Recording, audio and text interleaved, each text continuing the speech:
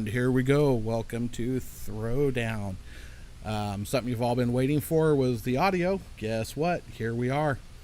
Audio is going.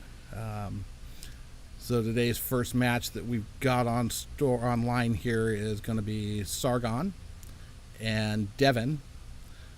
Sargon's given Devin the 8-ball. They're playing a 5-ahead race for 100. Those of you that may be listening that don't know what 5-ahead is, the player has to be ahead by 5 games in order to win the set. So you'll see the scoring go a little bit different. It's not going to be scoring just for both players. You'll see the only score will be on the guy who is ahead score sheet. So let's have some fun with this, see what happens. Looks like Sargon won the break, so he's going to be starting it off. And here we go. No, there's some people out there watching. If you can hear the audio, let me know so I know that this is going like it should be, because I have no way to really test it sitting in here, and this is my first run with audio. So if you can hear it, comment and say, audio's good, it's too loud, not loud enough, something. Sounds good. Thank you, Adam. That's what I needed to hear. So here we go. Sargon starts off with his break. Looks like he pocketed a ball. Didn't see what it was. I was reading comments. So we'll see where things go from here.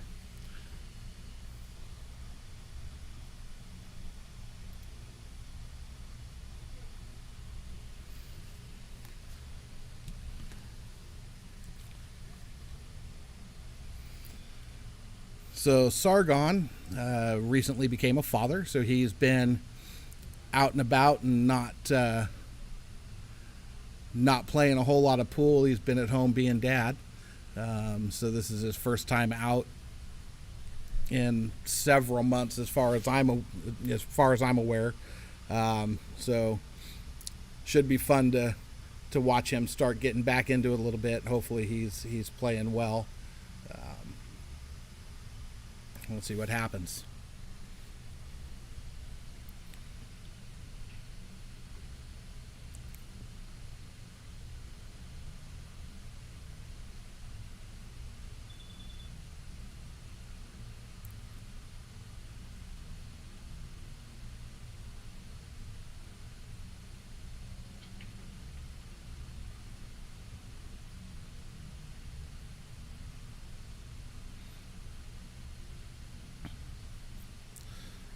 So like I said, Sargon is giving Devin the 8-ball. So if the 8-ball goes in at any point on a legal shot, 8-ball goes in, he wins that game. They're not playing call 8, just wild 8. So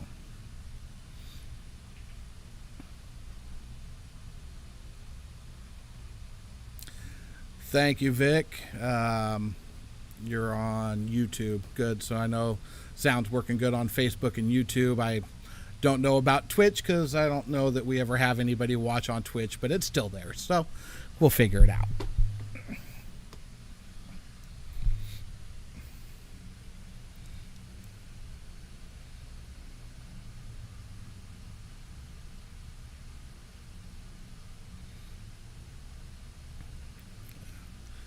Yeah, neither one of these guys spent a whole lot of time warming up before this match. They kind of both came in and started talking about what they were going to do for sure. And I think Sargon might have hit a couple balls and Devin might have hit a couple balls. But, if there were 10 shots between the two of them pre-set for a warm-up, it would surprise me.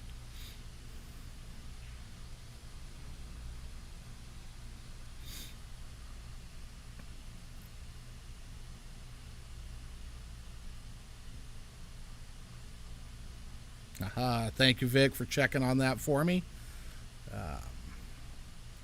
So here we go. So like I said, this today is the first match of the day. I know I've got Bandit and Steve A coming in a little bit later this afternoon to play a match. Of course, whether that's going to end up being on 19 or table 5, I'm not sure. If it's on 19, it's not going to get, or if it's on 5, it's not going to get streamed because everything's set up over here now, so it makes it kind of hard. But hopefully, they're going to play it out on 19, so I can get some more time with the commentary. I know, like I said, there were a lot of people that were just waiting for the commentary to start, hoping it would get going, and here it goes. So, you know what? That's a good question, Adam. I apologize for not putting that in there. I normally put it. Let me look them up real quick.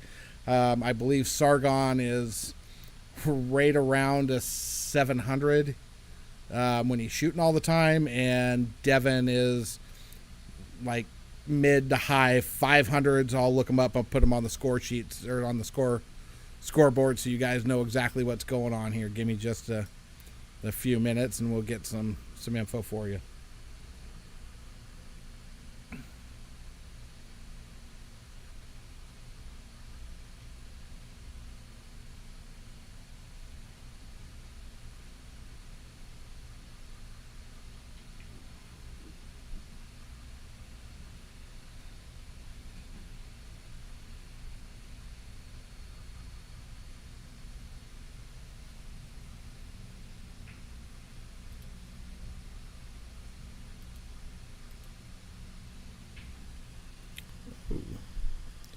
Looks like Devin's Fargo took a little hit somewhere along the line. I'm not sure when that happened.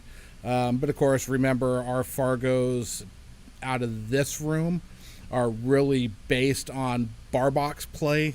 We don't really do anything other than a once a month Sunday tournament on a 9-foot table. So most, like I said, everybody's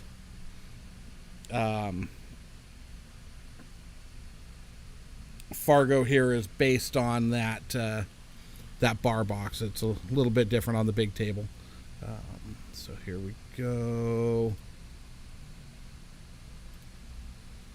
Boom.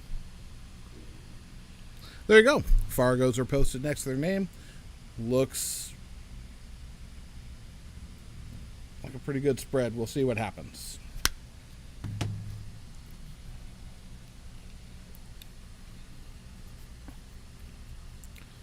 Like I said,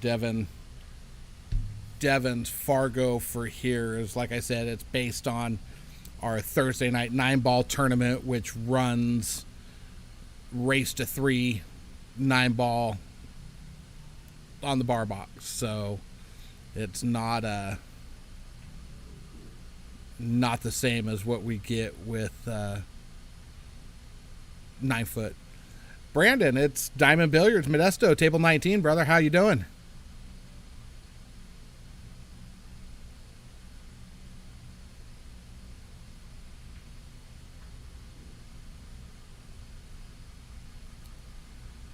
Oh, Sargon overcut that ball just a little bit.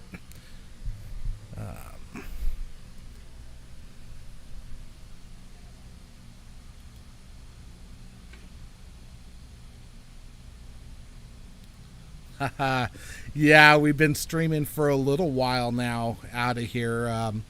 I try and do our one-on-one matches on Sunday. And then we try and do our ring games and our novelty matches on Wednesday night. If you go back through, oh, you're on Facebook. If you go to our YouTube page, you'll find all the old matches, a lot of stuff that's going on. I only just today, this is my first stream with audio. I hadn't had the audio set up or going up until this point. Got it now. Got a lot of people that were waiting. I think a lot of people are excited now that we got it up and running. So, but yeah, Diamond Billiards Modesto. You can also, we have a Discord that we do most of our match setup and stuff on. So I'll post I'll type in the link to our Discord here in a little bit. If you want to join the Discord, you're more than welcome to. I know you've come down for our tournaments a time or two. So never know. Maybe you get some matches in. Bandit's been coming here a lot. In fact, he's going to be part of our second match of the day. Him and another guy are going to play, but I'm not 100% sure that they're going to play on the big table. So we'll find out when they get here.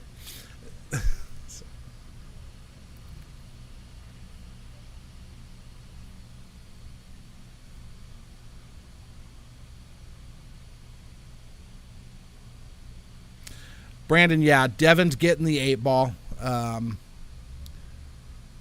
More or less based on the fact that, Sargon's been on the shelf now for little over 2 months. His daughter was born 2 months ago, so he's been at home being dad, not playing pool. So this is kind of his welcome back to playing. So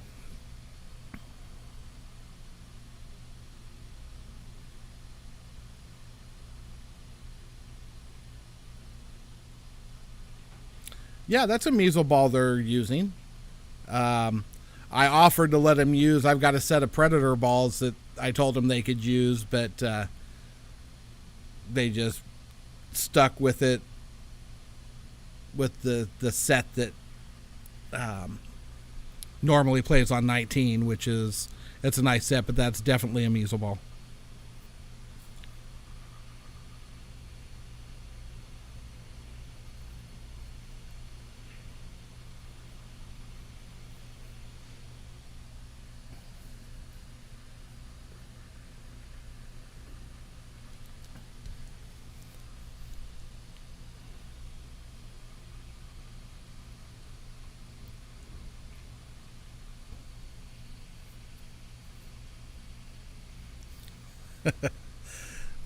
Yeah, that could be. I don't know. I've watched you play. It seems like your eyes are just fine. I've seen you play without glasses. So, but yeah, no, it's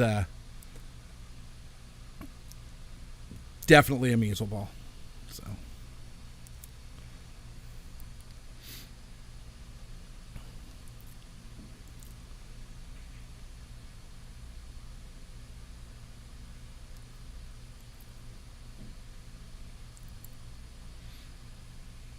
So, as this stream goes and gets bigger, I'm working on getting another camera, which I'm going to put up over by table 5, where I can get the bar box, and then I've got another one I want to get up. So, working on getting cameras now. They're not cheap. This isn't owned by the pool hall, what I'm doing. This is my own thing, so it's not being financed by anybody but me. That's why I've got the donation stuff up there to help support. All that money goes toward more equipment. Like I said, I got a couple more cameras I want to get. Got a controller for the pan tilt zoom, which are the cameras I want, and the camera I've got now is a pan tilt zoom, but I'm running it off a remote, so I don't do a lot of panning, tilting, or zooming, because it's hard to control that way. So I want to get a controller. So there's stuff I want to get, and all that gets got by donations and what little bit of extra money I have here and there to throw into this out of my own pocket. So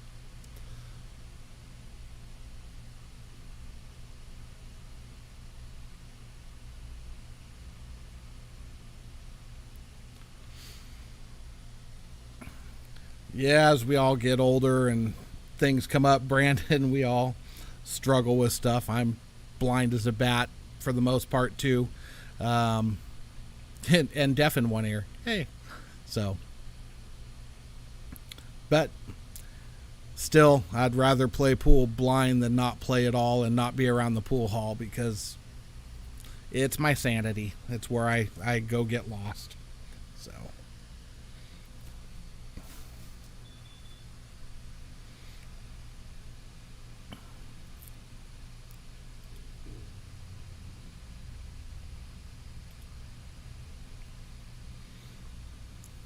I'm glad I got the audio going now, because now we've got some activity on the streams. When we were trying, first of all, I'm slow at typing anyway. I would have needed a secretary to sit in here and type what I was saying. It'd be 3 games done before I said something about that game. So it's been I like seeing all the activity, seeing people out there watching. We got a few people watching. You guys share the stream, get it out there. I want to grow. I want to grow the stream. I want to have stuff going on here. And I also want to shout out to Collins at Post Up, because if it wasn't for him and me seeing what he was doing and realizing how great it was, we probably still wouldn't have this here. But Collins has got a great thing going on over at Post Up. He does his matches on Friday nights, and he does Tuesday night. He does his ring games and stuff, and great. I mean, he's fantastic. He does commentary. He's very knowledgeable about the games that are going on. But that's where I got the inspiration to do this from, was from that guy. And big shout out to him for what he's got going.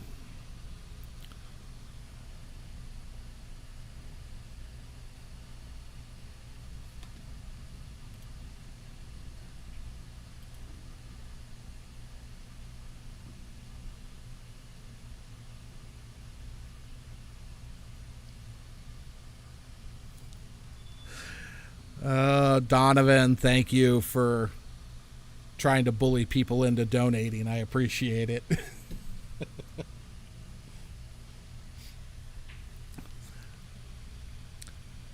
Well, Vic, that's what we were talking about. We were hoping that this would be the upgrade.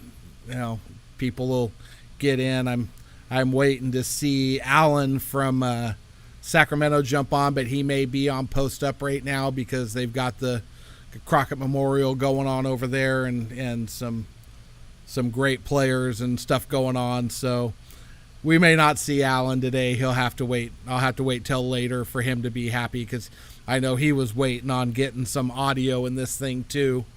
But it's all right. We're here, back to rolling.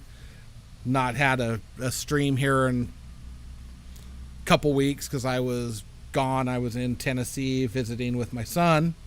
Now I'm here, and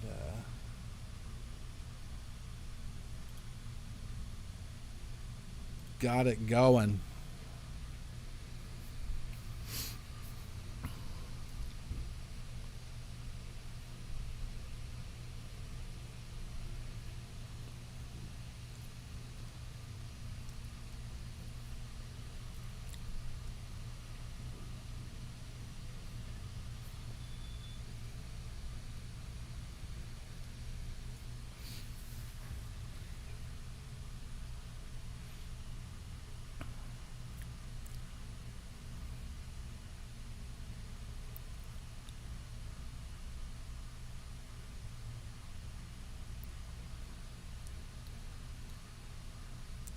Yeah, Devin can definitely play the game a little bit. He's done well in a couple of our ring games. He's done well in a couple of his one-on-one matches. He's been on the stream multiple times. He can play. He's I think the Fargo might be a little lower than what he truly plays. So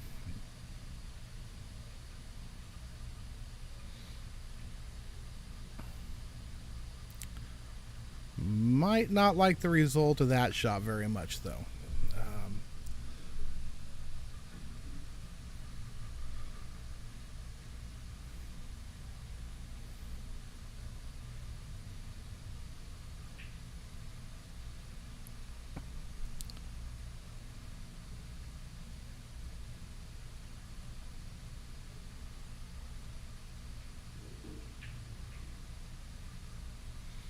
Sargon, when he's playing all the time, is just flat out a killer.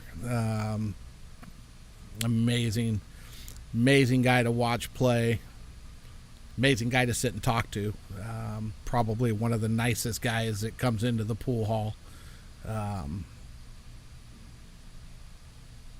But fun to watch him play for sure, especially when he's playing all the time, because it's something else.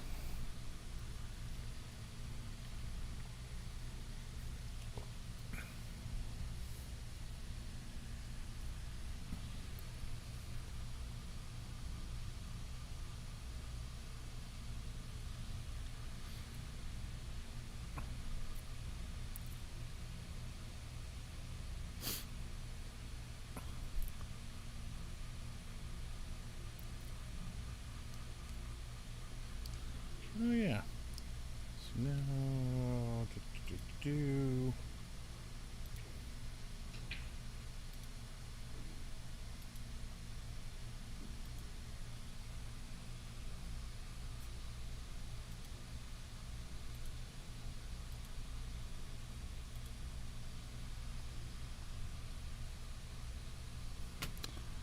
So again, like I said, they are playing 5 ahead, so winner has to win by 5.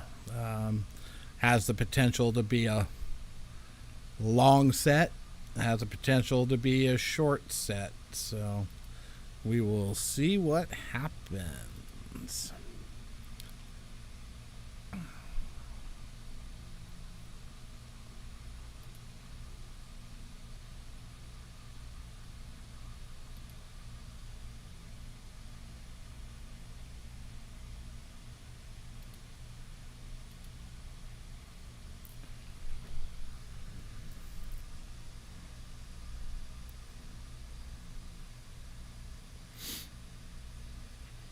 I think Sargon got a little straighter than he wanted to on that ball, but you should be fine. Follow 2 rails, come up. Ooh. Didn't want to run into the 9 ball there. Wanted to get around that. See what happens.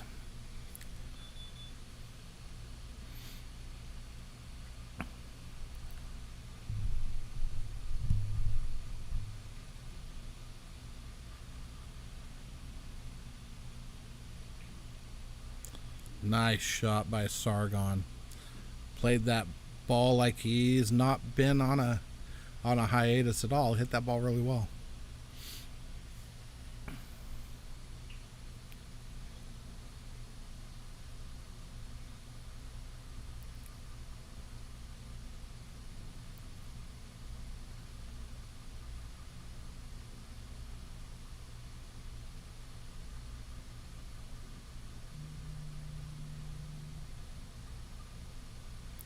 Again, looks like he got a little straighter than he wanted to.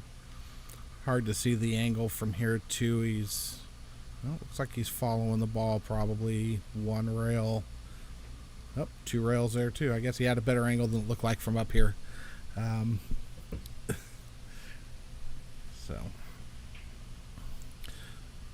As far as my position on where I'm calling this from, I am literally sitting almost right under the camera, so I've got about the same view as the camera.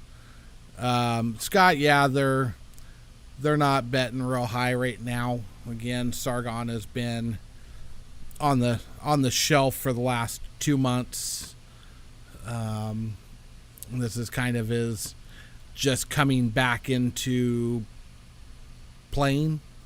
Hopefully he'll get some more time to play now.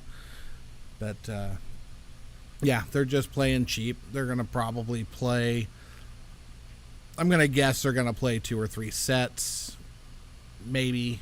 There's a chance they'll play right up till 6 o'clock when the next group comes into play, or if that next group decides they want to play on a bar box, these guys could continue to play. I don't know what's going to happen, but we'll find out.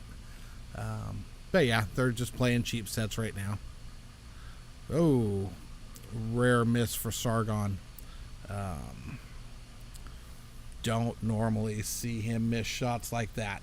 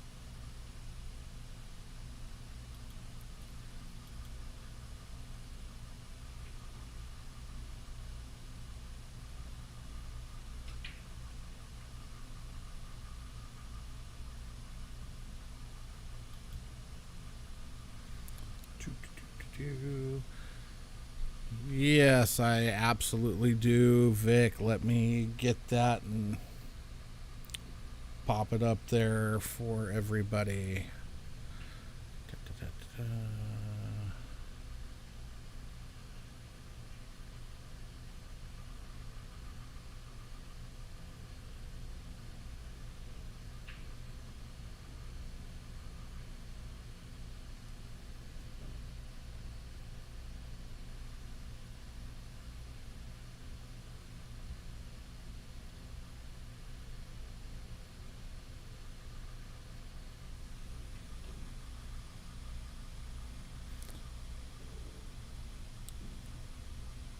What the heck? Did I miss a game?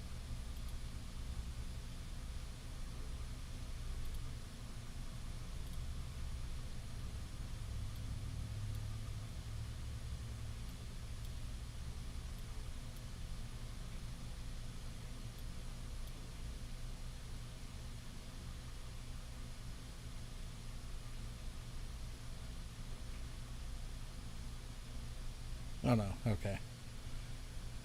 Never mind. Devin just didn't mark his game up top yet, so.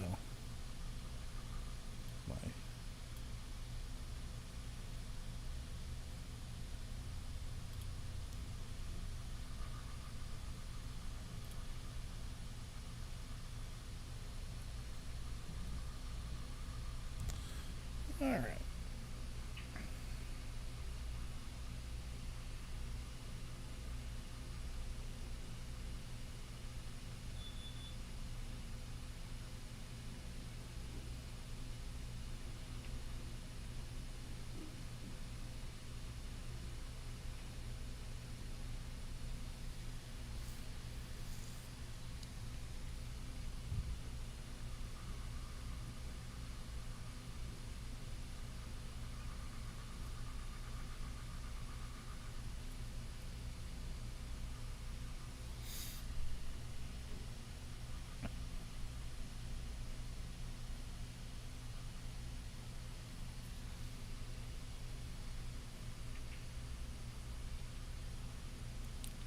Oh.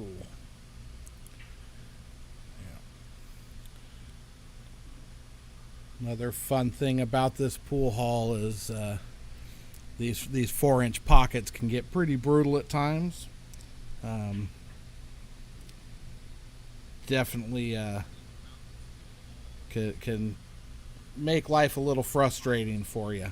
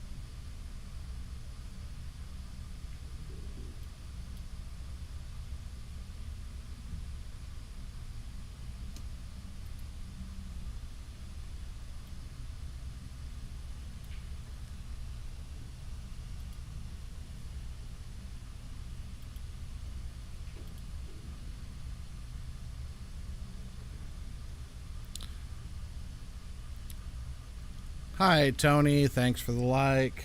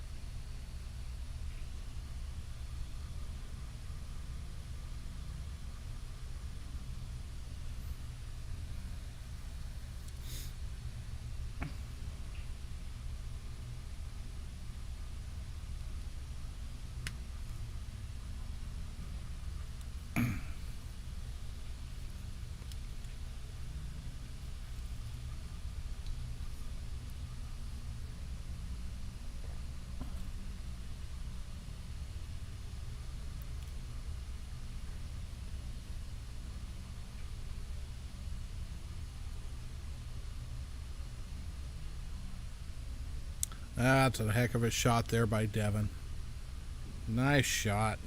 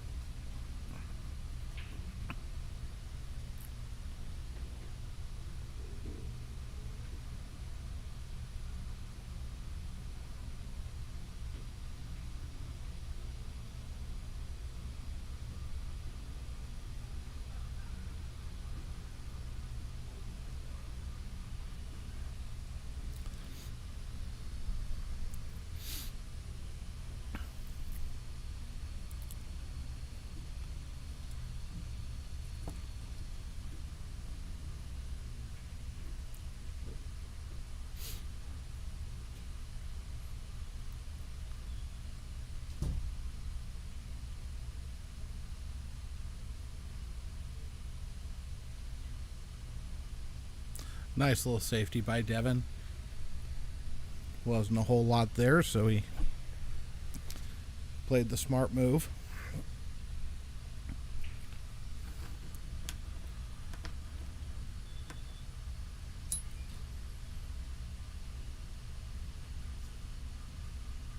And Sargon plays a nice little safety back. Looks like the 4-ball should be in the way. Kind of hard to tell from this angle again. It's going to be close. No, 4-ball's definitely in the way. He's going rail first. Just missed the ball.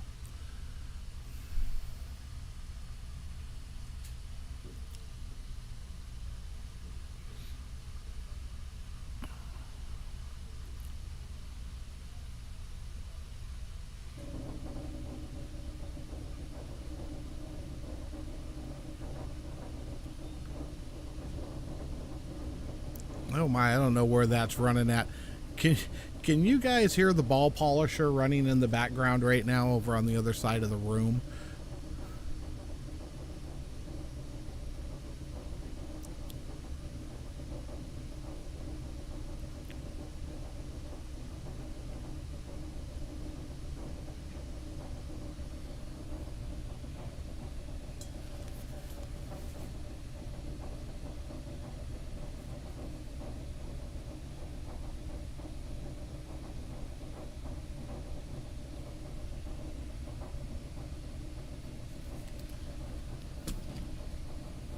Trying to listen through the headphones.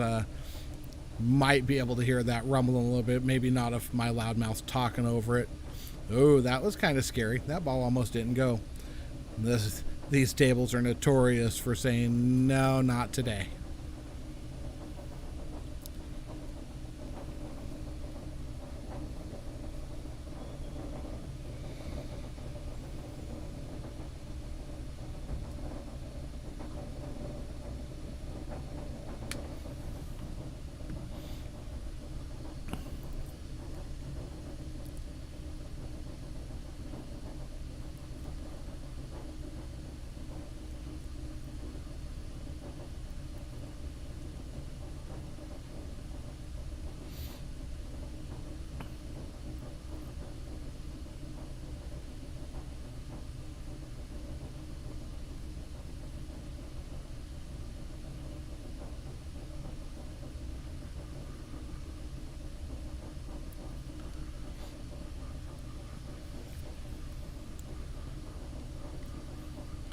That ball a little soft.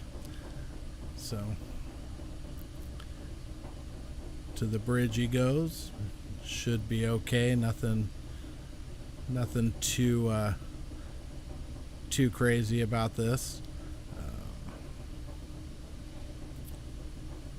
Kind of a busy little Sunday down here at the pool hall. Got this match going. We've got a Stanislaus County APA 9-ball on the 9-foot table league that's starting today.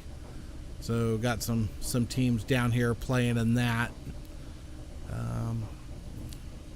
And then probably a handful of regular customers out there playing as well.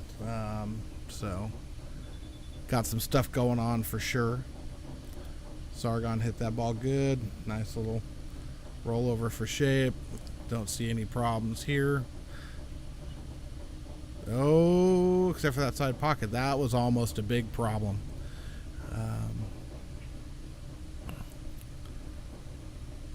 I don't think that ball came off the rail quite like he expected it to. But again, should be okay here. Not a disastrous shot to have to shoot. Hit that ball good.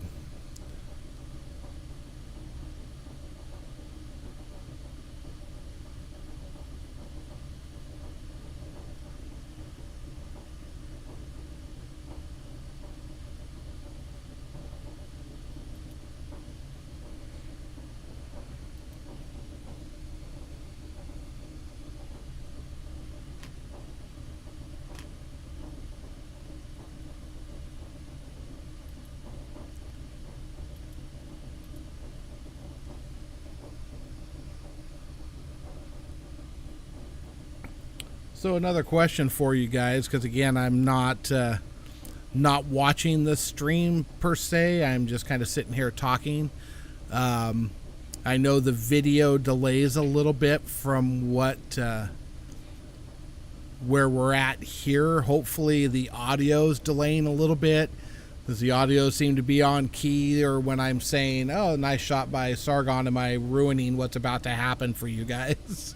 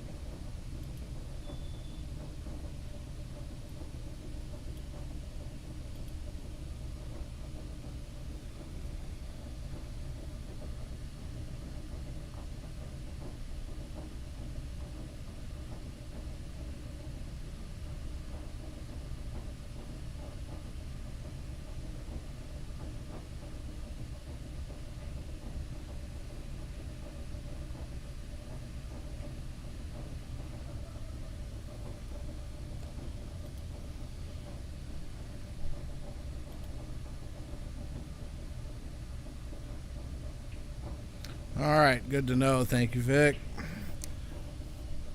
Having a little issue with my focus there. Had to try and bring it back. It still seems a little off as far as the focus on the camera from what I'm seeing, but I don't know if that's my monitors or if it's the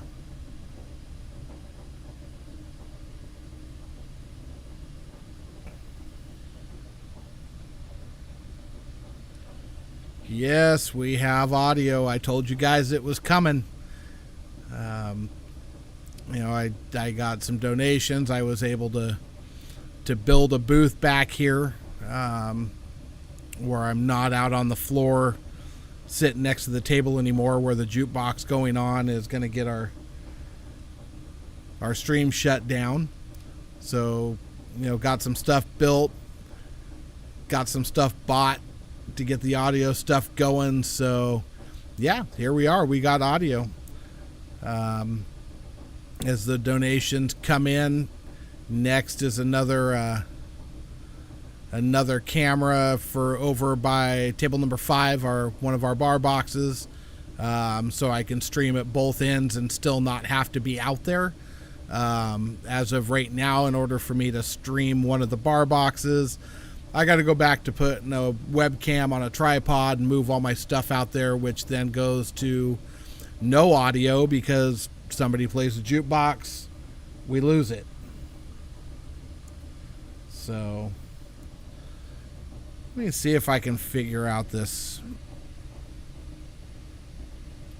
focus, because I agree with you, Vic. What I'm looking at, I'm not extremely happy with. So let's see if I can get something to... And I'm not 100% sure it's focus as it is brightness.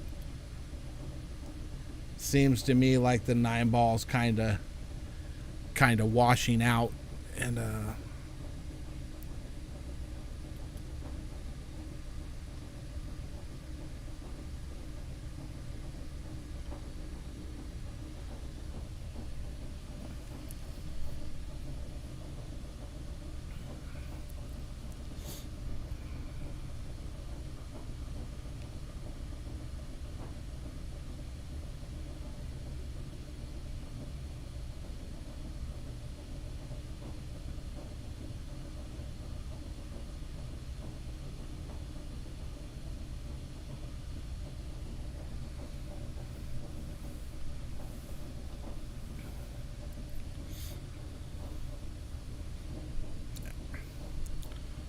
caught a little bit of that side rail coming down. The ball will definitely not go in the pockets here if you're catching side rail anywhere shooting down like that.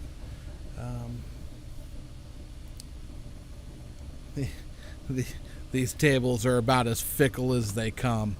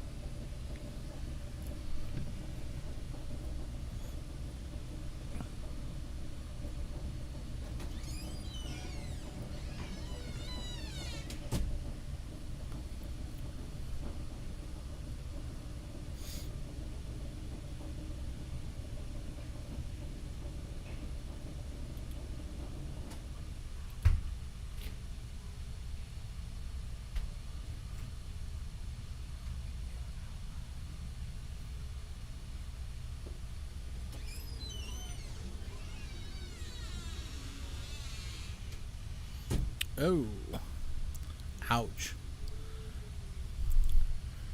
That's a big miss.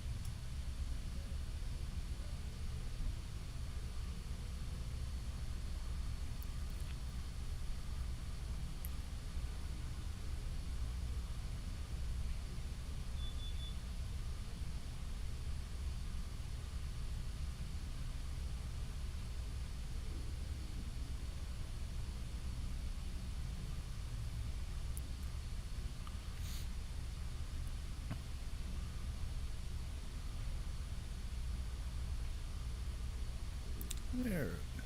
Nice little out by Sargon.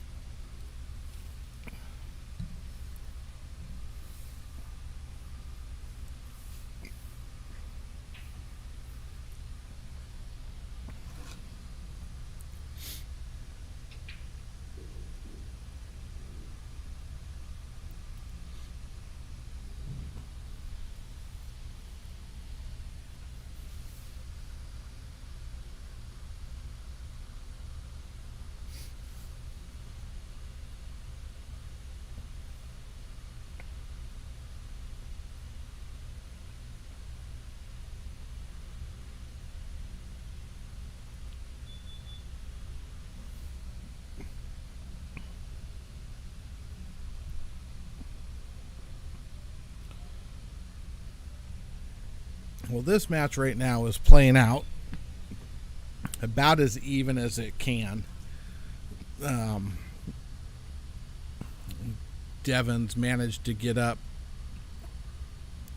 2 games, twice now. And Sargon comes back, brings it back to even. So, I don't know. I don't know if you could make this game any more even right now than what it is. So should be fun, should be good for Sargon to get back in the swing of things, and hopefully he can start getting a little bit more time to come out and play. Of course, priorities are priorities, and we know where those are supposed to be, and he's definitely taking care of that side of it, but we miss him down here playing. Ouch, that's not going to go well.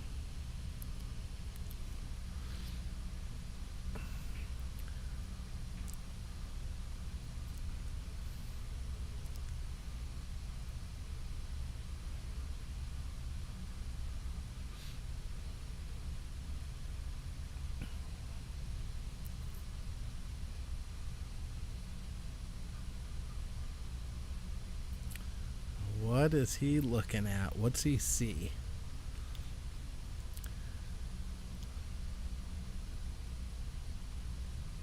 He can clip it. Okay. So.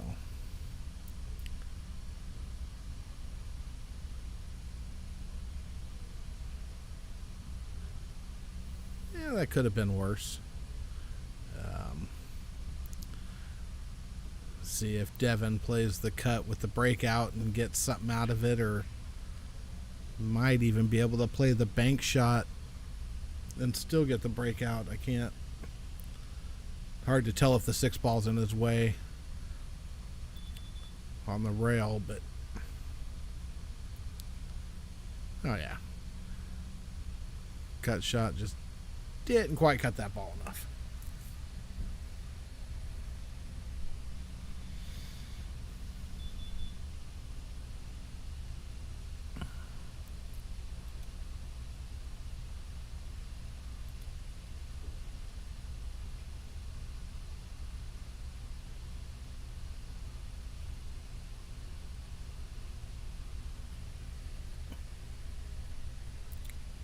Nice little bunt safety.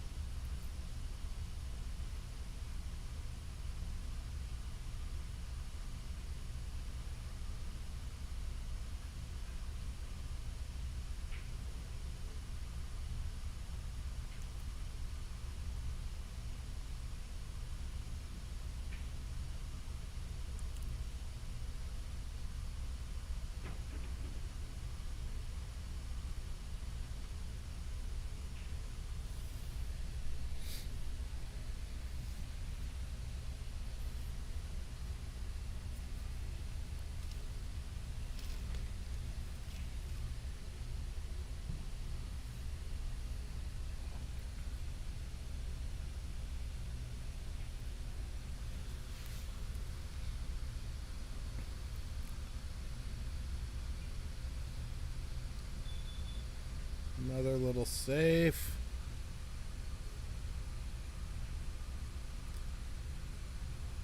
Don't think he has enough room to get through there, looking at the way he's looking at it.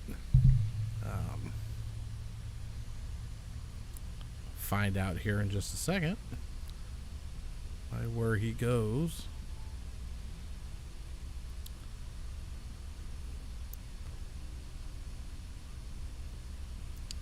He's just trying to skip the ball, get to the rail, kick. There it is. Nice little shot.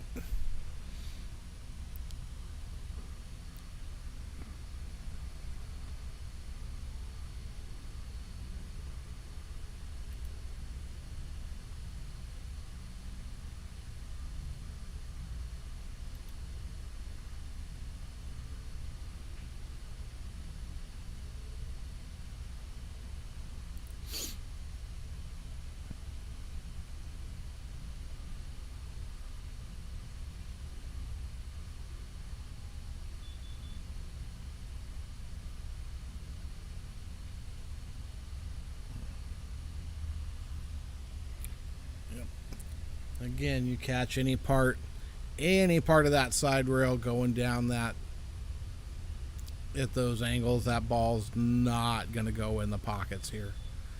Again, I don't know.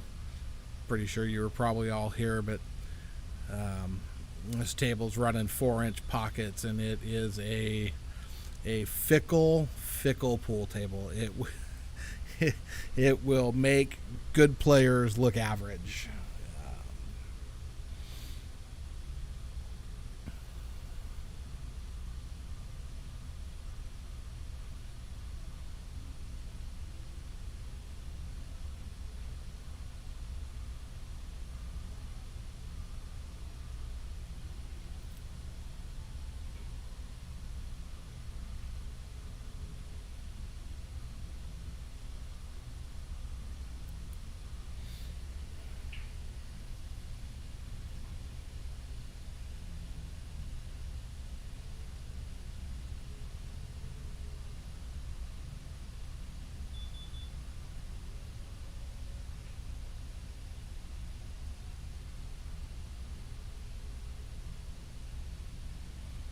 Pretty sure his thought was to bury him behind the 4. He just hit that ball a little soft. Devin still has to come with a shot here.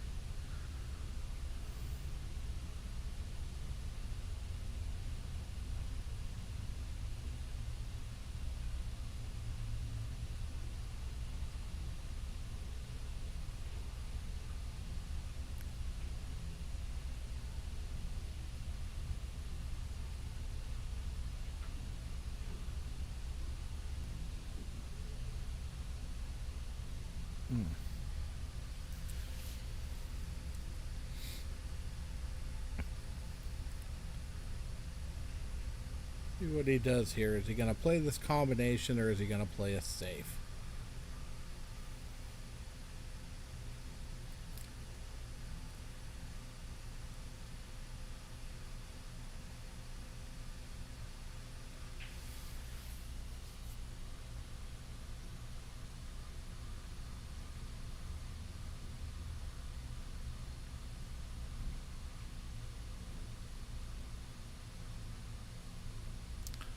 Nice shot.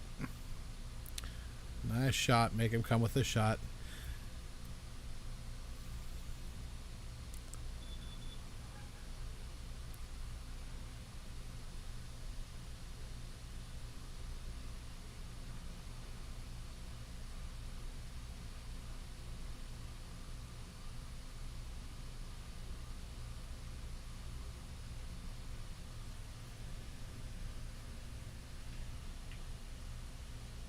Oh. Looked like Devin hit that ball really good. Thought it was going to go.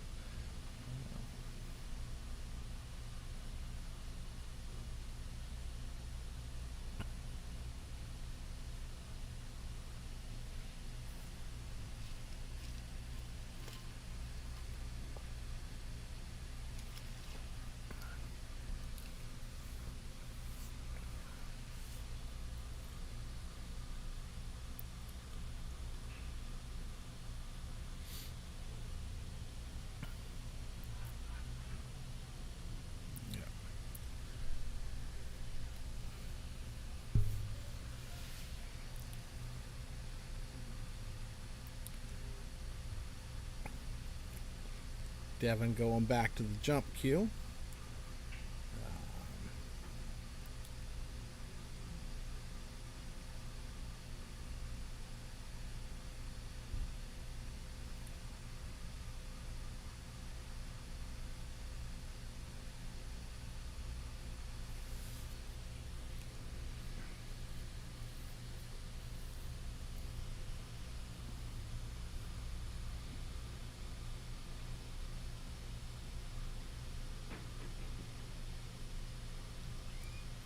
Gets over that ball, no problem. Looks like he's going to get a nice little roll.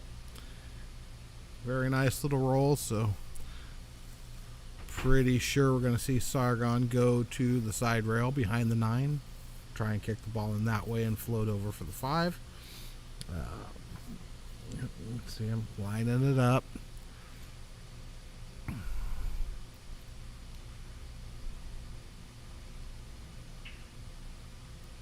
Ooh. Hit that ball a little thick. A little thick.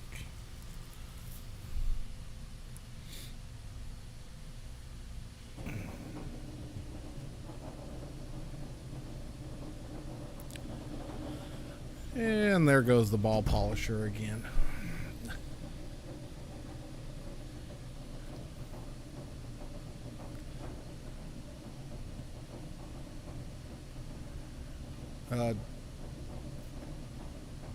Devin almost got another good roll there. Almost laid him up right behind that 7 ball. Do not believe that's what he was trying to do. But almost got there.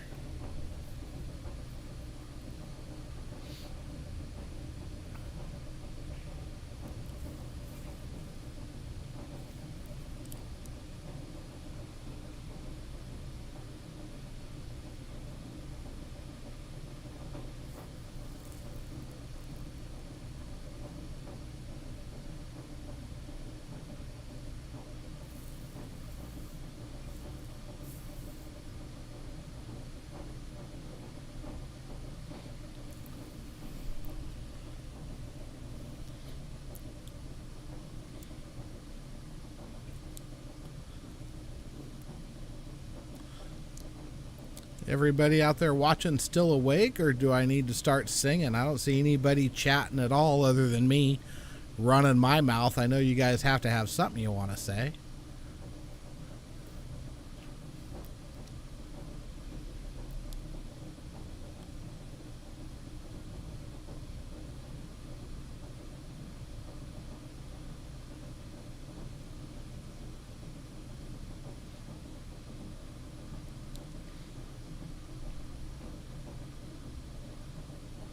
Nice little shot there by Sargon.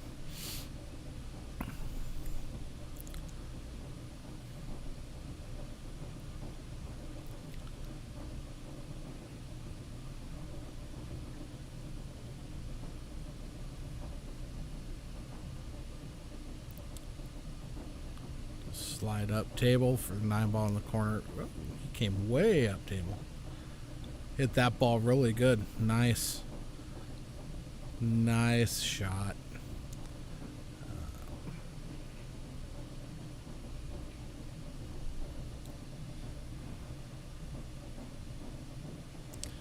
And that, I believe, is Sargon's first lead of the day.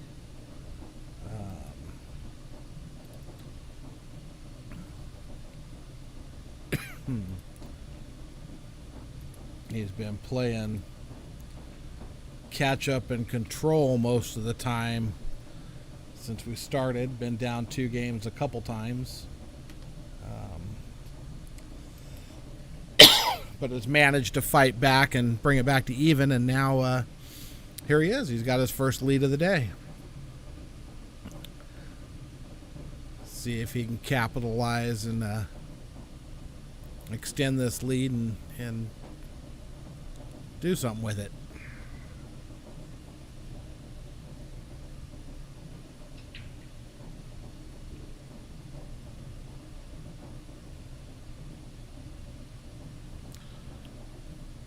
Nice break. Got a shot off the break. So should be could be. Shouldn't say should be, but good opportunity for Sargon to get out here. Not a whole lot of problem balls out there. In fact, there's no problem balls out there.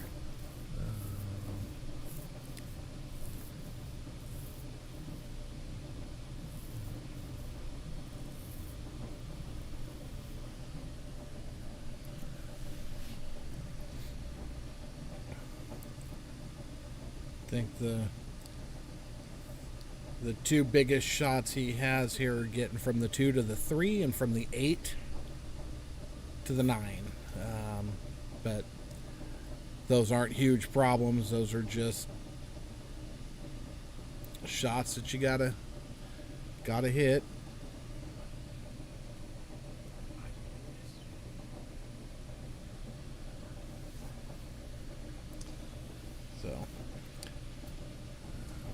He's on the 2. Looks like he's got good angle to get back down to the 3, so he should be fine here.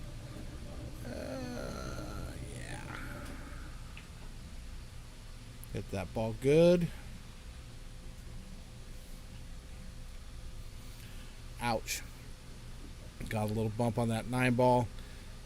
Kind of surprised that he tried to come inside that. I figured he'd come outside, closer to himself. He had a lot more room over there to mess with it. He just got a little wonky on it.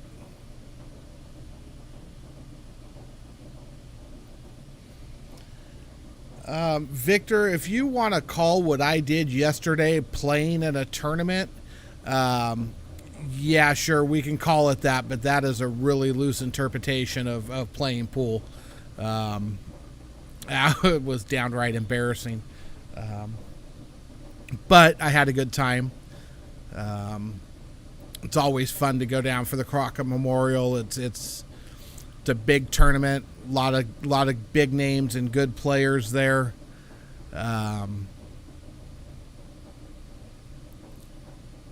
Yeah, just a fun tournament, even if you play as horribly as I did. But life's rough. Do what you got to do. We did have a couple hometown guys that did really well yesterday. I haven't had a chance to look to see who's done what and what's going on, but you know, Gary had gotten pretty deep in the winner's bracket. He was 1 match away from coming back today in the winner's bracket and had to play Oscar. started off really good in that match. Oscar missed a 1-ball. Gary ran out, and I think Oscar went, okay, I'm not going to play around with this guy, and then proceeded to open up a can on Gary. And then we left shortly after that, so I don't know. Gary was shooting good, so I'm sure he probably made it to today. Just haven't had a chance to check who did what. I know Brian and Cassandra were still playing last night when I left. Matt was still playing last night when I left. I was pretty much the only 2-and-out guy in the group that went. So, yeah, it is what it is.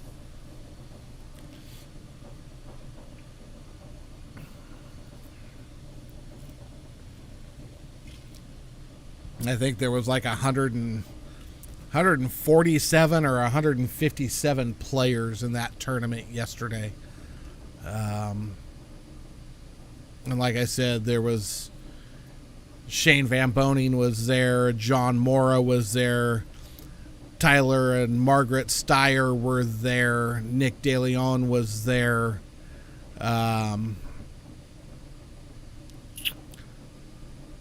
Trying to think. Some of the junior players, the really good junior players were there. Roadrunner Savannah Easton was there. I know she was playing today. Joey Tate was there. I'm sure most of you guys know who Joey is. He's the one that actually had a chance to beat Shane Van Boning at, I forget what tournament was. He going to the hill. They were shooting with, it was one of the Matchroom events, so they were shooting with the Aramith black balls, which has a purple 5-ball and like a pink 4-ball. And he's got a nice little out, and he turns around and shoots the purple 5 instead of the pink 4 and gives Shane ball in hand, who then proceeded to, I think he ended up putting a 2-pack on him or something, ended up beating him, but the kid plays really good. And then, like I said, Savannah was there. Adrian Passad was playing. In fact, a little bit ago, I saw him on Post Up's feed. Him and Oscar were playing. Jeremy Long, who's a local out of Sacramento, was playing Shane this morning. Jeremy got up 3-2 on Shane, and I guess he missed a ball or something, and Shane 5-packed him, beat him 7-3. But yeah, it's a great tournament, and for the money that you spend to get a chance to go play with those guys, it's a great investment. It's a lot of fun. So.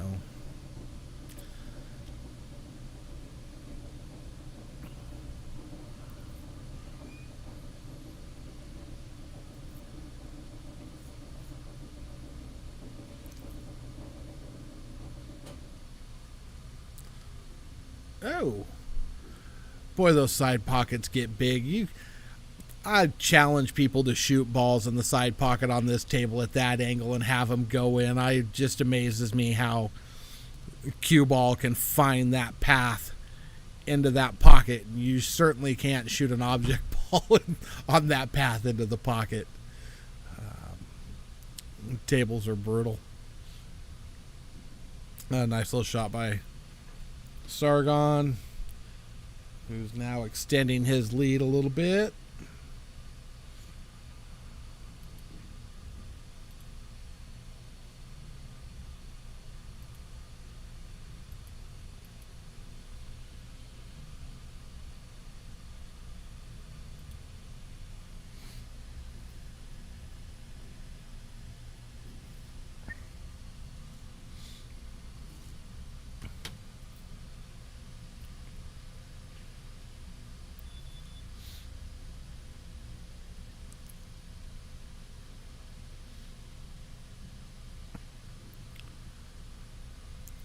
But yeah, back to that Crockett Memorial. It is such a fun tournament. Last year I went didn't play last year, but last year I went and Fedor Gorst was there. John Morris seems to be there every year. Tyler Steyer seems to be at it every year. Like I said, Fedor, and then Christina Tkach, his girlfriend, and then Tyler Steyer and his wife, Margaret Fifalova Steyer, were there.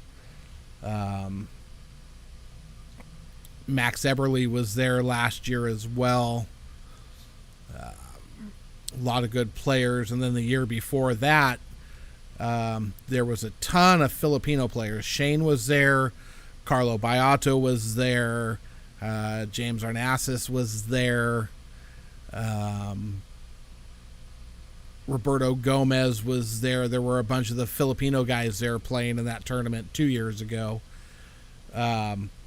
Which again was just an absolute blast to go. And the last 2 years, both times I just went and watched. I didn't play.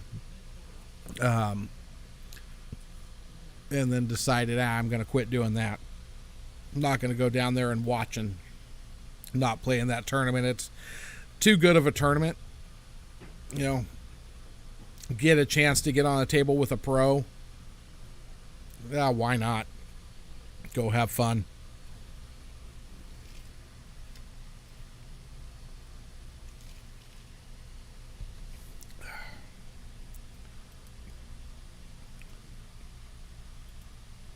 That was Devin's first miss hit on a jump shot. Came off the table there.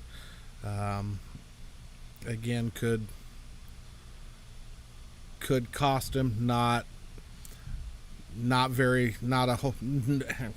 No problems here. 5 to the 6, I guess, could get a little sticky because of where the 7's sitting. And I think he ended up with more angle than he wanted there. Let's see what he does here. Just pocket the ball, take what the table gives you. Keep control. That's the name of the game. Keep control.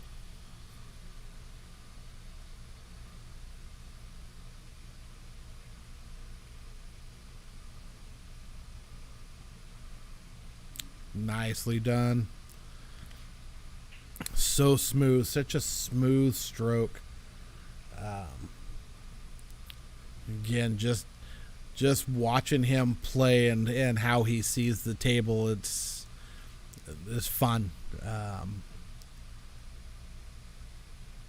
When he's playing all the time, it's even better. Every once in a while now you still get one of those little hiccups that pop out of him. But 'tis the nature of the beast, the name of the game.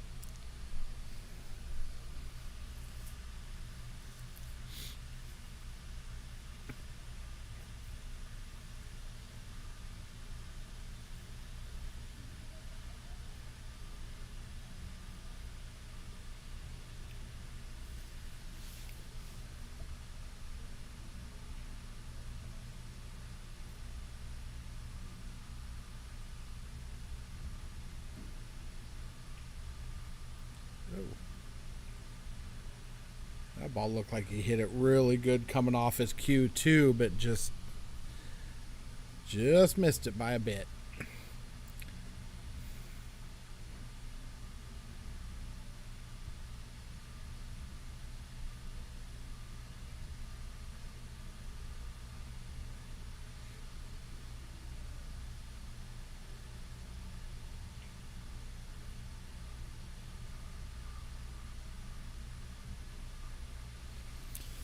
Oh, I know Sargon's not happy about missing that ball, but got a good little leave out of it. Although I have a feeling Devin's going to stick him pretty good right here. He's going to come up. Sargon's going to be coming back up to kick at a ball unless Devin gets...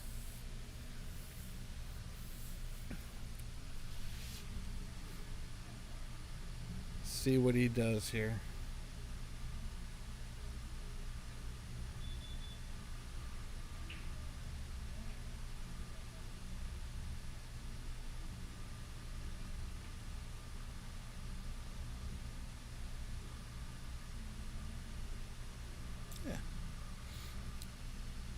Make them come with a shot. Make them come with a shot. That's...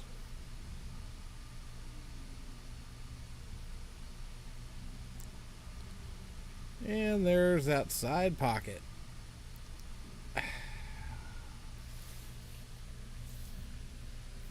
Evil, evil table.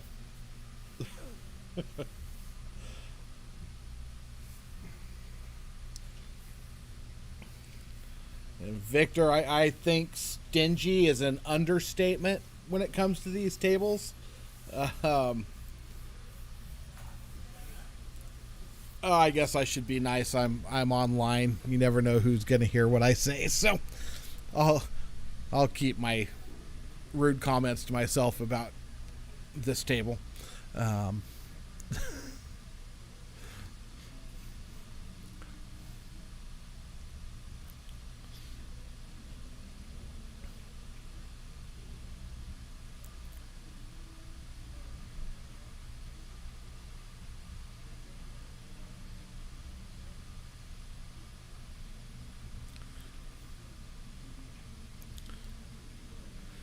Yeah, you're right. It definitely can sharpen your game, Vic, if it doesn't totally mentally destroy your game.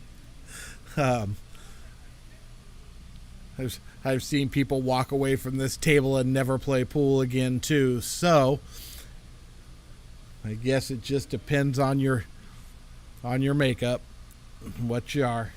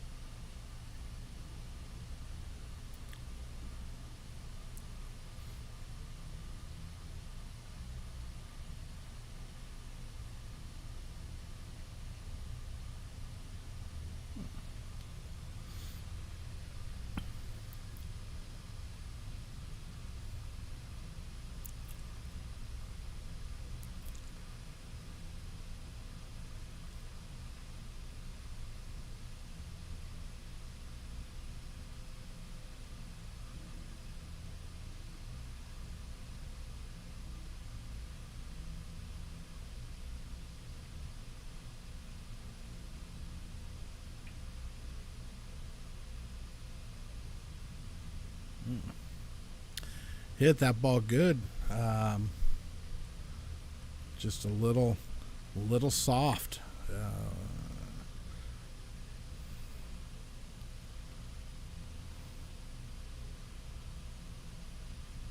course, trying to shoot that ball any harder down that rail into this pocket could be disastrous the other direction too. So.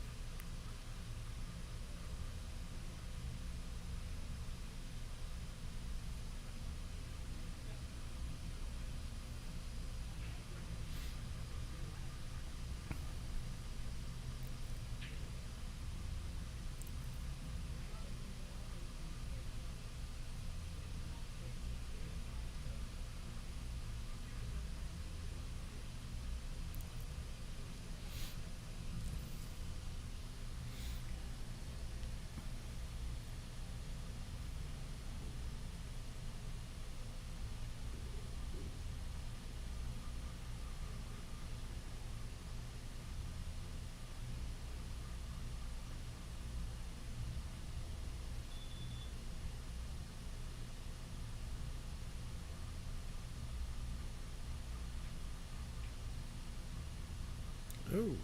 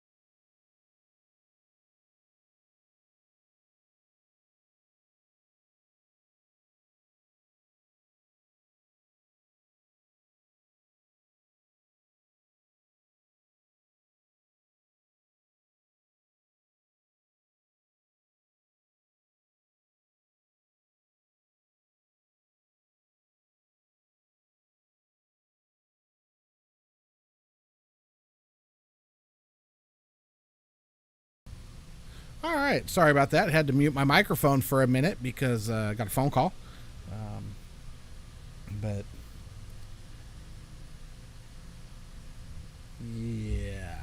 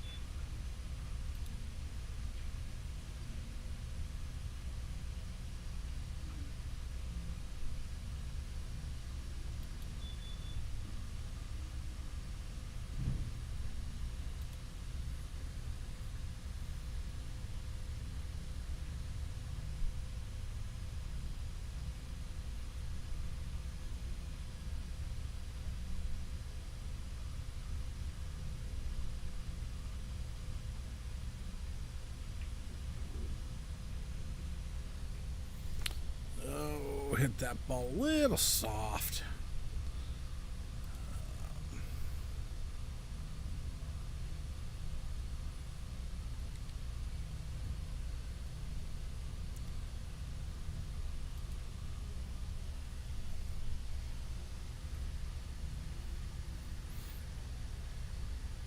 Hit that ball a little soft.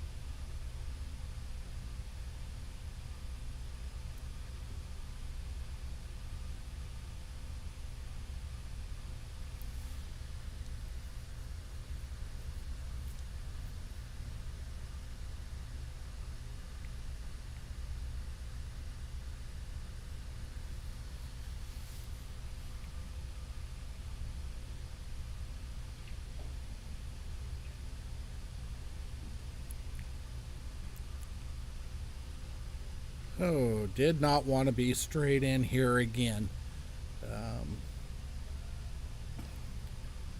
And C is not happy with that one. See how he works it out.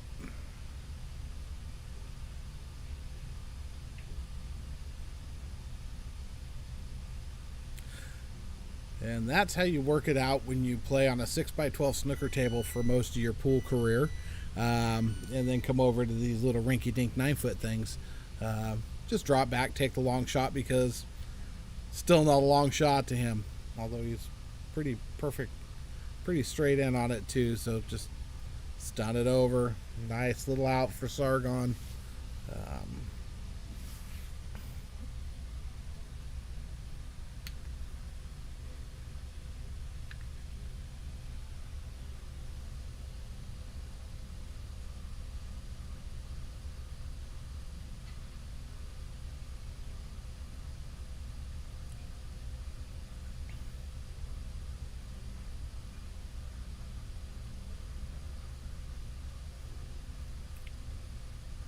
Nice shot.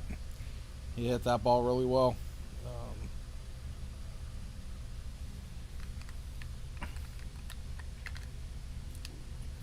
He's starting to get back into his game a little bit now.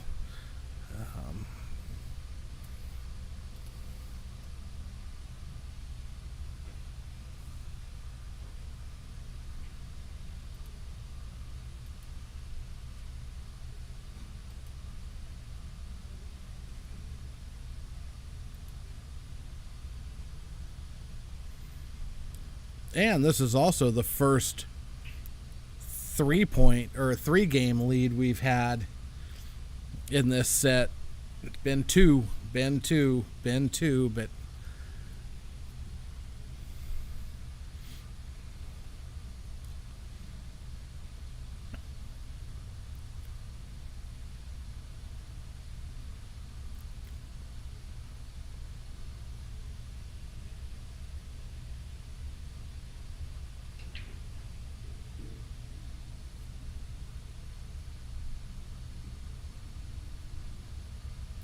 nice break. Don't think that 2-ball goes by the 5. Hard to tell from this angle, but we'll find out in a second. No, it didn't go, so just again make Devin come with a shot.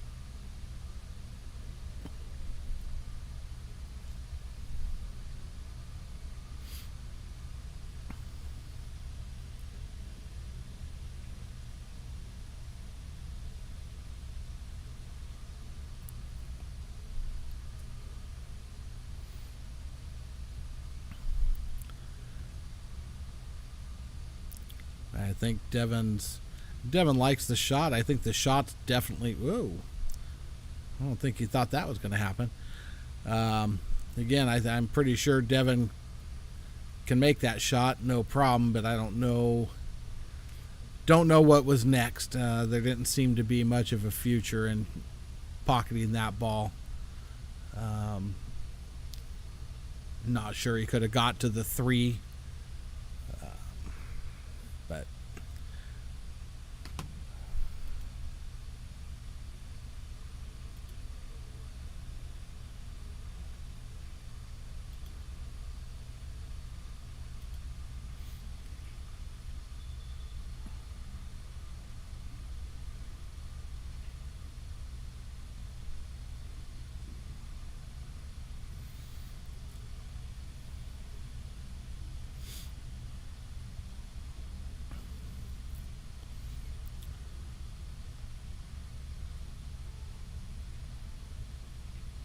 does he playing the carom on the 4? Nope. Not quite.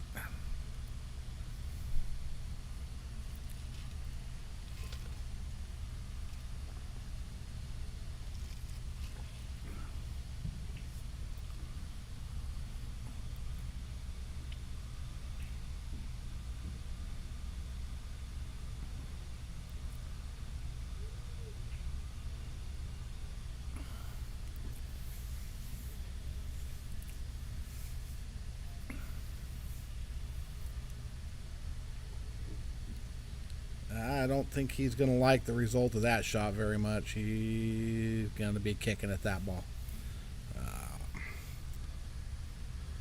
Not a whole lot of places. You got to get down to this end of the table when you shoot that. Got to get down here. You just hit it a little soft. Or hit it a little hard, I guess. Even stopping short of getting behind the 6 balls better than being where he's at. So here we go. Here comes the jump cue again. Let's see if he can get this one down quick enough without landing on top of the 5 or clearing both balls, jumping off the table again. He did. Got down good. And gets a nice little safety back out of it. Nice shot, Devin. Nice shot.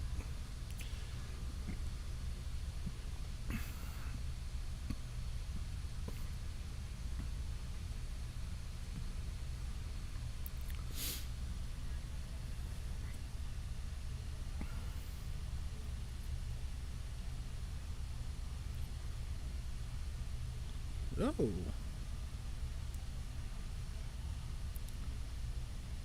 Missed that ball by a hair. That was close. That was close.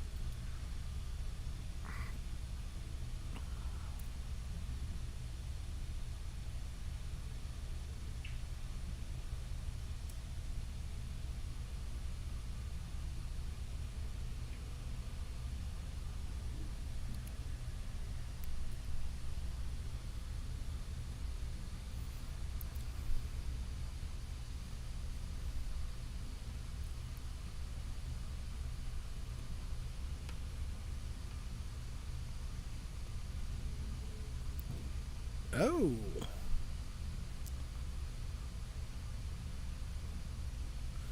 He hit that ball pretty good.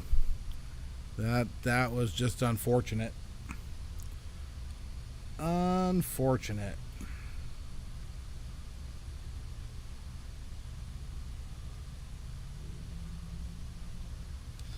Thanks, Bandit. Yes, it is nice to be out here and being on audio now. Looking forward. You guys are next matchup tonight, right? 6 o'clock.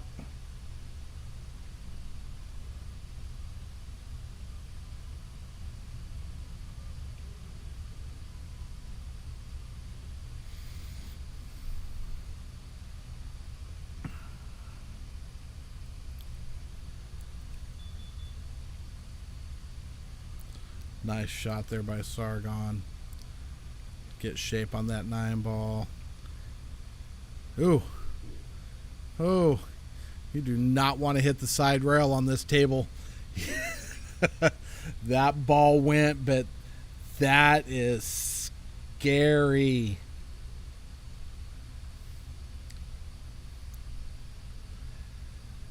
Oh. I thought I fixed that, Bandit. Sorry. It's probably going to put you in a 30-second timeout for using all capitals, spammer.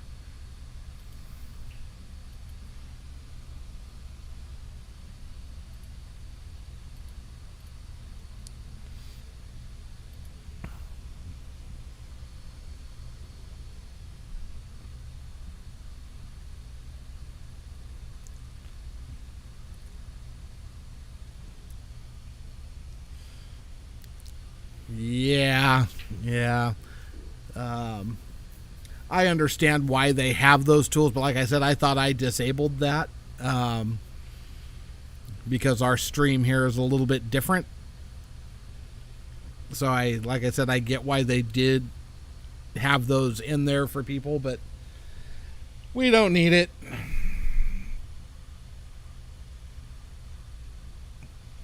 I'll go in a little bit later and see if where I messed up, because like I said, I thought I had it kicked down.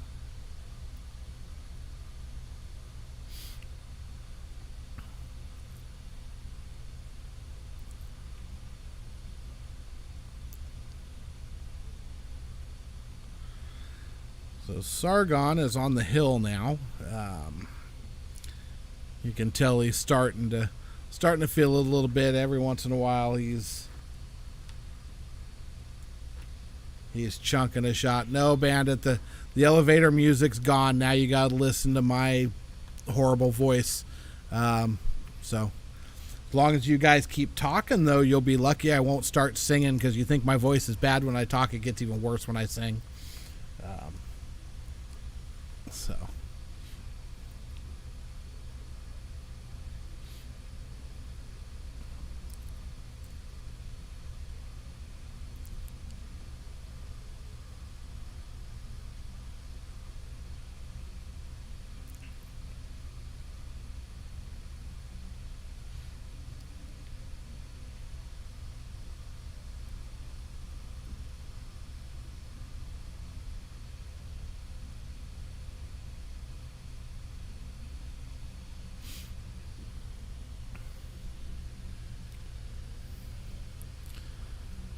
All right.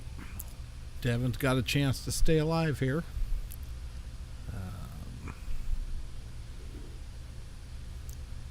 Hit that ball pretty good. Nice little touch. There's one rail, slide it out across. Shoot the 9 ball in the same corner. Ooh. Don't know why he put left English on.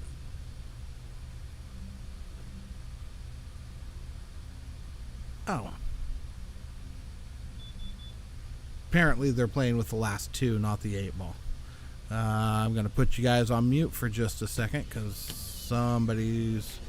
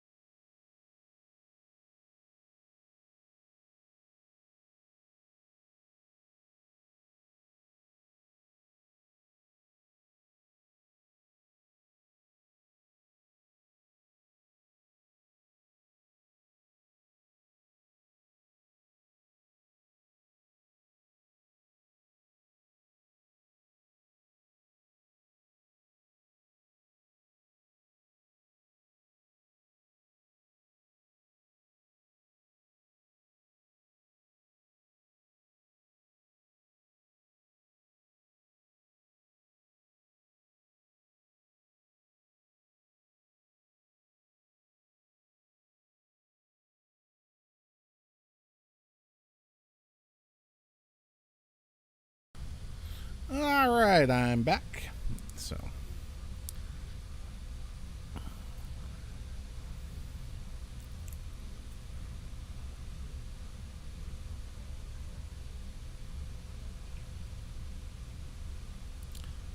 ouch. Yeah. Yeah, that's not good. Although at least it's a little tougher run. That 6 ball's not pretty. Gonna have to be pretty precise from the 5 to the 6. If he gets on that 6, though, it's elementary. No other problem. Just that 5 to the 6 is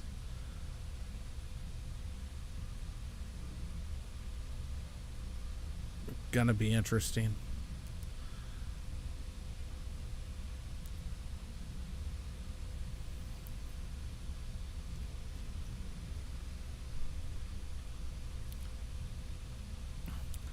See where he's trying to go. Is he trying to get down to where he's got an angle to shoot between the 8 and 9? That would be my guess. Hit it good. Perfect. Nice angle. Everything's, yeah. Nice shot, Sargon.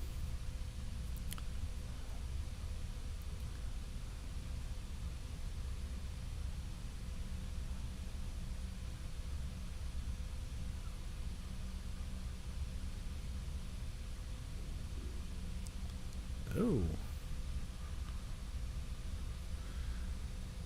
Hit that ball a little softer than he wanted to, I think, but I'm afraid if he had hit that ball any harder, that might not have dropped. It might have stayed up.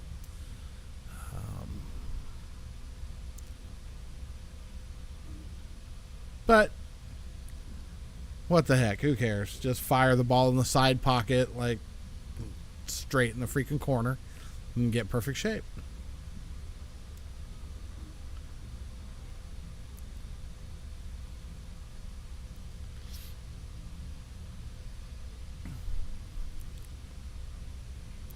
Nice out. Nice out. Put Sargon back on the hill. See if he can put this first set away.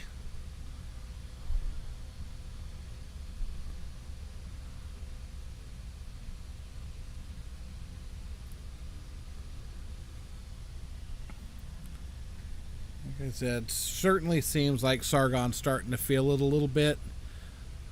Maybe some of that rust is fallen off.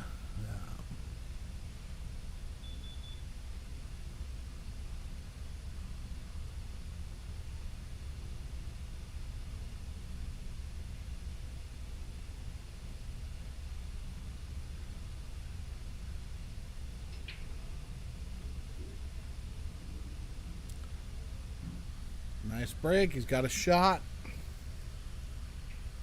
Pocketed a couple balls.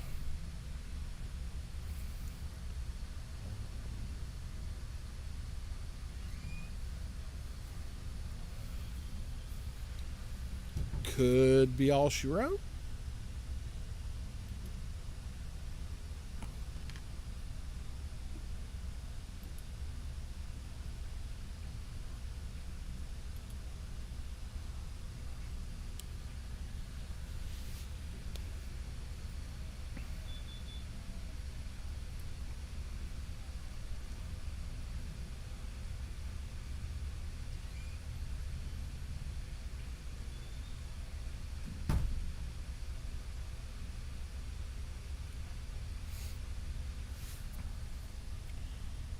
See what we got going on over at the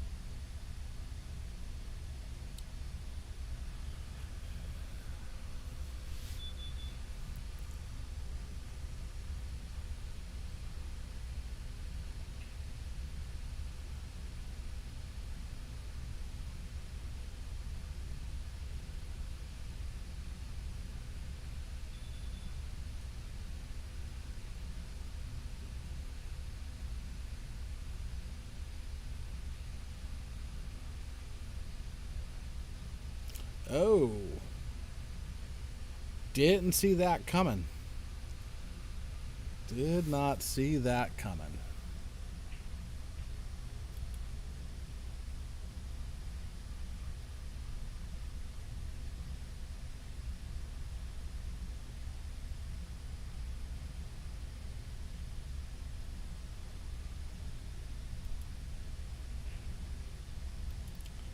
We'll see right now if Devin can take advantage of that, given an opportunity.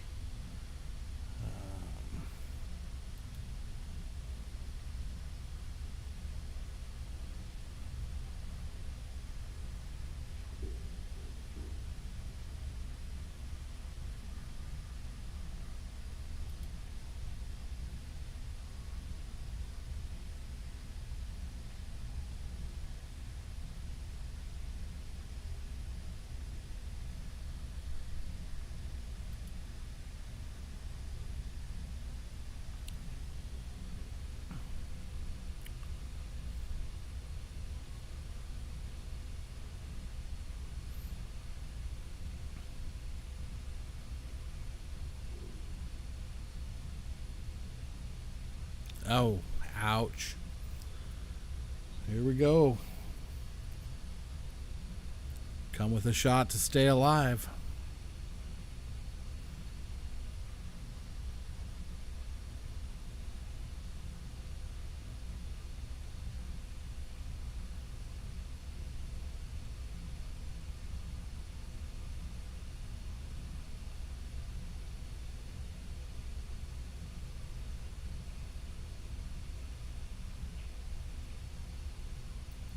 Hit it good.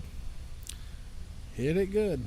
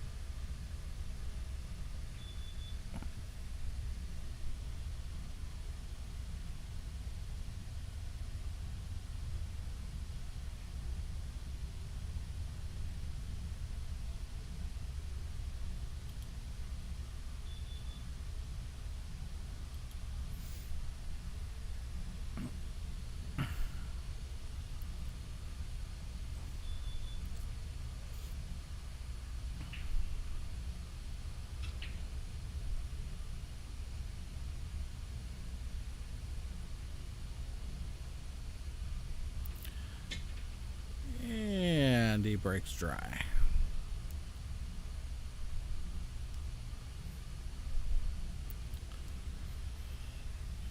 All right.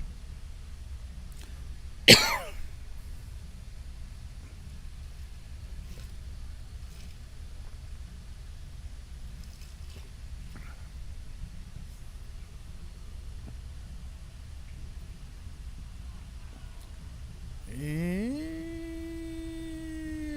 I didn't think he was going to like that. Got two balls sitting in a ugly spot anyway, but I have a feeling you're going to see a... Oh, he's going long rail. Or short rail. Try and freeze him up behind the three ball. Oh, he bumps the three ball. Object two ball doesn't kiss that three ball. That cue ball's frozen on the back of it. He hit that ball really well. Just got away from him a little bit.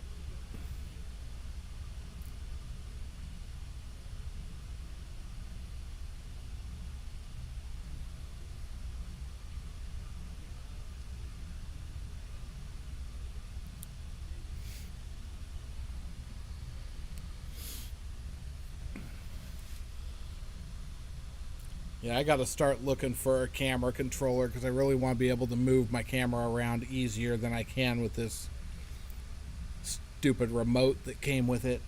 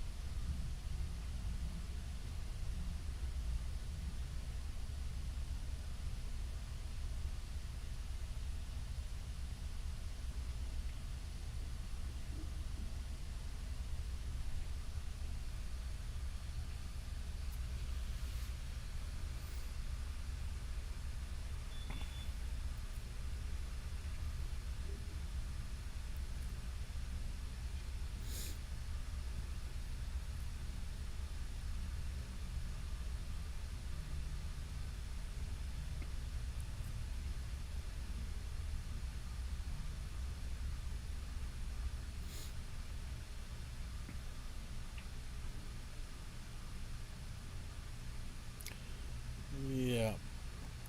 No problems here. Got the right angle on the 7 ball. 7 side, 8 the other side. 9 ball in the corner, bottom right. Of course, it's a little better if we don't have people just walking through the middle of a match, but hey, in a pool hall, stuff happens. Sargon's a smart guy, stands up, reevaluates, gets back down. Don't shoot it anyway.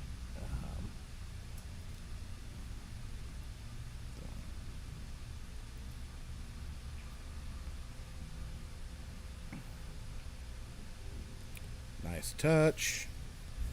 That puts Sargon back on the hill.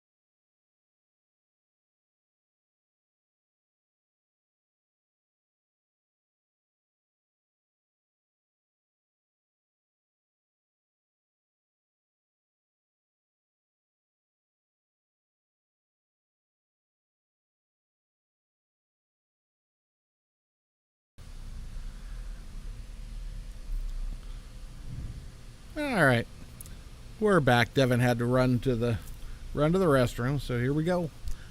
Sargon on the hill and breaking. Let's see what happens this time. Devin's been scrapping hard. He's been staying alive. Oh, a 9 ball on the break. Oh. Well, let's see what Sargon does here. Does he go for the run out, or does he bank in to the 9 and in the set. You can see him contemplating, but I think he's going for the run. I think he's going to just shoot the 1 on the side.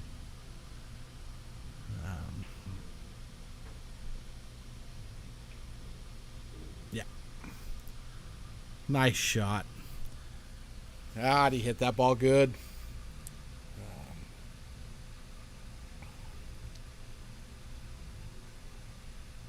That was pretty.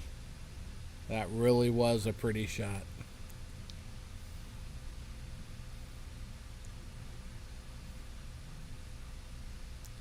Gonna have to put some stroke behind this one too. He's got to come all the way back up to this end of the table.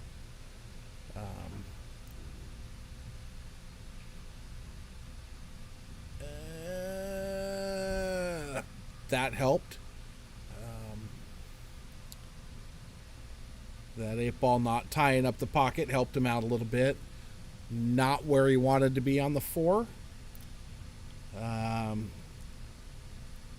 going to have to play to get down to the bottom end of the 5, I think, and then play the 5 on the side off of the 9. See where he goes.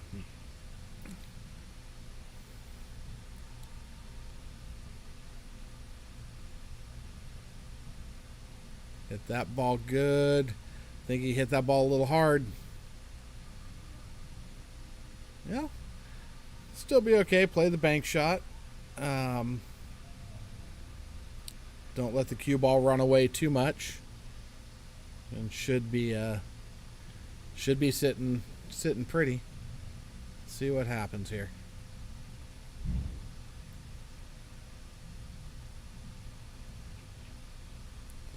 Hit it good. Nice. Nicely played. Thought he was in trouble when he kissed that 6. But came out of it well. Came out of that well.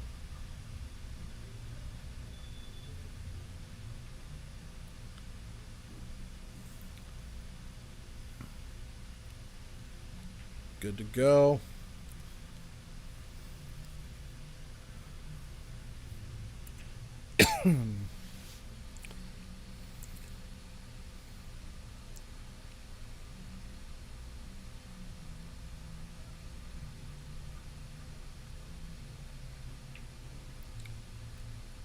Nicely out. Nice out. Nicely played.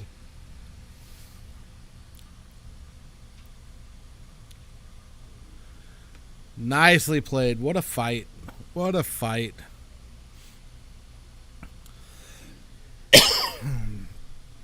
So we're going to go on an intermission here real quick and see what's coming up next.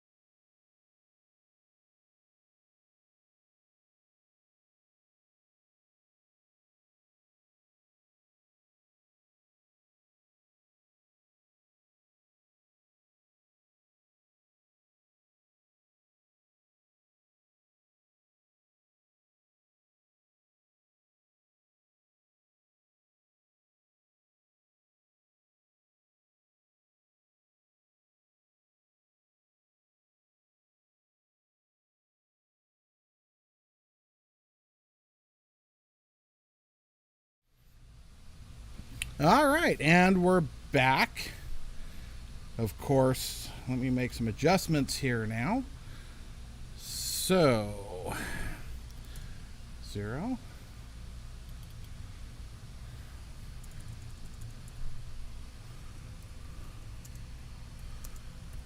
Seven.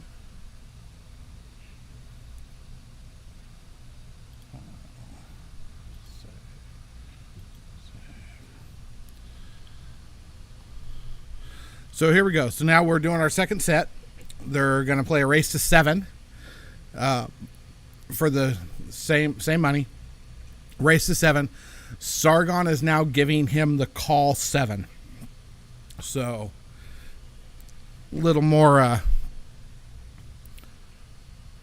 could be a little more interesting now that Sargon's actually starting to feel it and be warmed up a little bit.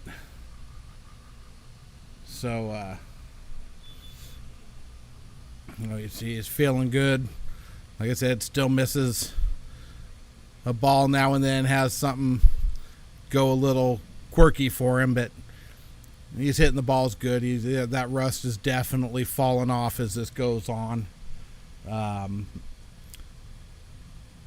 think the call 7 should be a pretty good set, and they're not playing ahead to anything. They're just playing a straight race to 7. So everybody just watch and enjoy, and y'all better start chatting or I'm going to start singing.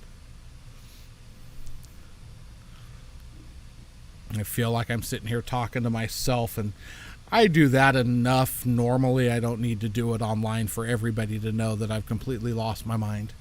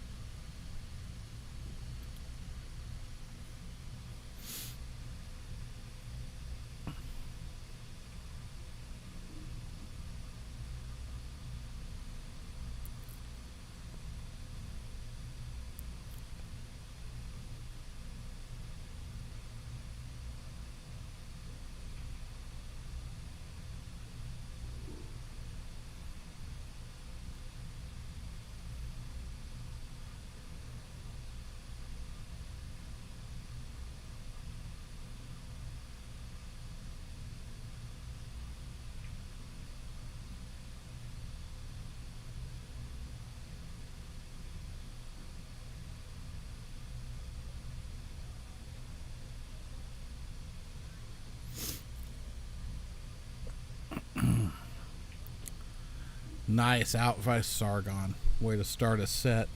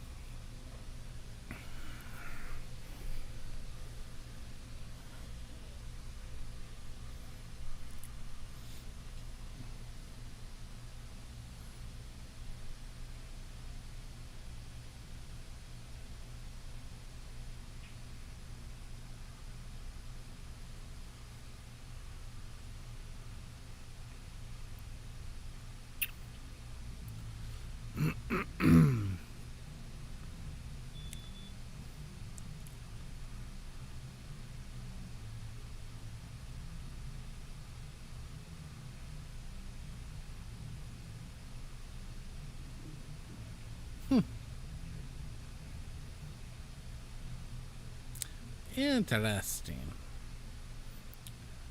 They both hit about the same place on the rail. One goes, one doesn't. Of course, it's the cue ball that goes. Crazy game. Crazy game.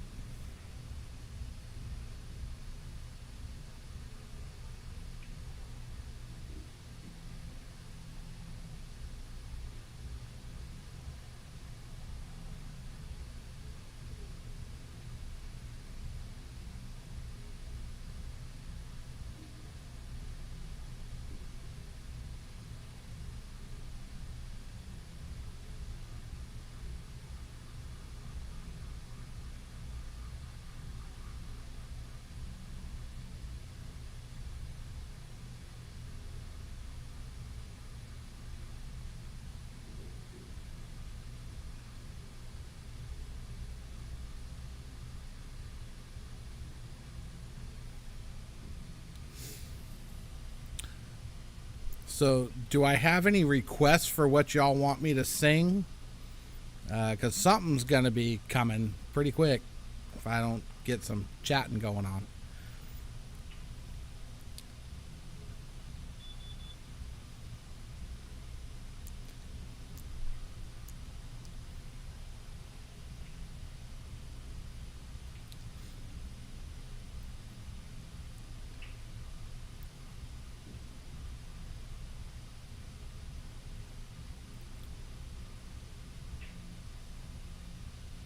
That was a nice shot by Devin. All right, there we go.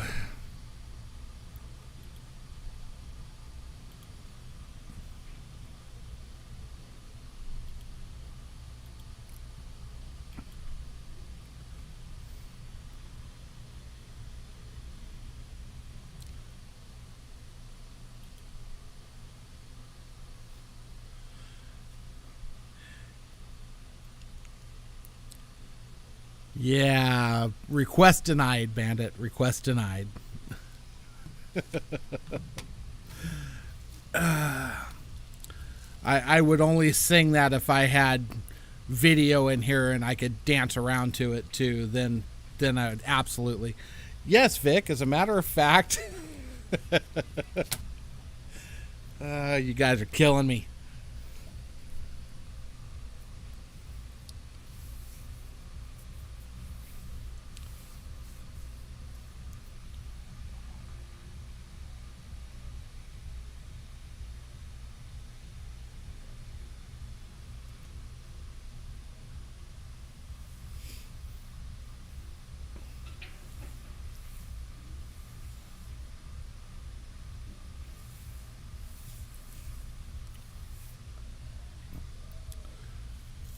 Yeah, break got a little hoppy.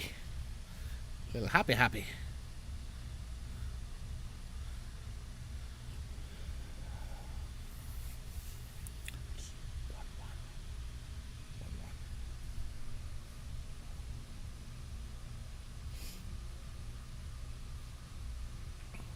All right.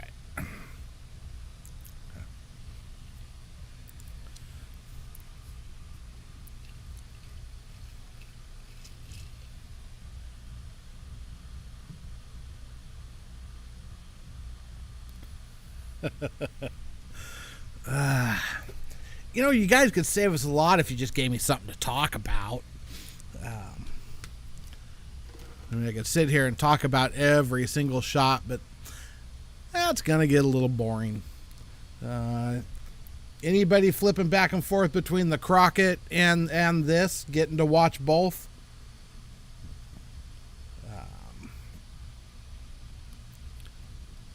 I know right now on the Crockett over on Post Up, got Oscar Dominguez and Johnny Moore going at it. They're down to the final 48. Race to 7, and John Mora's up 1-0. Got some fun matches going on over there too. So I'm sitting here bouncing back and forth between the two, trying to keep up on what's going on over there. I know Adrian just lost to Shane Van Boning a little bit ago, like 7-2 or 3, might have been 3. There've been a lot of fun matches over there. I know this match between John and Oscar is a rematch from yesterday. They were the very first match of the day on stream, and Oscar beat John and knocked him into the losers bracket. Now John and Oscar are both in the losers bracket, but I'm not sure who knocked Oscar over there. Oscar was playing really good last night. I don't know who he ran into this morning that put him over in the one-loss side, so might go check on that in a little bit.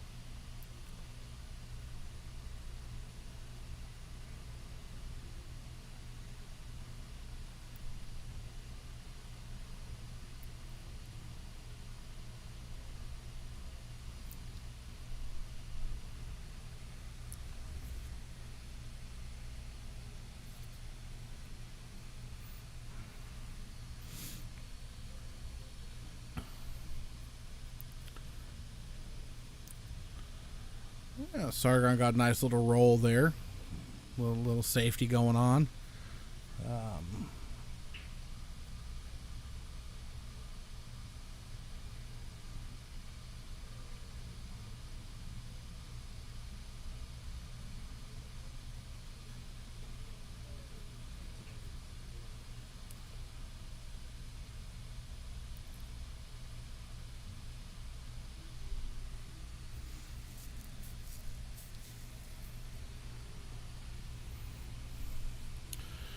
All right, guys. So let's talk about this match. Who do we like in this match? Who's the favorite? What do you guys think?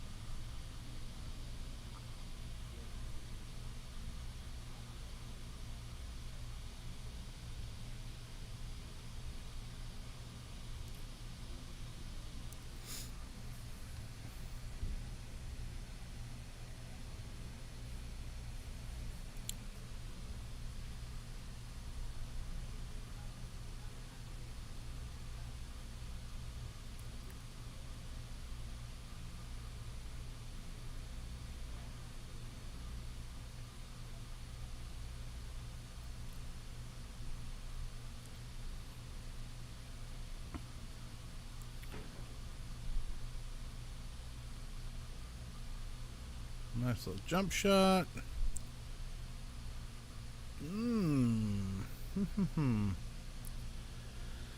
See, this is what I need. Need more cameras for. I'd love to have a camera up on the side angle of that where you kind of see if it's... Yeah. I didn't think he had enough room, but I wasn't going to say anything.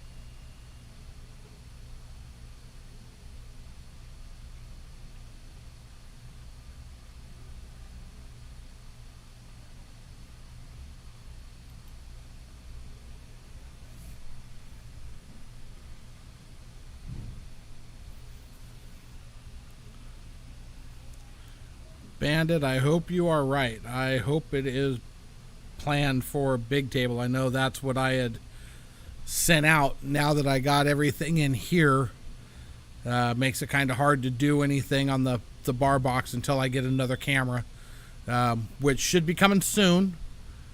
Not too far off from ordering it and then getting it up. But right now it's too much. I got to get another camera up, and it's like I said, my next camera will be up on table 5, because I know I've got some guys that want to play bar box. That's where they want to do their gambling, and that's great. I've got no issue with streaming bar box matches. It's big here, I know that, so that's where the next camera will go.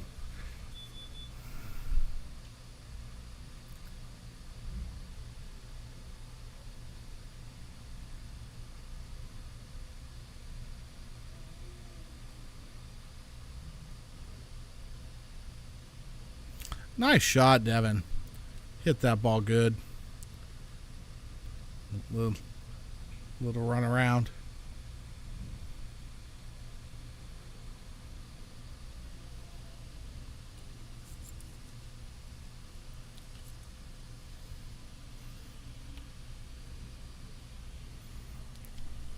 Like I said, I think Devin's one of those players that will surprise you if you go into a match with him looking at his Fargo and thinking that's where he's at.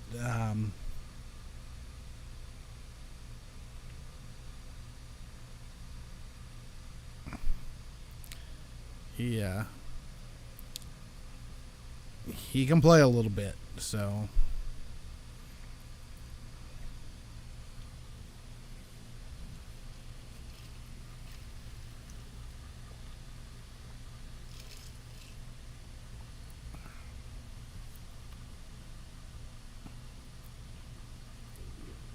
Oh, that was a fortunate little roll. Of course, if he gets by that pocket, he's sitting pretty anyway. But that was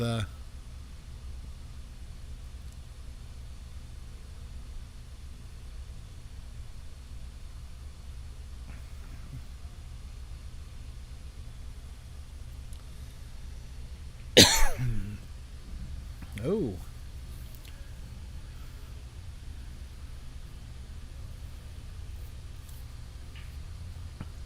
Something tells me that's not the shape he was trying to play. He came up a wee bit short of where he wanted to be.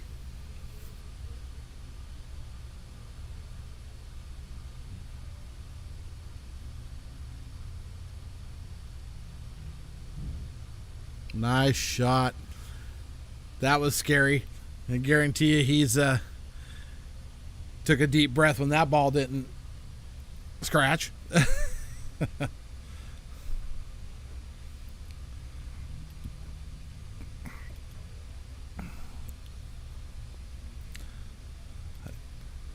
do believe there was a bit of a pucker factor on that 9-ball shot.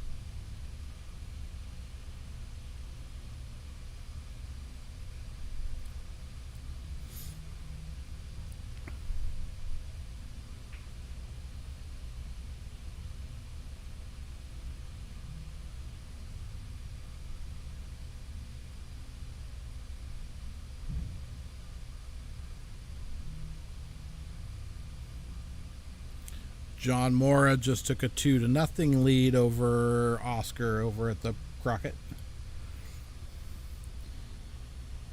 And Sargon's over here sitting on a 2-1 lead.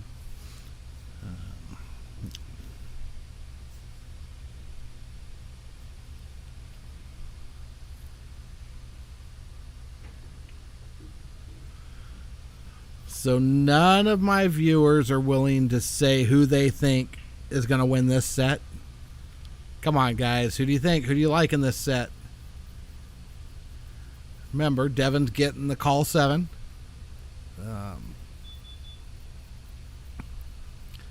Most of you, or a few of you, I know have been watching through most of the first set and the first 3 games of this set. So, who do you like?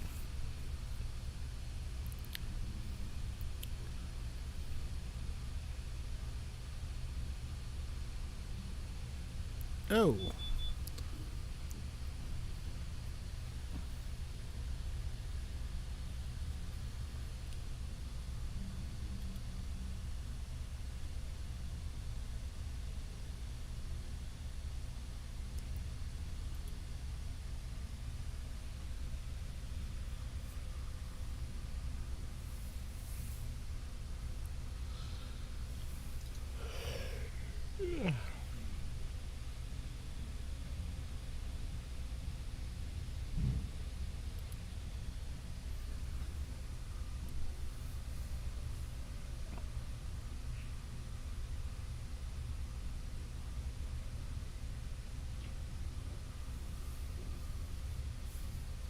Nice little breakout by Sargon.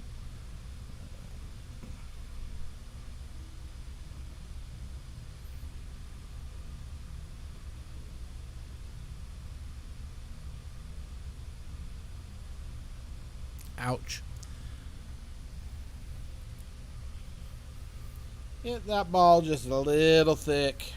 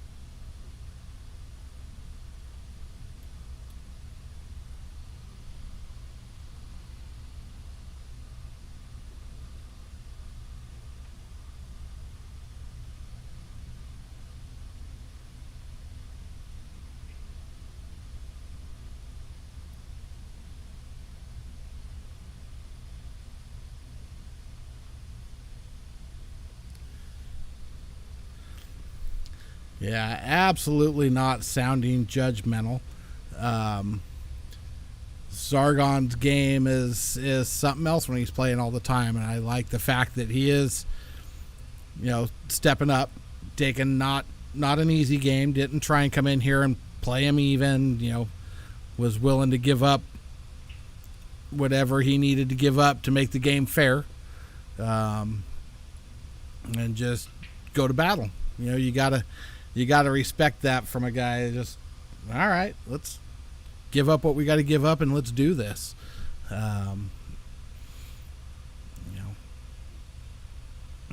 Yeah, Devin. I mean, you got to kind of give it up for Devin too. Sargon asked for a game, and Steve finally said something, but Steve and Devin are the only two people that would even step up and say, okay, yeah, I'll play you. And Devin wasn't asking for anything to begin with, and then when they talked, they both came in and asked me what I thought would be a fair game. Then I told them what I thought, and they kind of did their thing, but Devin was willing to step up and play, and Sargon was willing to give up whatever he needed to give up to make the game as fair as possible and play and do their thing. So, my hat's off to both these guys, and it's been entertaining. It's been, the 5 ahead thing was back and forth the whole time, and then Sargon got on a roll and kind of ran away with it. I guess shouldn't say kind of ran away with it. It's hard to not run away with a 5 ahead thing, but Devin got down by 4 and fought off the loss for a little bit, and then Sargon got him, and now they're running this back and going at it again.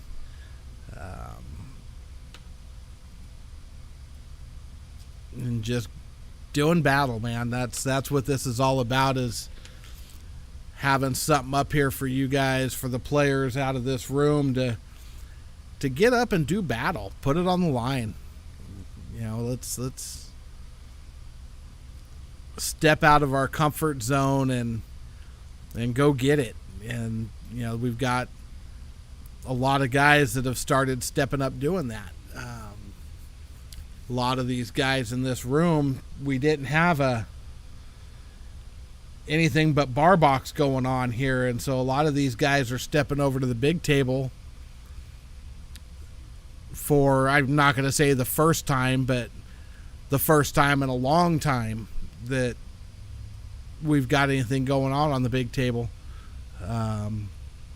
You got guys like Donovan that play 98% of what they do is on a bar box, but he'll jump up and come over here and play and just go at it. And Eric Angelo, you'll see if you go back and watch some of the feeds on YouTube, he does the same thing.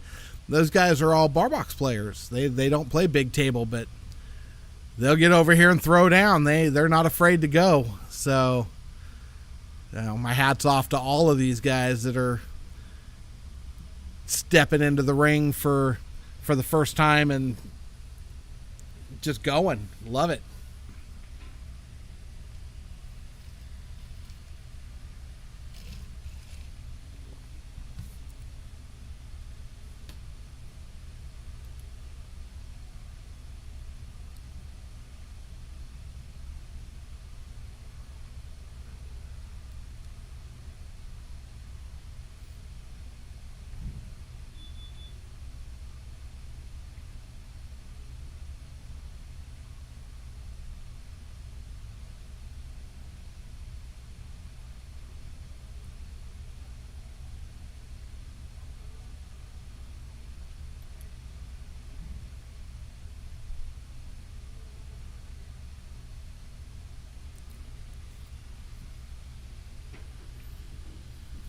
Nice jump shot by Devin.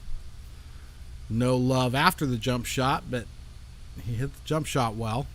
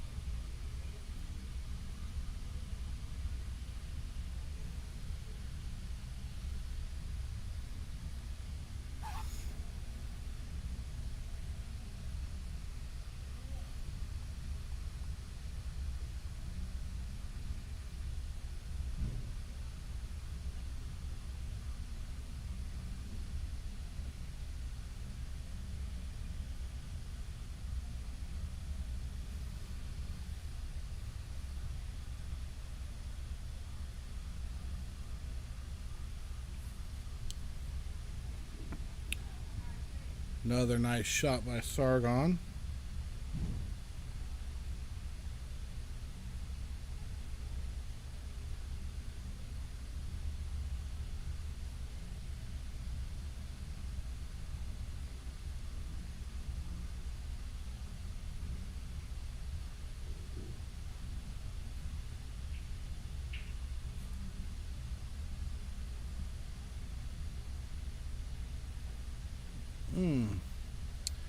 Hit that ball a little soft.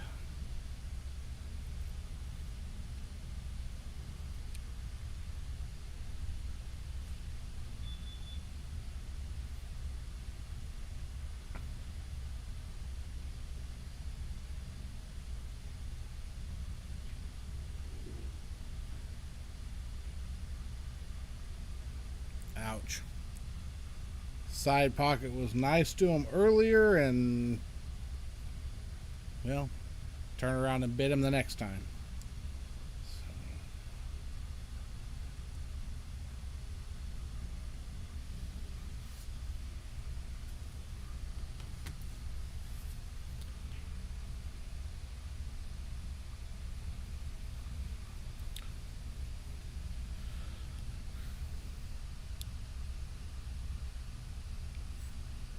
Thank you, Pat.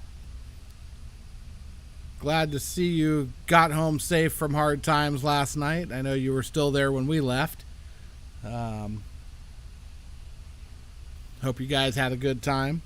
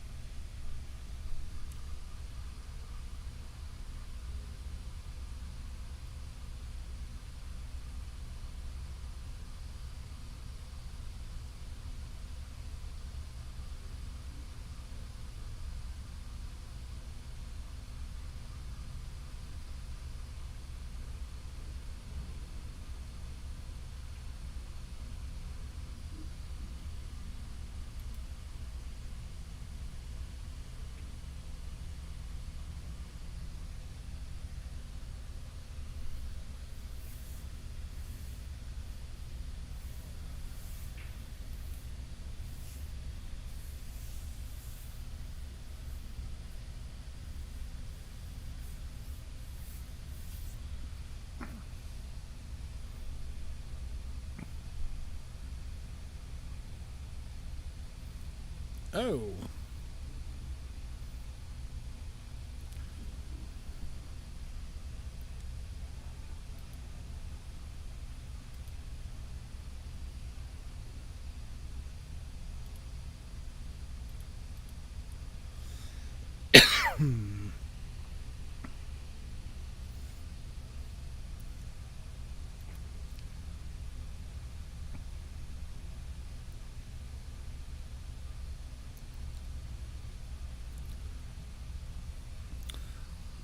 So out of the 11 viewers we have right now, I've only got one that's willing to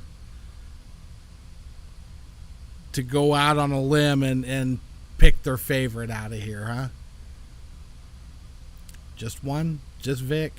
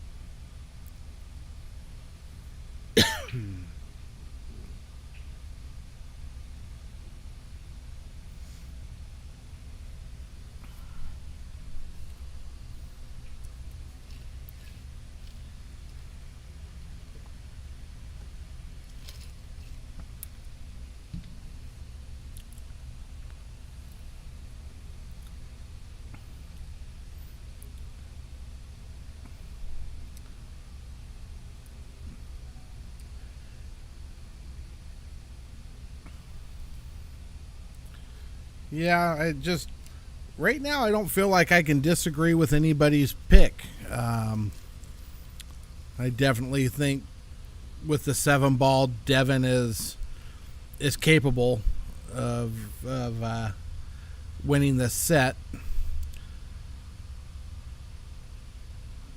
but when Sargon's playing his game and shooting like he can shoot, it's hard to bet against him against a lot of people.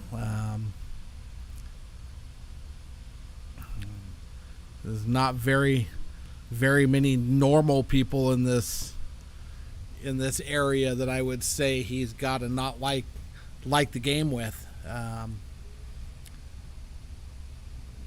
know, there's a few. There's one that owns a pool hall up in Sacramento that he doesn't necessarily have to like playing.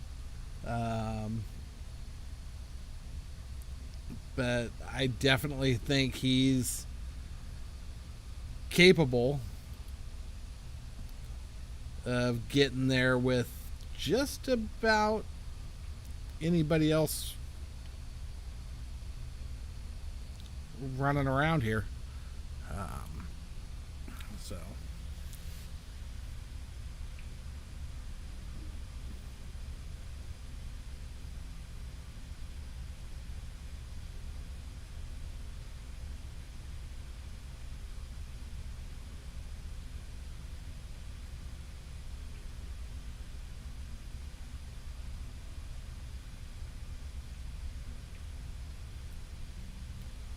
another nice out by Sargon.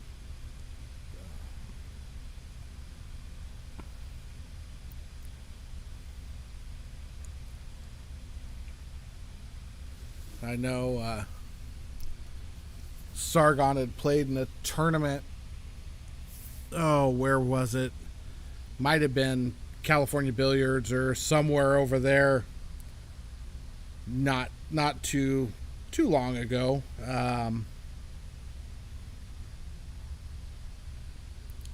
And he had an amazing run in that tournament. Beat some,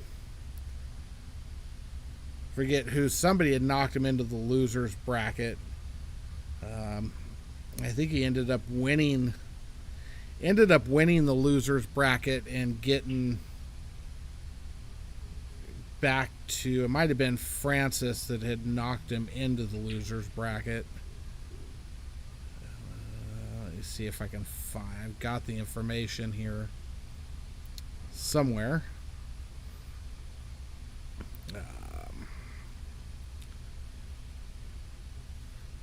Did I not? Alright, I'm slacking on my duties. I got one job, right? Keep the score up to date for you guys. Keep it right.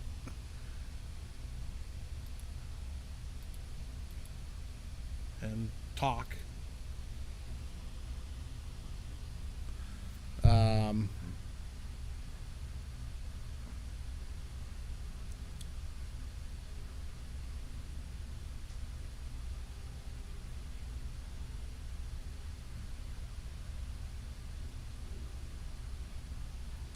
Where is it?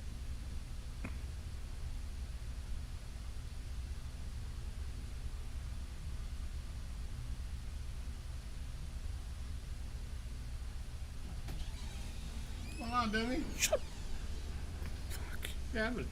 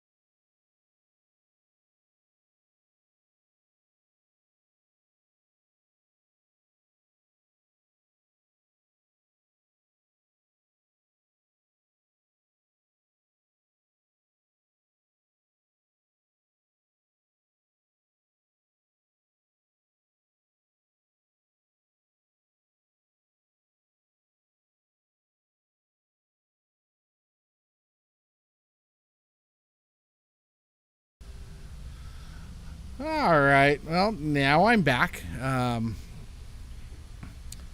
For those of you that spend any time down here at the pool hall, I'm sure you recognize that voice that just walked in being loud while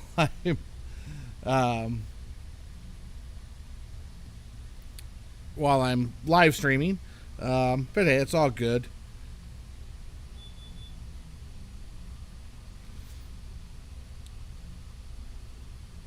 All right,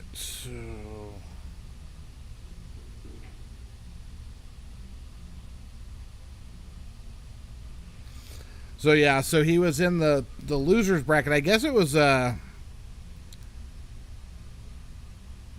Sacramento, the Hard Times first of the month added, and he got knocked into the losers bracket and turned around and beat Jason Williams, Jeremy Long, Tyler Talent, Francis Rita, and then Adrian. And then ended up getting Francis in the finals and winning the first set. And then they decided to split after that. So Sargon is definitely capable of playing at a high level.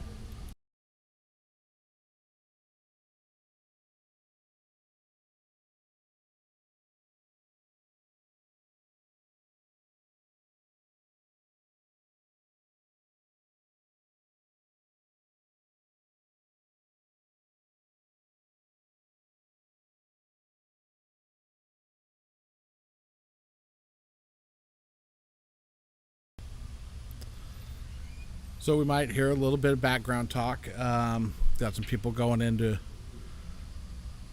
look at cues kind of in the room behind me here. So if you hear some noise out there, just bear with me for a minute while they take care of the customers.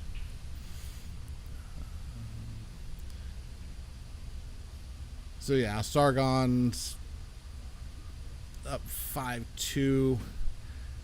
That's a pretty stout set, giving up the 7 ball to be able to just kind of go through it. Like I said, not playing a guy that can't hit the balls, but Sargon at times seems to be on another level from the rest of us mortal folk.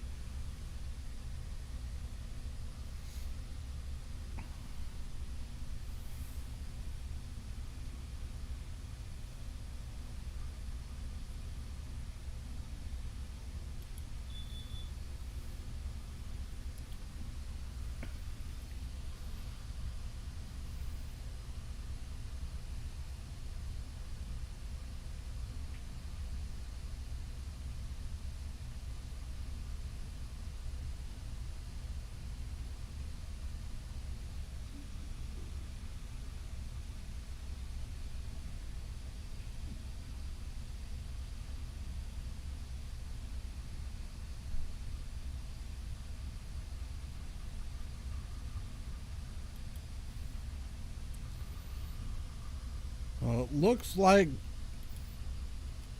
John Mora has eliminated Oscar from the Crockett.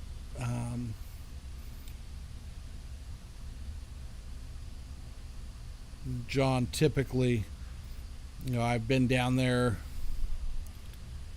3 years now for this tournament, and John always seems to play really well in that room. He just plays well. First year he beat and I believe knocked Shane out of the tournament. along with Tyler Steyer and I forget who else, but just a strong show. And then last year, I believe it was him and Fedor in the finals. Fedor got him, but he had played Fedor in the hot seat match and sent Fedor to the losers bracket, and then Fedor came back and beat him in the finals. So John always shoots really well in that tournament. Shoots really well in that pool hall. Fun to watch him play too.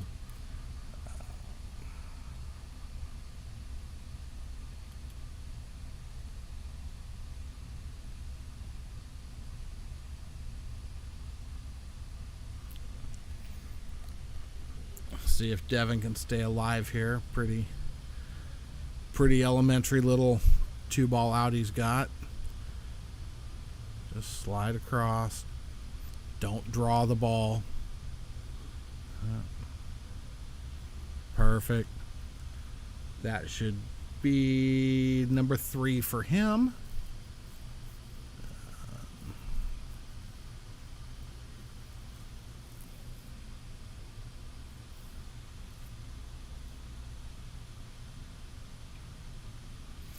And it is. I really hate saying anything like that right before they're shooting, because the commentator curse, folks, is real, and I do not want to be responsible for somebody missing a ball because I said it was elementary and he was going to be out. So I try and refrain from that, but sometimes it's just, it is what it is.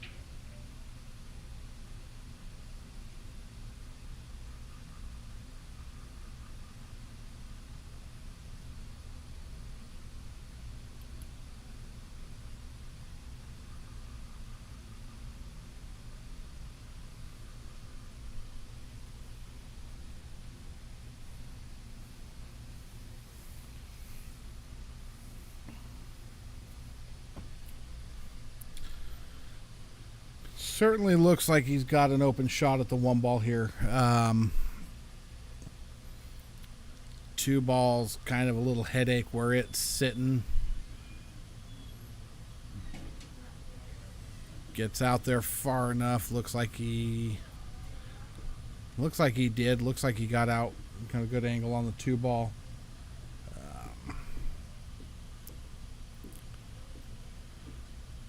See him slide across, shoot the 3 in the same corner.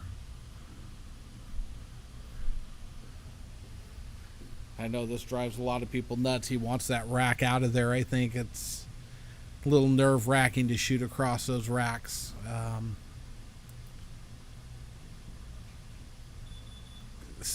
That's why right there.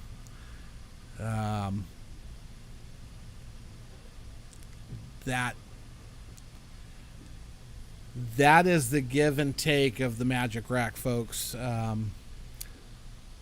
You love them for the way they rack the balls, but you just saw there it cost him a shot. Could potentially cost him a game. But yeah, just got to be willing to take that chance, and he probably should have stopped and had Devin help him get the rack out from under the ball. Of course, he's up 5-3. Not like it was hill. That's that's a whole another situation. I mean, right now he's 2 games up and in pretty firm control of the match. Devin, struggling just a little bit. Didn't hit that ball very well, and we all know, anybody that's watched this one, if you hit that long rail trying to cut down the rail like that, it probably 99% of the time is not going to go in the hole.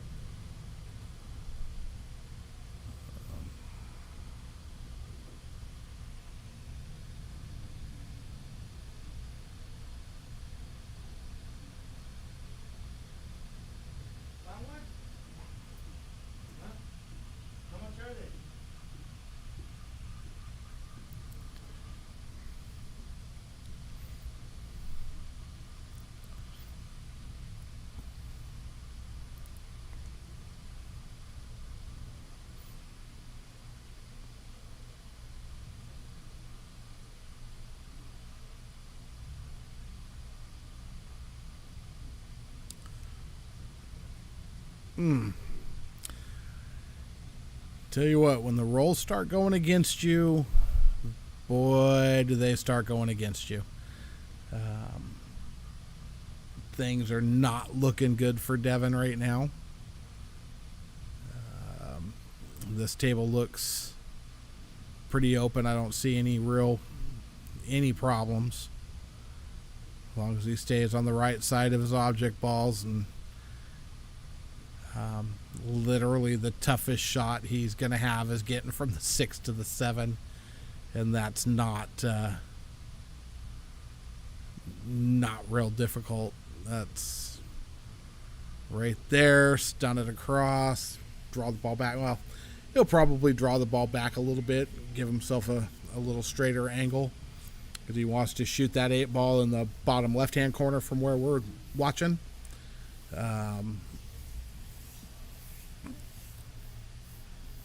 So yeah, he's just going straight draw, come back, get straighter. Elementary.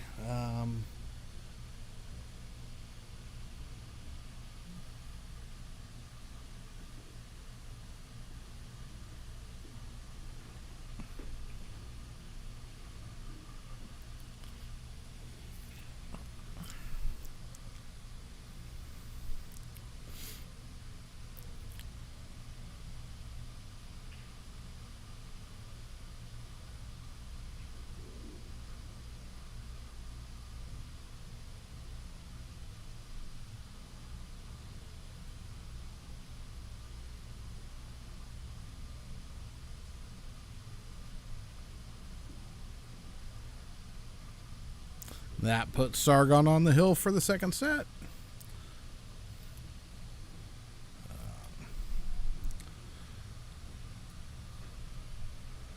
I will say it's been kind of fun watching the rust fall off from the couple months that he's been away from the game. Taking care of the important stuff. But it's coming back pretty quick. He's hitting the balls real well. You see a little swagger in his walk. Confidence is there. Tough man to beat.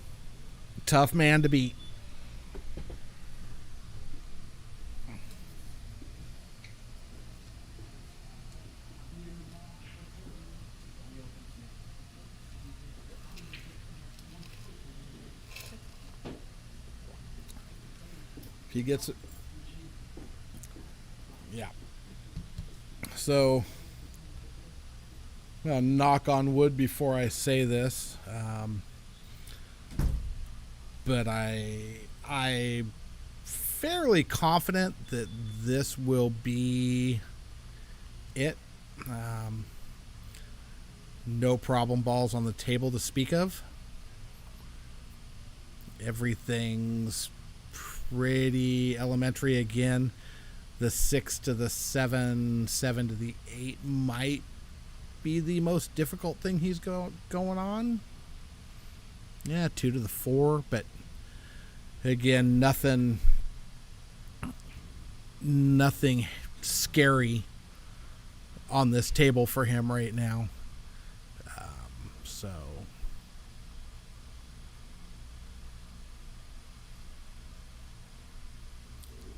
you don't want to run into the 8 ball. But he's all right. That ball still goes. Now he's got an issue with the 6 and the 8 that he'll have to figure out. More than likely, he's either going to bank the 6 cross side or play a 6-8 combo. I don't know which way he's going to go with it. We'll find out.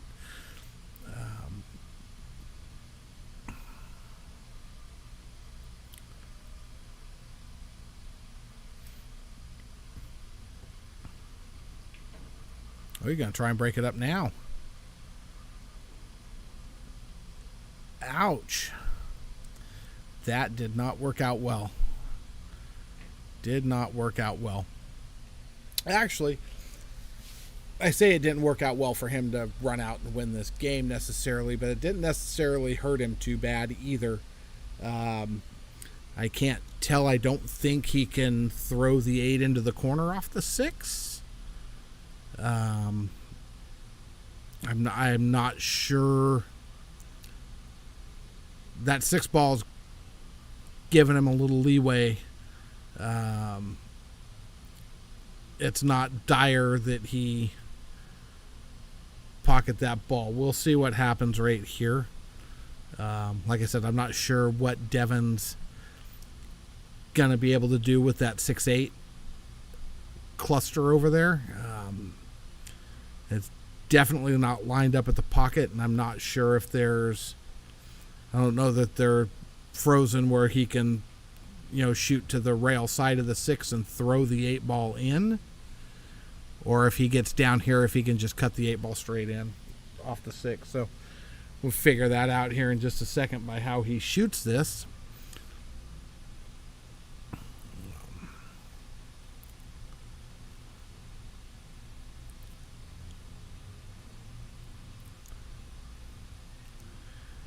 Going to look at this long and hard because the tables are brutal, and that ball's aimed to hit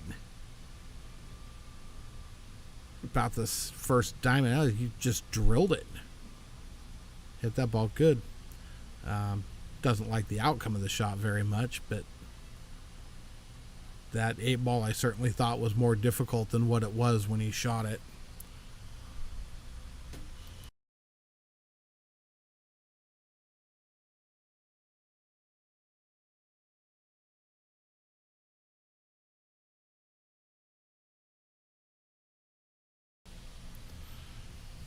I think that's going to be the end of this set.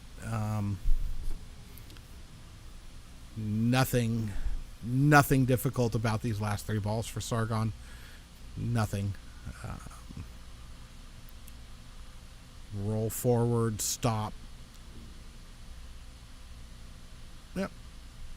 Perfect. That should be the end of that set.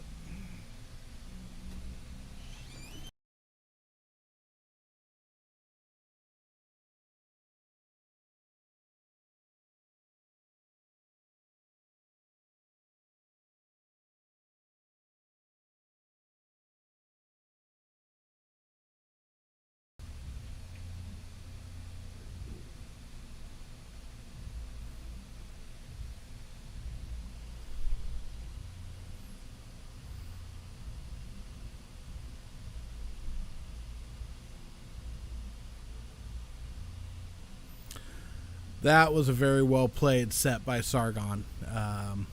Like I said, you could just see the rust falling off as he was going. That was pretty impressive.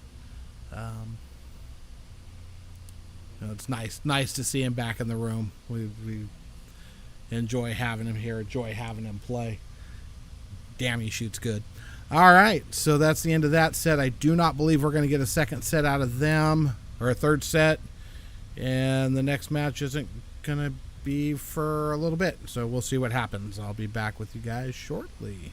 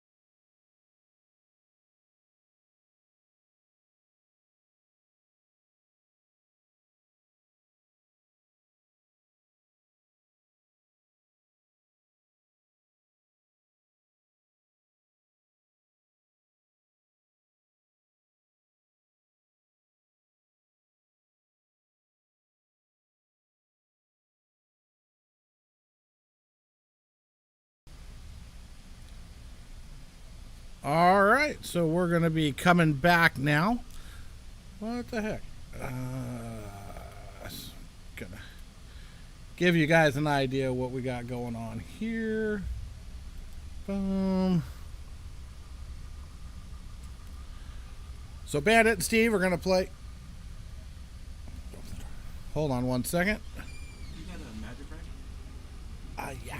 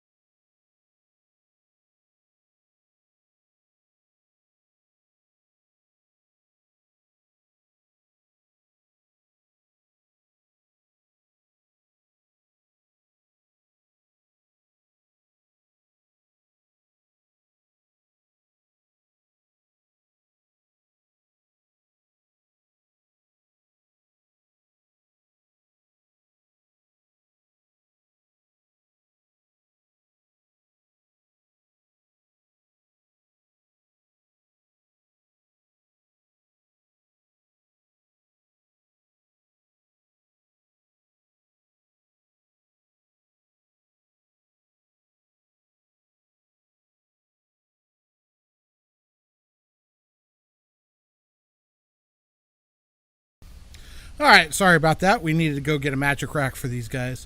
So what we got going on now is we got Bandit versus Steve A. playing race to 6 for 50 10 ball. They're guaranteeing 2 sets, and then we will see what happens after that. Bandit's just hitting a couple balls real quick before they get started, and we'll get rolling on. Fargos are updated on the scoreboard, so those Fargos are correct. Should be a pretty interesting match. Guys are pretty close. Should be a fun one. We will see what happens.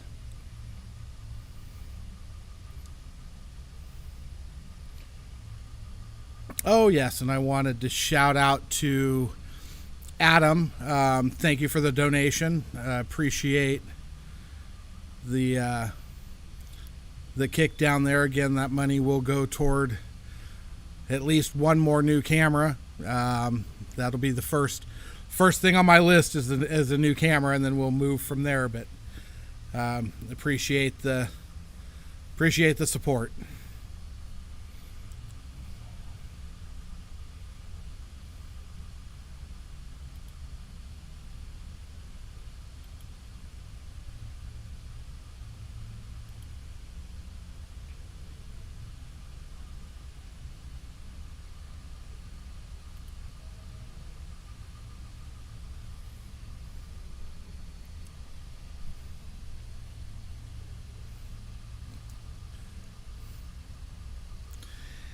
And that was, oh, never mind. Most y'all know who that was.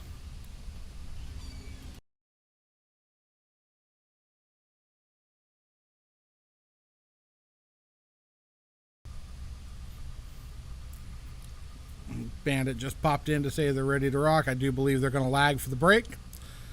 So we will see here in just a second who's going to open with the break. So from our view, that'll be Steve lagging on the left and Bandit lagging on the right. I know it's hard to see them on the stream. So do believe Bandit's going to win that lag. So here we go.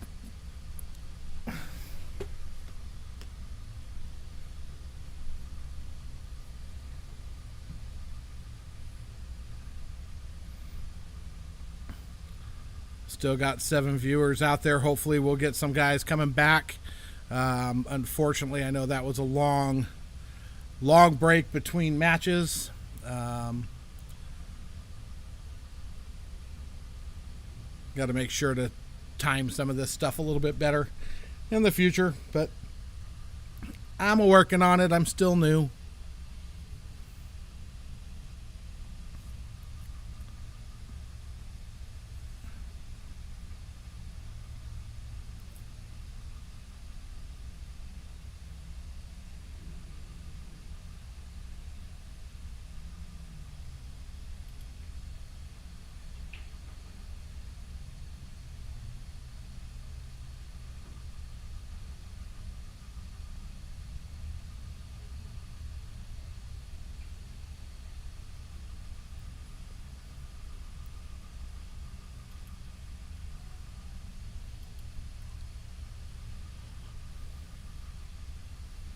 So here we go.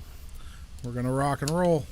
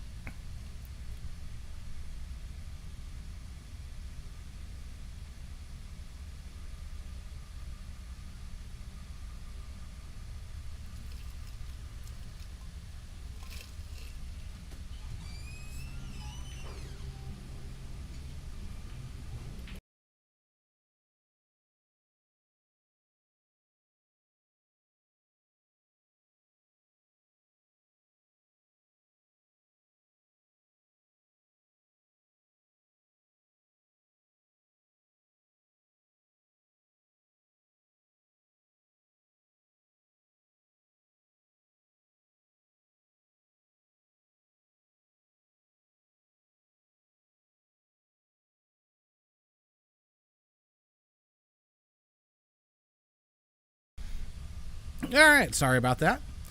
So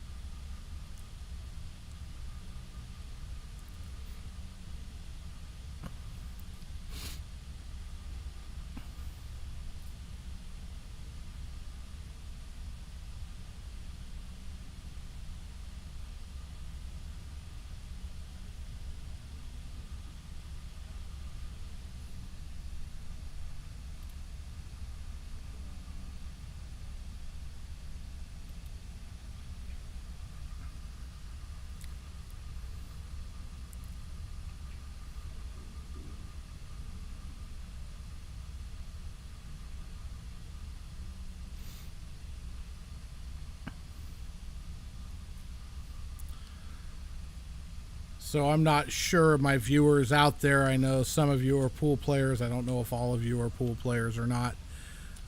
10 ball is a call shot game. So no slop in this game. 9 ball, you're allowed to slop balls. 10 ball, you're not. Everything's call shot. But it's played very similar to 9 ball. Rotation, lowest ball on the table first. Call your pocket.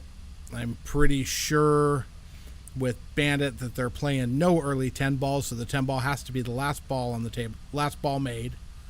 If it's made prior to that, it spots back up. It's not a win.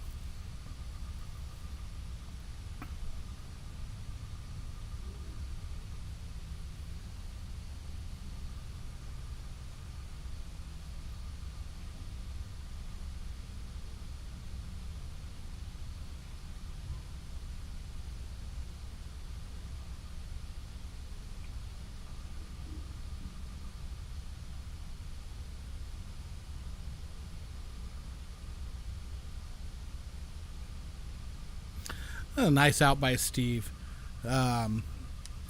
Steve's one of our players here that doesn't really play on the big table. Spends 99.5% of his time playing on the bar box. So to see him jump over here and play on the big table and still be able to run balls and run out, pretty good. Like I said, this is not his cup of tea. He's going out on a limb.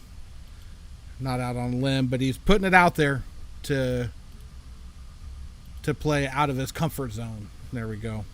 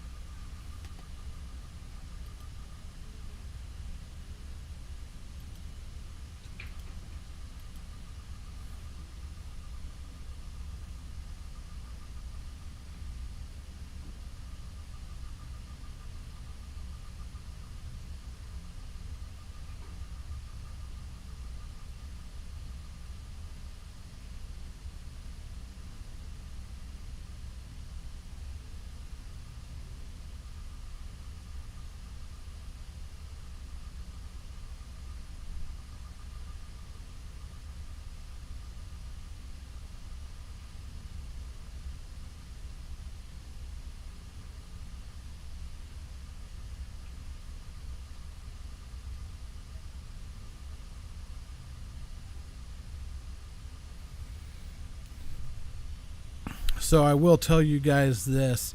If you haven't been watching Post Up and watching any of this Crockett Memorial, you need to get on at some point tonight and watch the recording of Nick DeLeon and Tyler Steyer. Nick had Tyler stuck. What was the score? It was horrible.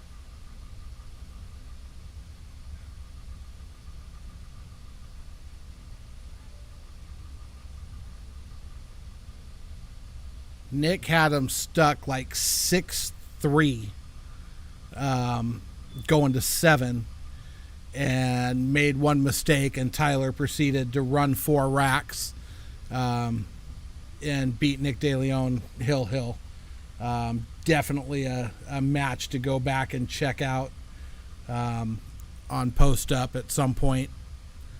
What a fun match that was.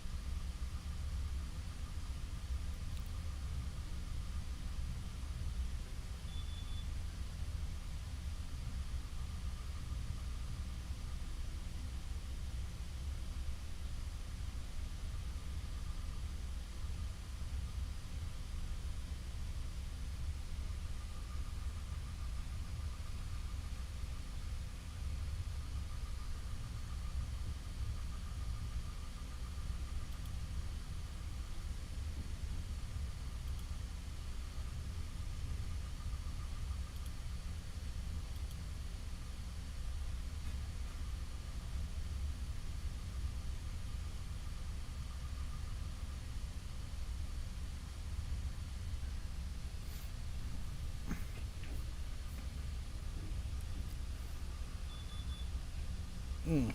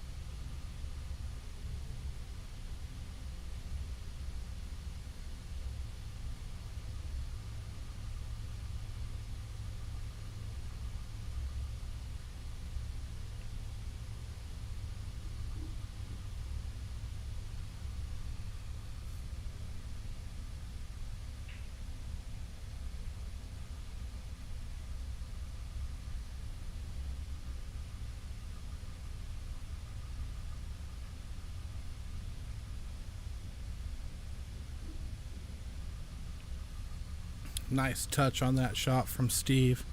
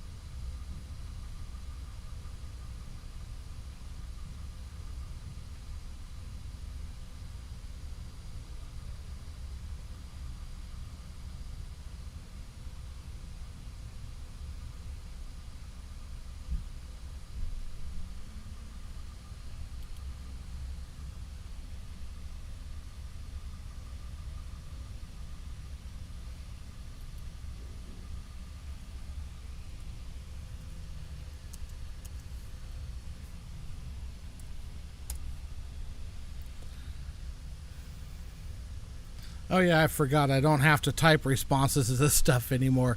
Yes, Adam, we are back. Um, I get so used to the whole time I've been doing these having to type responses in that now I can just talk. Kind of cool.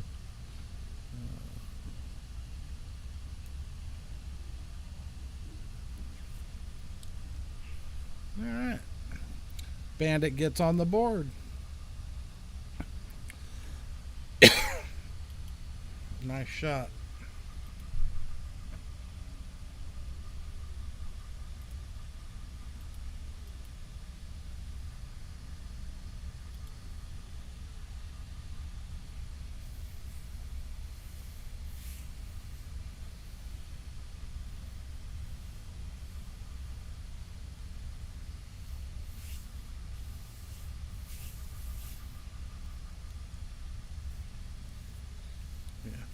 Yeah, if I could type, it would be great, but I'm the hunt and peck guy with two, sometimes three fingers, so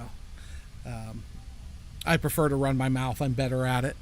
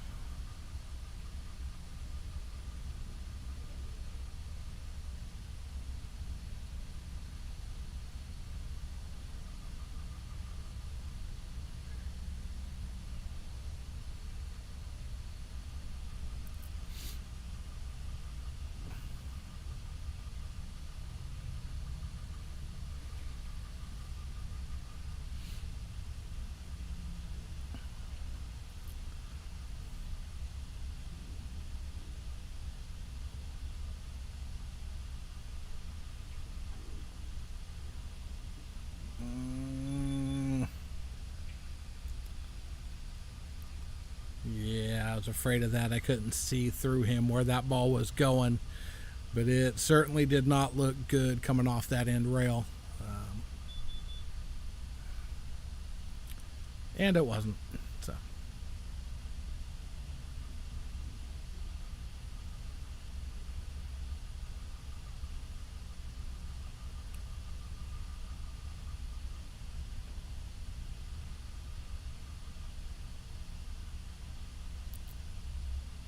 Close, close, close. Very close.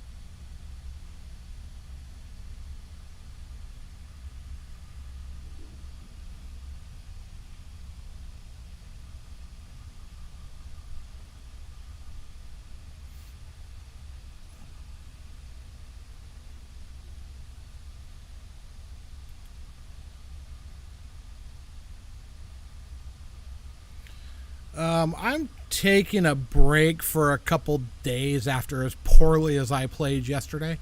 Of course, that's because I just took a break for 2 weeks. So I can pretty much play at any point. Problem is, don't really have anybody to run the stream if I'm playing. So things get gonna go back to being a little quiet if I'm out there and not back here.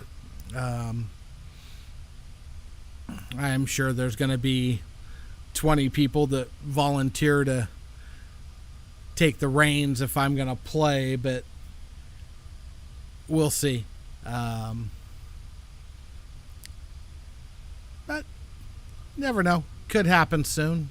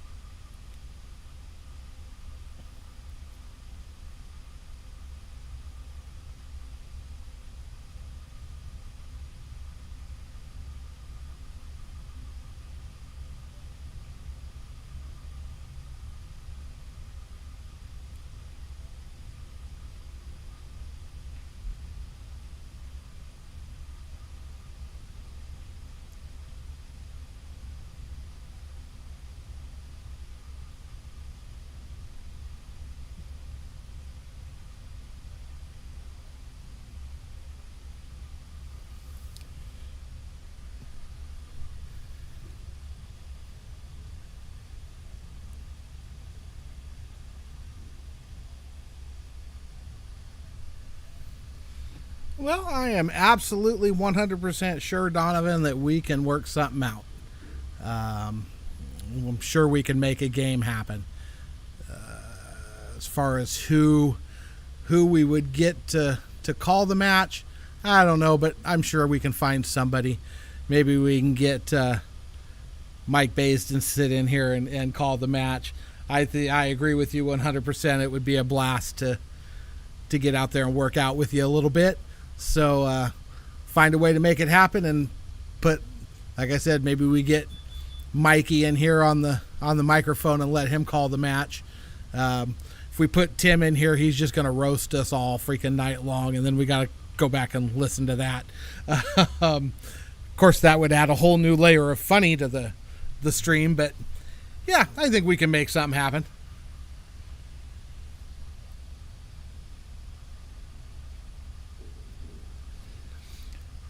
You know, the more I think about it, I have a portable mic. I don't know if it would work for this. It's actually meant for the cell phone. But my docking station has C plugs, so it may work. I don't know. I'd have to figure it out. But I'd rather put Mikey or somebody in the booth and have them call it. But yeah, I definitely think it would be fun.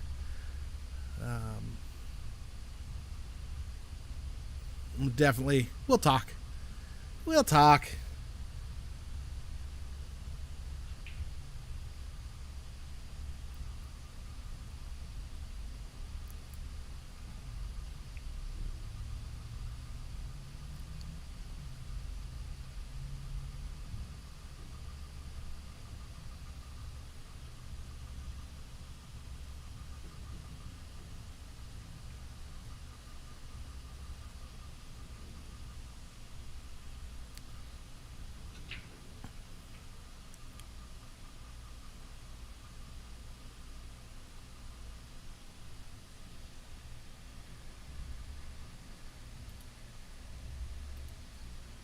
See, Donovan, you got me thinking and made me forget my one job besides talking.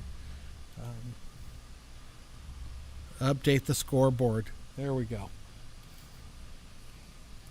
Woohoo, I did my job.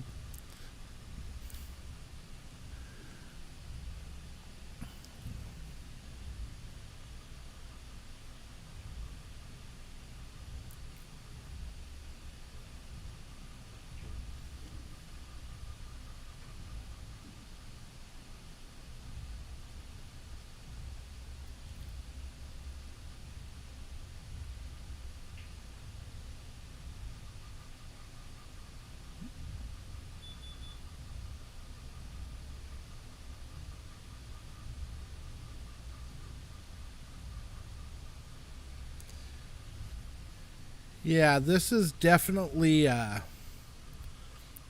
pretty even match between these two. Bandit spends a lot more time on the big table than Steve does. This is like, well, you hang out here, you've been around. Big table is definitely not Steve's strong suit. Not that he's weak and unable to play on the big table. It's just not what he does. So yeah, I think that brings it to a very winnable game for both guys. Steve's shown some ability to run some balls and play okay on the big table, even though, like I said, I know it's not what he likes to do and it's not his strong suit, but he will definitely get up and play.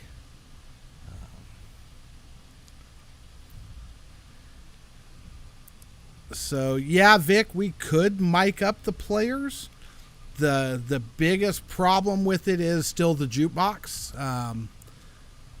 If that jukebox comes on while the players are mic'd up and we don't get it muted out real quick, but then we cut their mics, doesn't really do any good to have them mic'd up if you can't hear it. So yeah, it's a here or there. The other thing is, We have a few players that talk.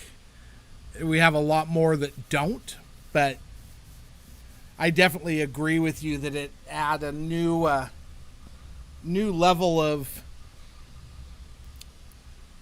excitement to some of these games. The match we had 2 weeks ago between Dave Jones and Mark Swisher absolutely would have been a blast if those two had been mic'd up. That got real comical. So something we can definitely look at in the future. I would definitely like to add that to the equipment list I plan on picking up.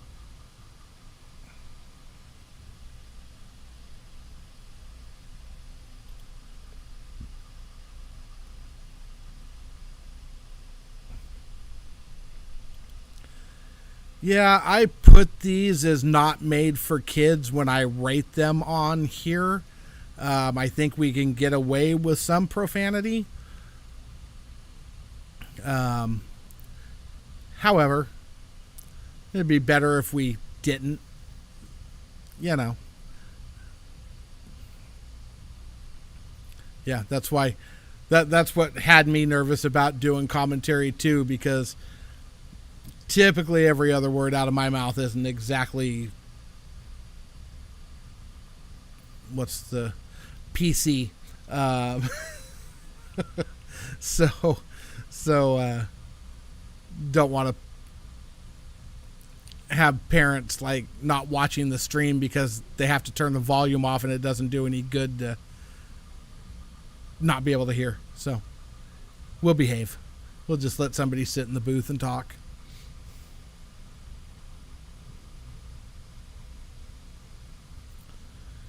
Yeah, in fact, maybe we could get Mike and Vic down here together for our match, Donovan, and let them both sit in here and call. I think Vic would have fun with it. He likes to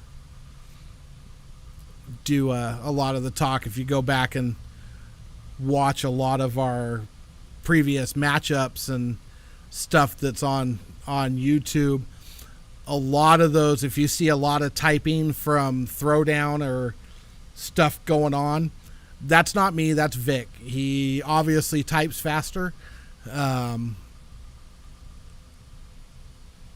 So he was doing a lot of those and I would be working or doing other stuff. But I do think, Vic and Mike or one or the other would be either a good team or one of the two would be a good solo person to call our match. In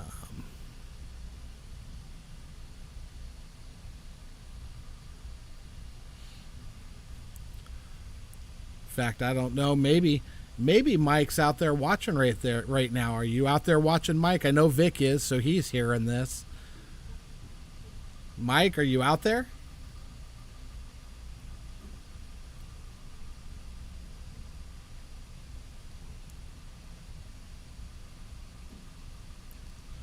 And a nice shot by Steve on the 7-ball or 6-ball, whatever that was. I just saw him cut in.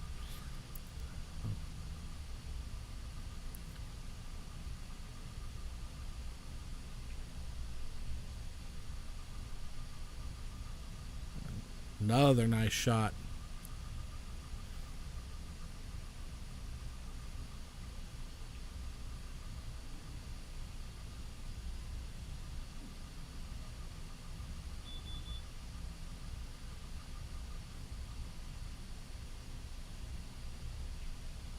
Ooh. Another nice out by Steve.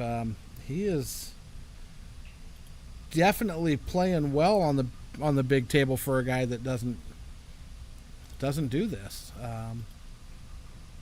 very often. So hats off to him. Shooting good. That's a 3-1 lead for him.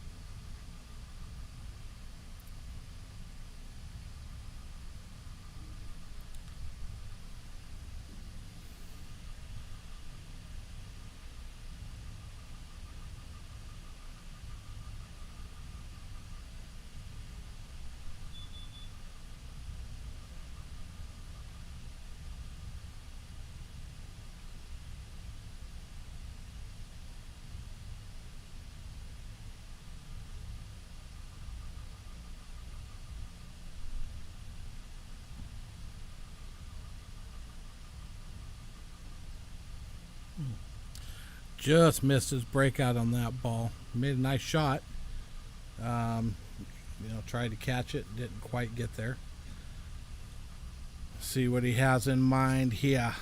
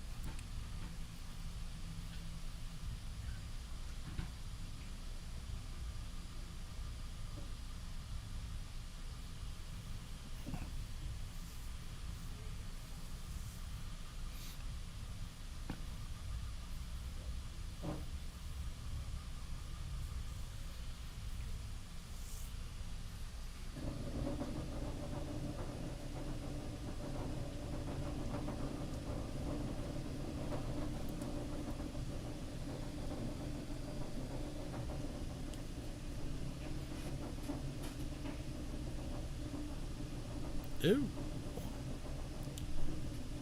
Steve hasn't missed a lot of balls like that today. Kind of hit that one straight.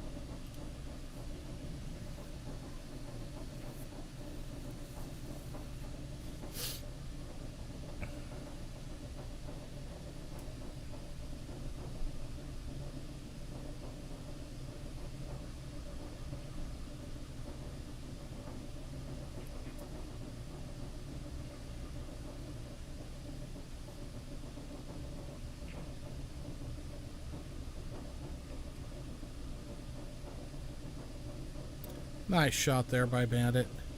I think he got a little more angle than he wanted, but should be fine. Biggest thing for him is going to be getting from the 9 to the 10. As far as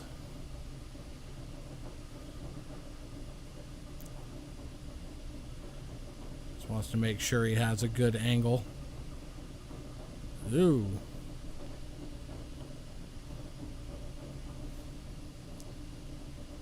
Okay.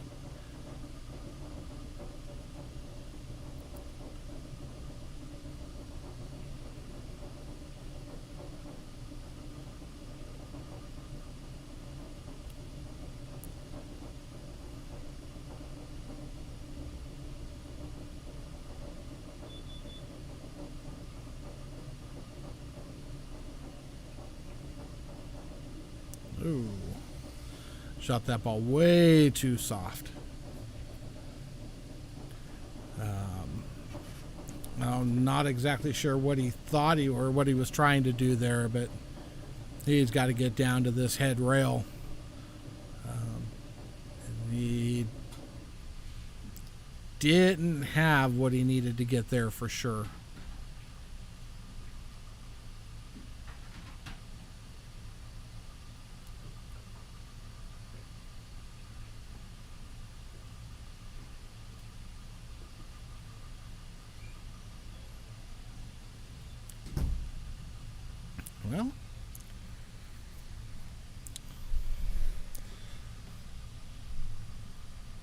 Well, long shot. That's kind of what, Steve's got to come with one here. He's certainly capable of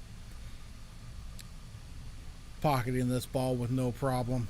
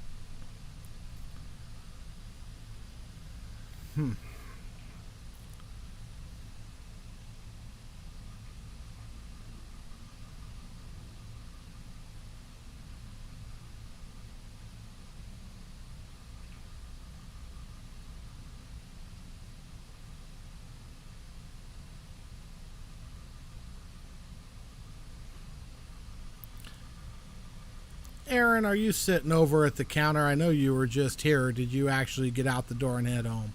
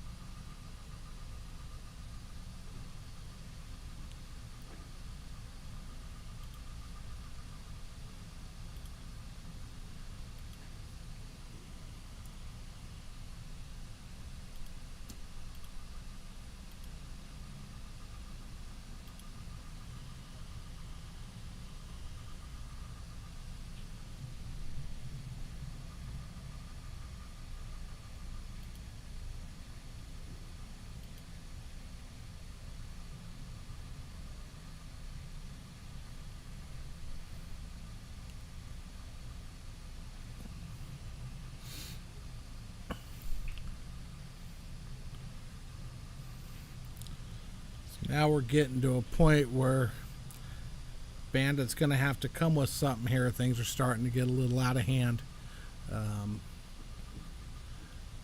Definitely not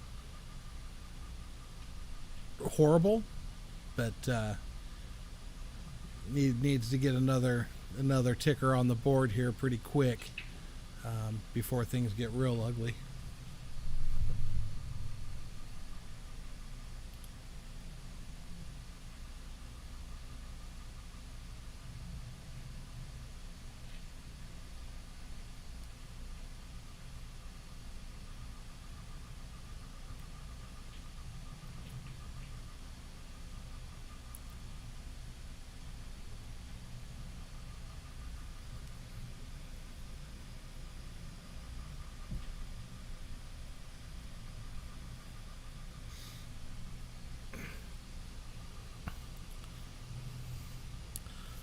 I would definitely say the biggest thing for Bandit right now is not to panic.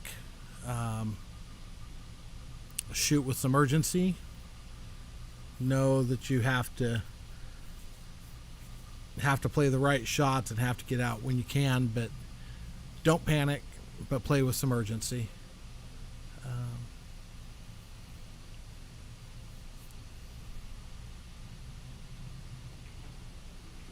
That was a nice shot by Steve.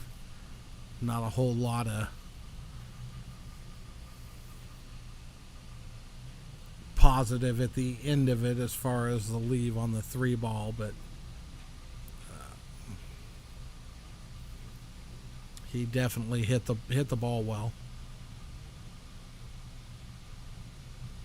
Little overpowering.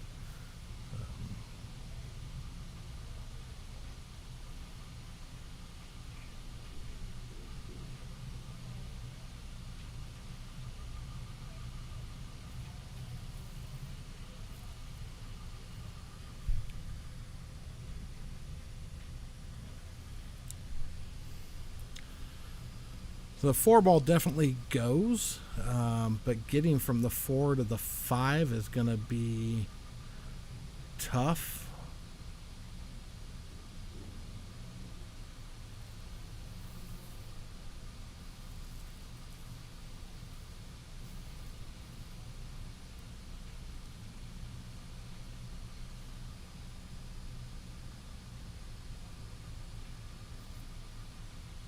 That was a nice shot, Steve.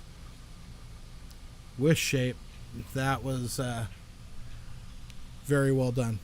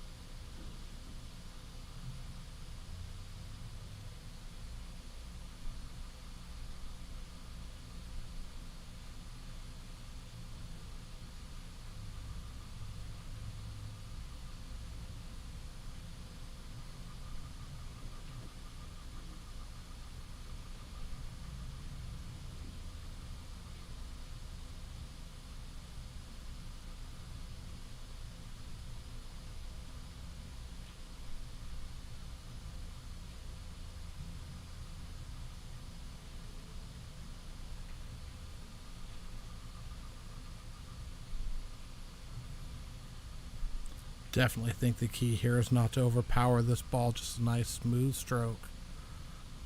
Suck it back. Hit that ball good.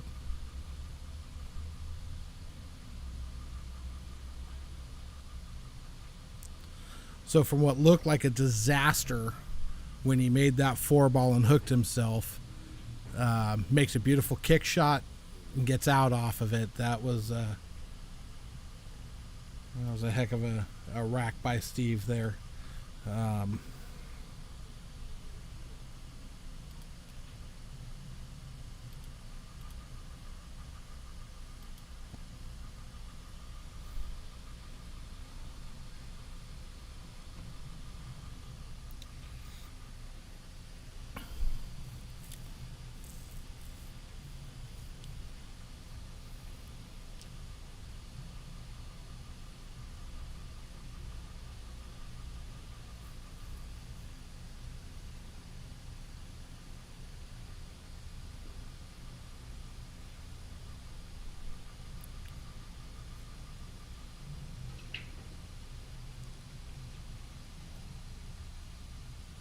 No, Steve has played quite a bit on the stream up to this point, and he's just been quietly killing people.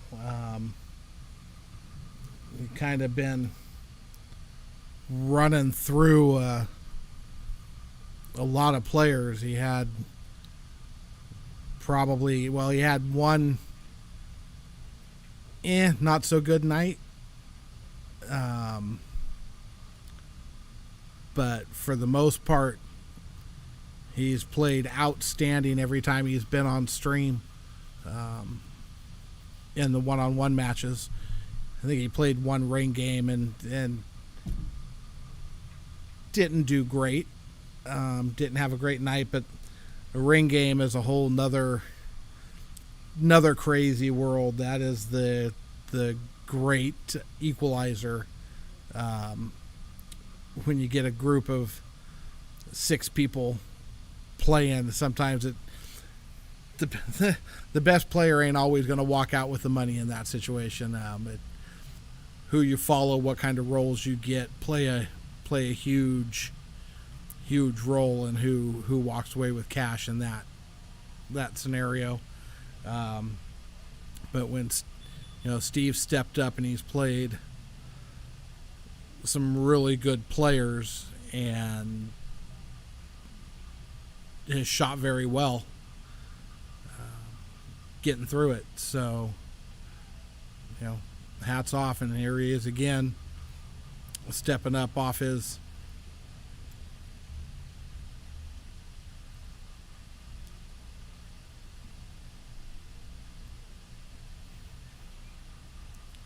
out of his comfort zone and stepping into a match, and he's shooting very well right now too.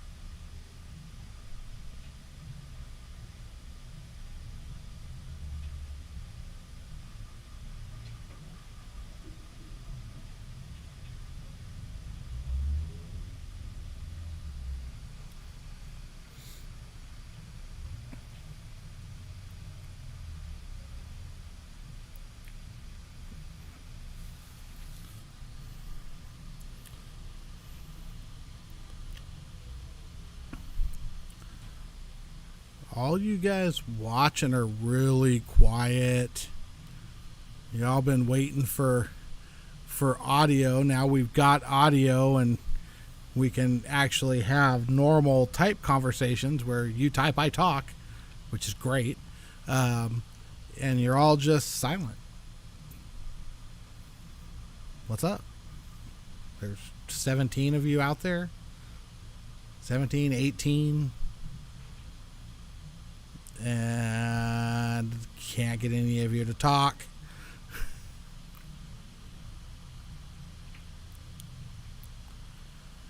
Bandit got a little elbow wiggle going in his stroke over there. That's not gonna play out well. He needs to get that under control. Can't chicken wing. Can't chicken wing and get away with it. Especially on this table. These 4-inch pockets, when you start chicken winging stuff, it gets really ugly really quick.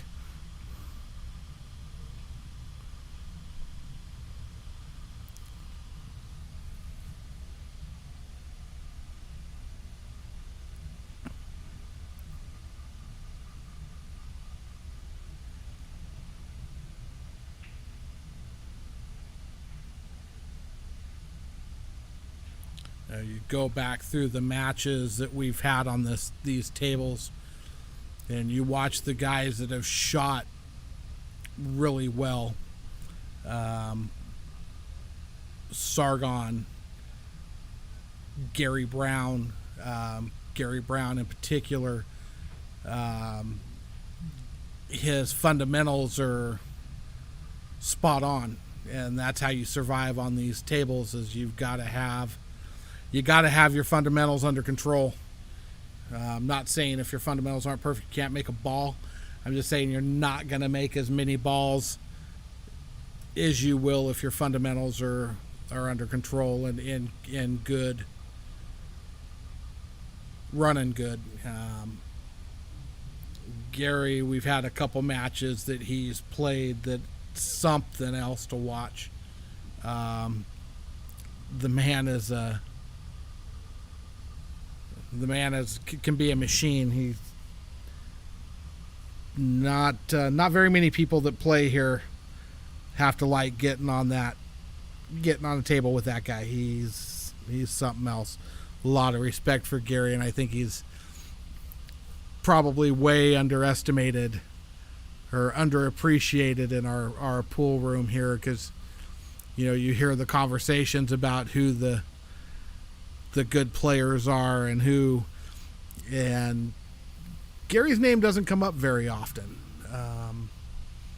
and it full well should. It should come up every time that conversation's had. Nothing but respect for his game and what he does when he gets on the table. It's fun to watch too. I might actually be jockeying here to hopefully Gary's listening and Sargon's listening, because I think that match is a barn burner of a match, a great matchup, and would be a whole heck of a lot of fun for the viewers.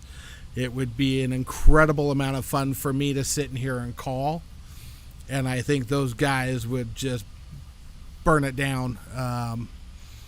So if y'all listening to me, think about it. Let's see Gary Brown and Sargon.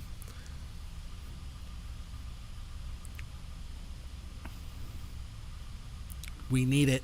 We need to see it. We need to have it.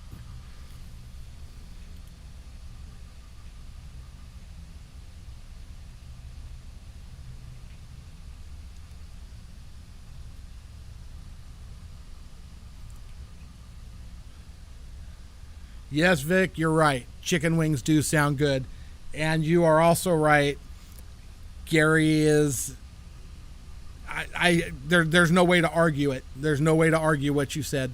Like I said, I've got nothing but respect for Gary and his game. And I don't think you can argue it. I really don't. I don't think you can argue that he is. And there's a few other people I don't think you can argue with that same sentence. The only way we find out is to get them on the table and get them to play. And I know Gary will play, and I know Sargon will play. So I have to believe that match will happen at some point.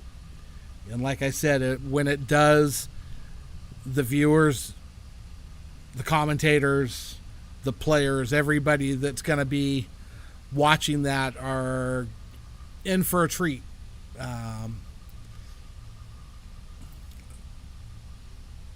It's going to be fun. So, I watched Gary yesterday playing in Sacramento. And he played a guy most of the players that get around and know outside of here know Chong. Him and Gary have battled before in tournaments, and it's always close. It's always a good fight. Those are words straight out of Gary's mouth. Well, tell you what, yesterday there was nothing close about it. Gary lit Chong up and beat him 7-1. And then unfortunately right after that, he gets up against Oscar. Oscar misses a 1-ball the first game. Gary runs out, breaks, and I think he scratched or jumped off the table or something.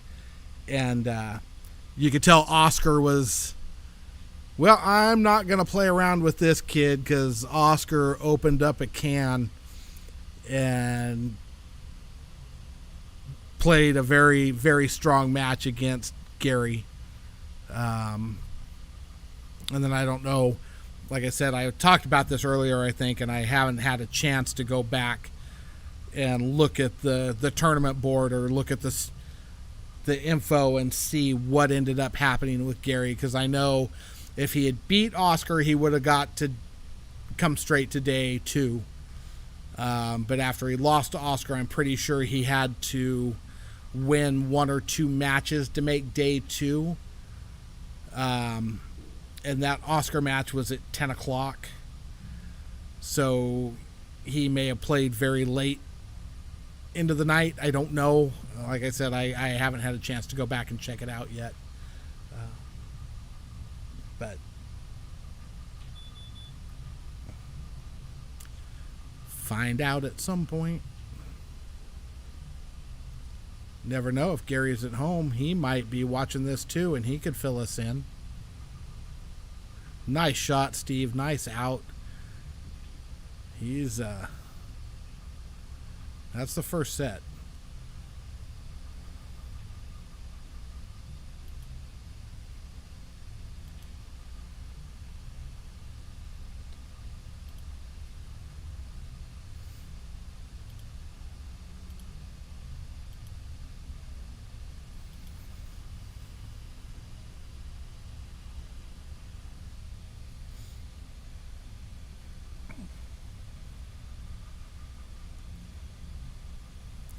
So,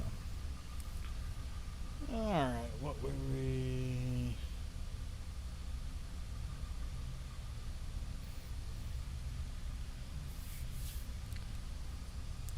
All right, I guess I can just look it up now while we're waiting. I think Steve's running to the restroom. Let's go to digital pool and see what's happening. See what happened.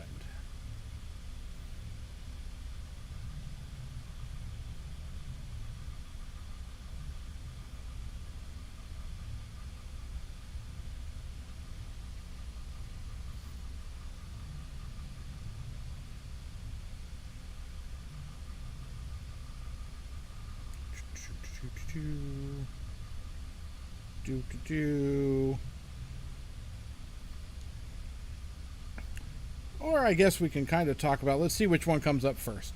Let's see if the Crockett comes up first or the Peona. If we have to, we'll go visit. Crockett came up first. So let's see what we have here for Gary and for some of the others. Matches. There we go.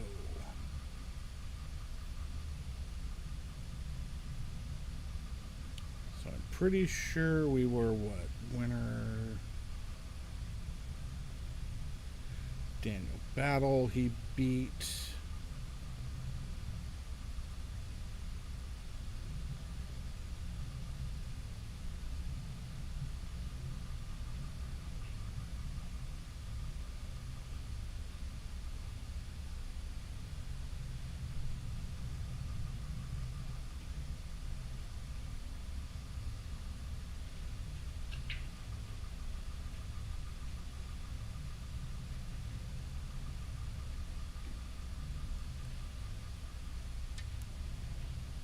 So there's Chong Vang. Gary beat him 7-1, which I already told you that.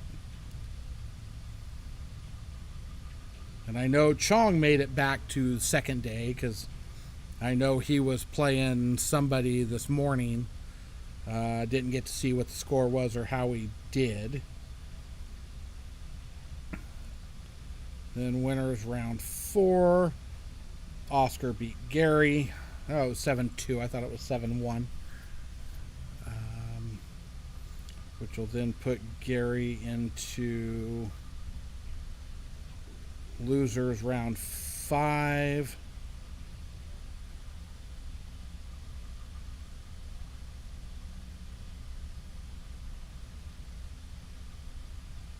Or round 6.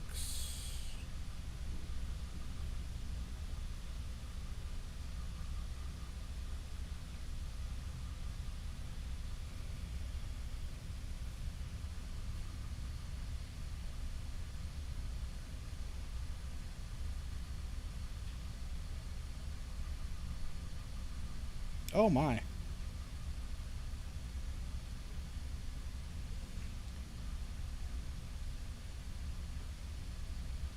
Not sure. It looks like Gary may have ran out of gas. I'm seeing a 0-0 score for his next match, which would tell me he forfeited and went home.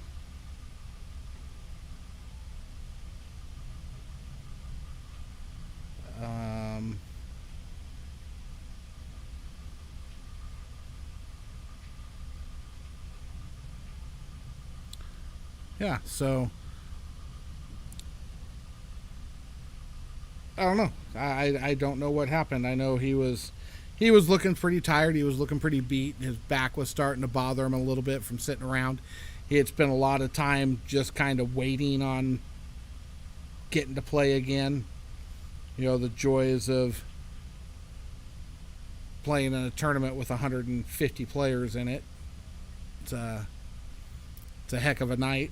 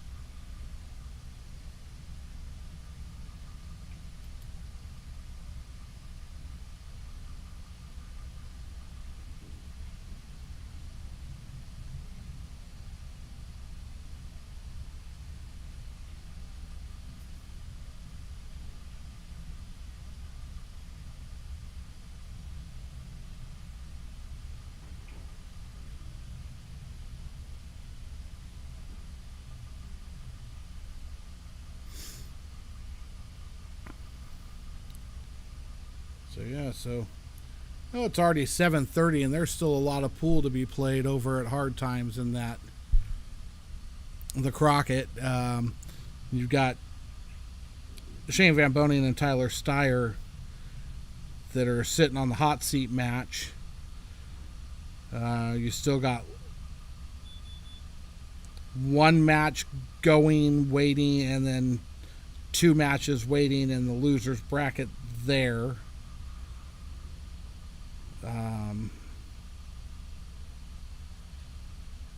Yeah, so you still got several matches to be played over there. It's running hot, so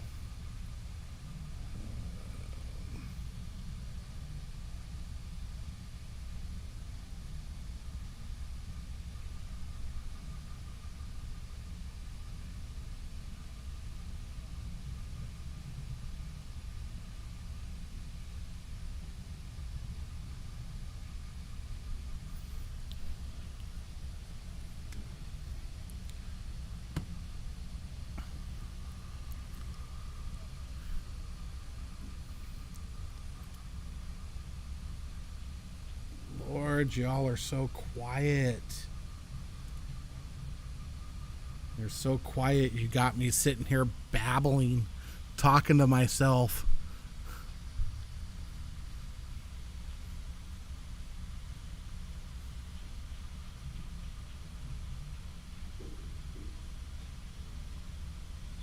Uh-oh.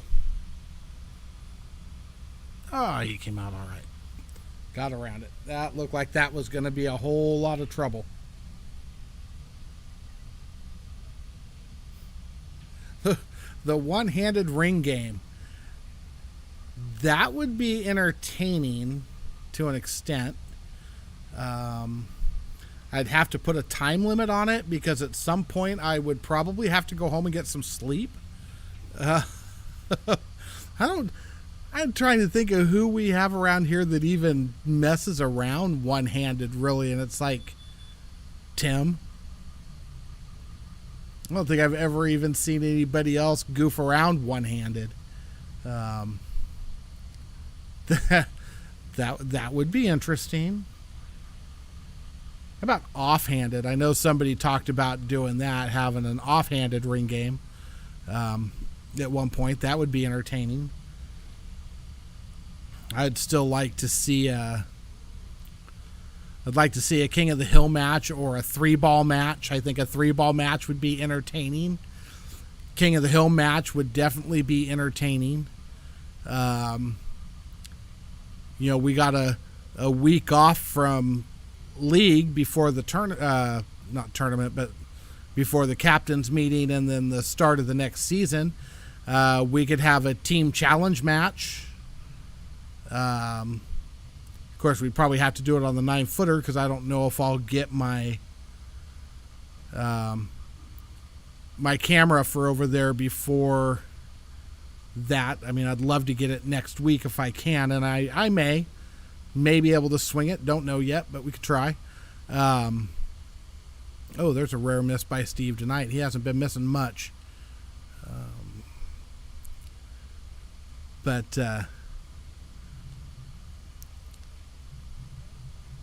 We could do a BCA style team match, just a straight race to 13 and figure out a handicap off of a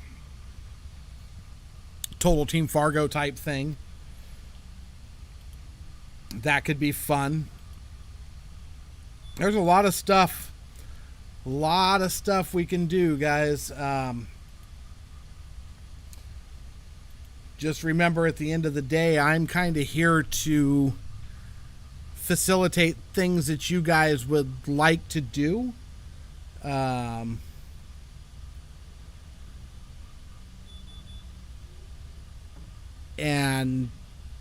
give you guys a platform to play on.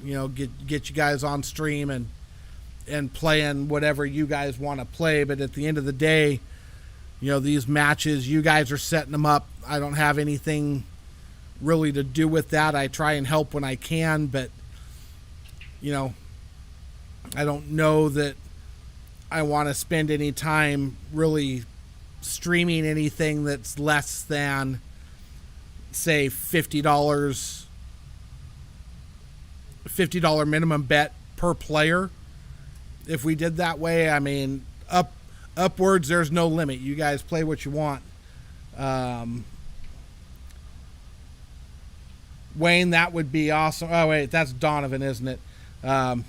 You're over here talking on two different things. But yeah, that would be fun. Monday night top team versus Tuesday night top team. That would be a fun match to throw. Of course, unfortunately, Monday night's top team right now, I think, you got Tinsley working. You've got Todd had to move. I don't know that they would be able to field a team at this moment.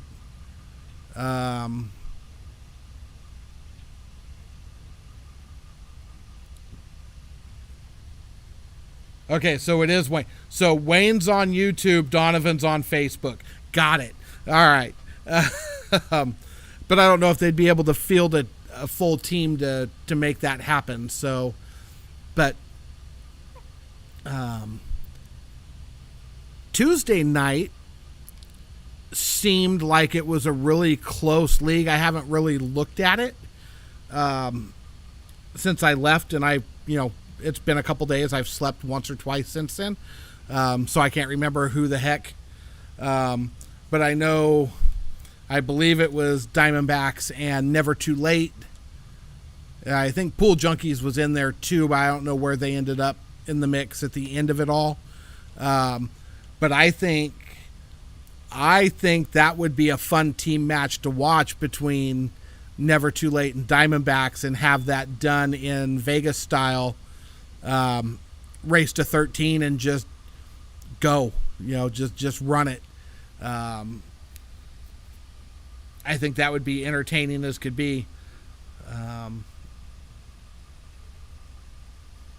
So I don't know. There's a lot of opportunity, a lot of things to do out there. I'm open to stream whatever you guys got going on. Like I said, don't want to stream $20 matches. Want to make sure that the people that are streaming and on the stream are actually putting it on the line, trying, not goofing around just to get to play on stream. I want to see, we want the high drama. We want people to, and that's why, like Post Up, when they do their stuff, it's all a minimum $100 bet. Our people here haven't really been gambling again all that much or playing matches like that. So I'm okay with doing 50. I think more people are comfortable there. I think people will get more comfortable upwards later, but they're going to have to get back to that. That was a nice shot by Steve on the 4-ball. That was a heck of a shot.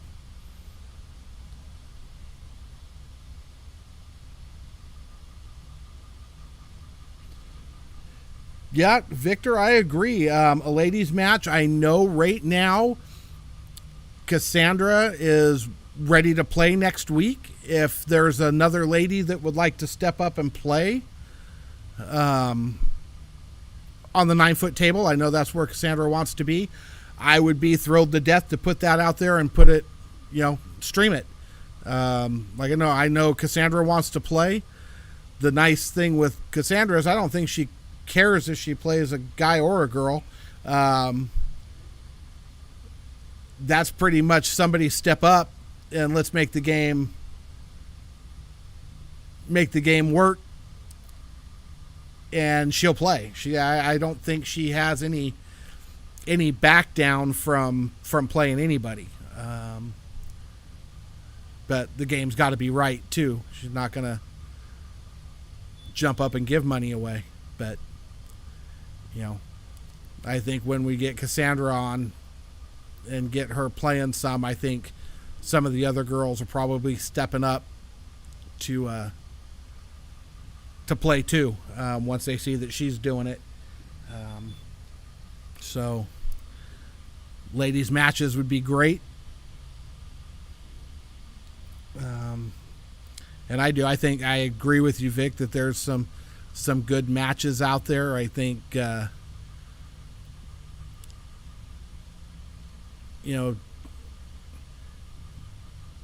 kind of hard with them. They're all friends, but I think like a Jamie and a Noelle, except for Noelle doesn't 9-foot tables aren't her her thing. They're a little more difficult for her.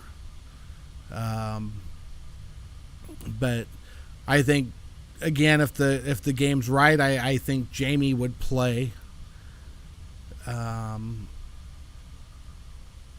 So yeah, there's so much we can get going, and I think now, you know, it's funny as I'm watching the numbers of people that are tuning in, and we're 6 hours into this stream with 45 minutes of downtime between the last two matches, and you know the numbers have been hovering about 20 or so.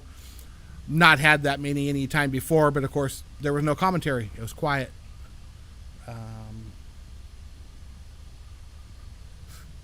Sargon, thank you.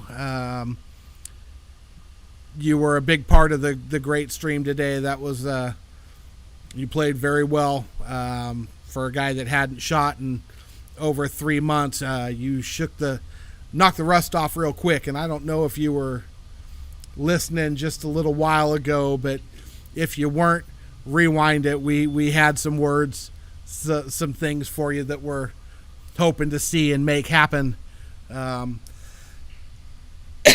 far as we would love to see you and Gary Brown in the box, see you guys play. I think that's an amazingly entertaining match to go down right there. So just sending it out there to you, brother.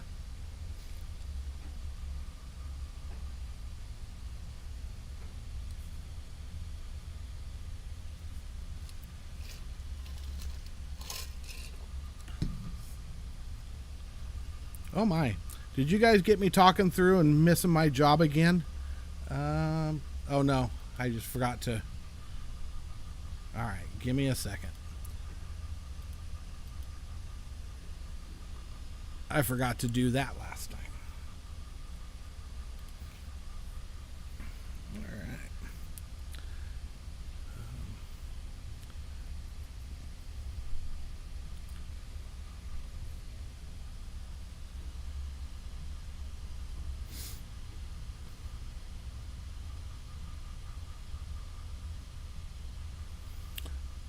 Oh, you're right. He absolutely is. He's shooting very well. Like I said, it's hard to call it. Not sure what to expect when he comes over to the big table because he doesn't do it. I mean, it's not where he plays. But you certainly can't tell that by watching him shoot tonight. He looks right at home on this table, and he's shooting well. That's going to make things tough for anybody in his Fargo range when he's shooting like he is right now. Nobody in that Fargo range has to like playing him right now.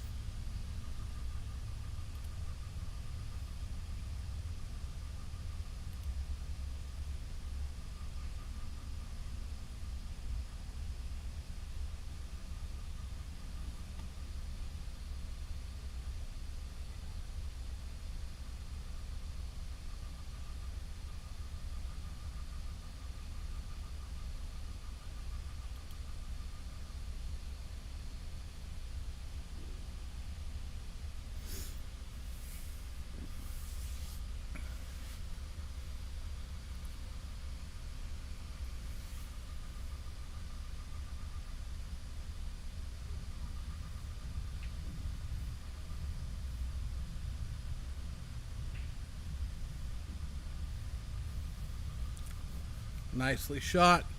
But this is something we saw with Sargon's match earlier. Shooting across that magic rack is can get pretty sketchy. That one seemed to handle getting shot across better than the one that Sargon shot earlier.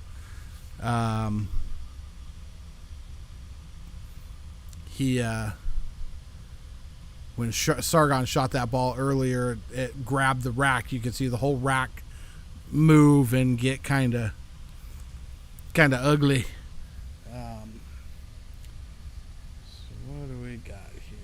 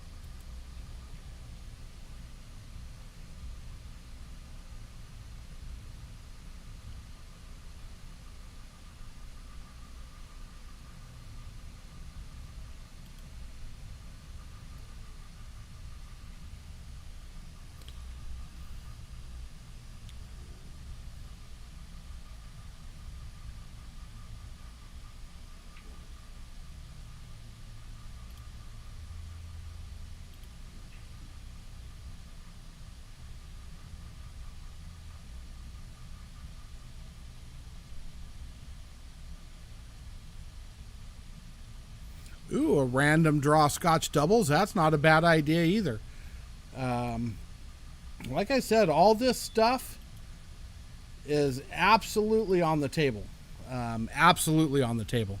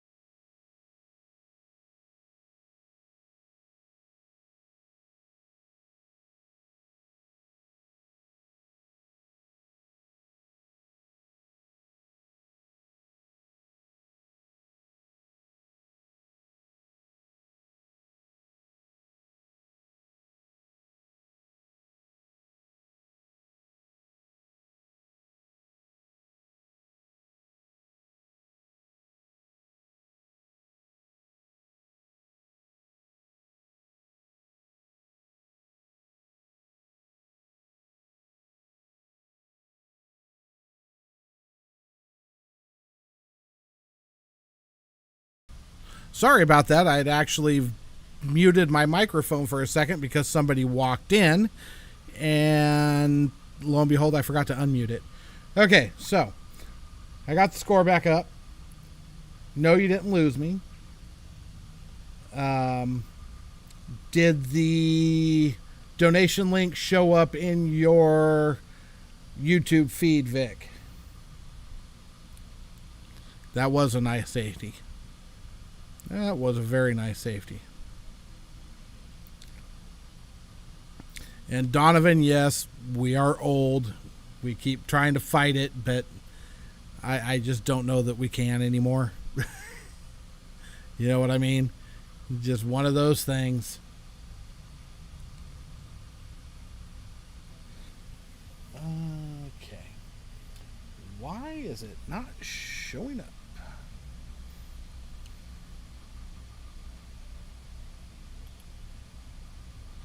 So, we're gonna do this. If you're on YouTube and you're trying to find the donation link, if you take the video out of full screen, and you'll see a little box where it says 16 watching now, started streaming, yada yada yada. If you make that bigger, the link is actually there to support the stream.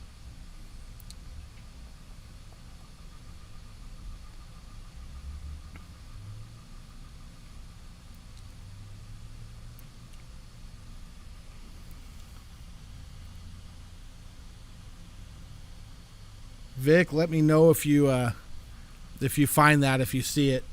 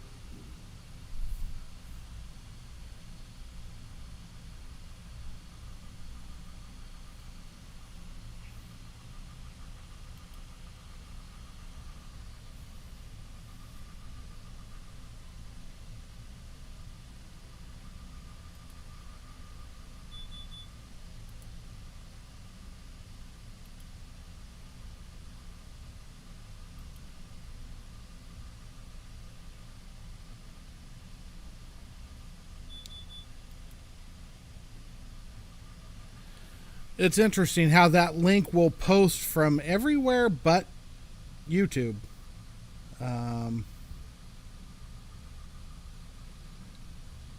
So yeah, if you see the like button, the thumbs up, thumb down, share, clip, save, that might just be mine.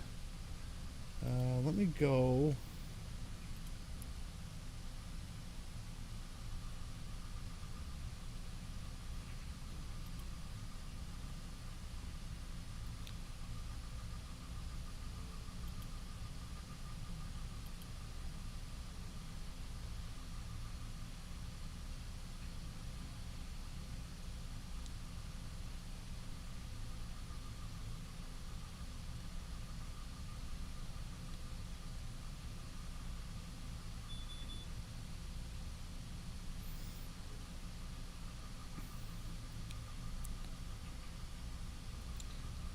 don't know.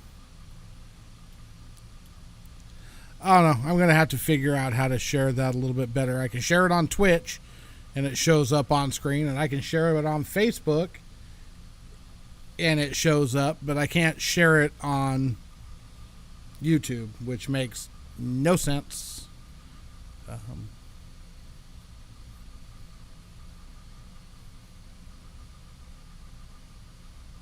So I don't know.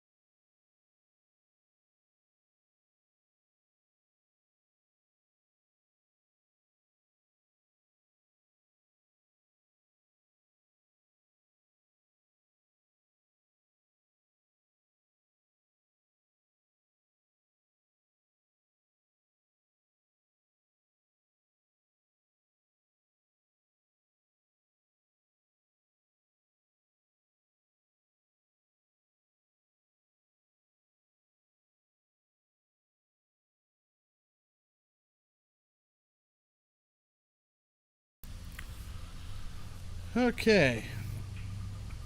So, what y'all doing?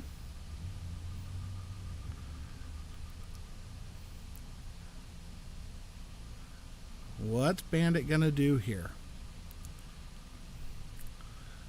2 rails. Stun it and try and come straight up and back down.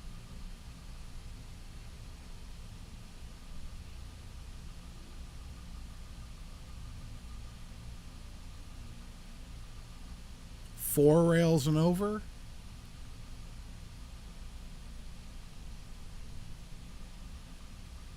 Play a safety. It's the right shot. That's a smart move. That is.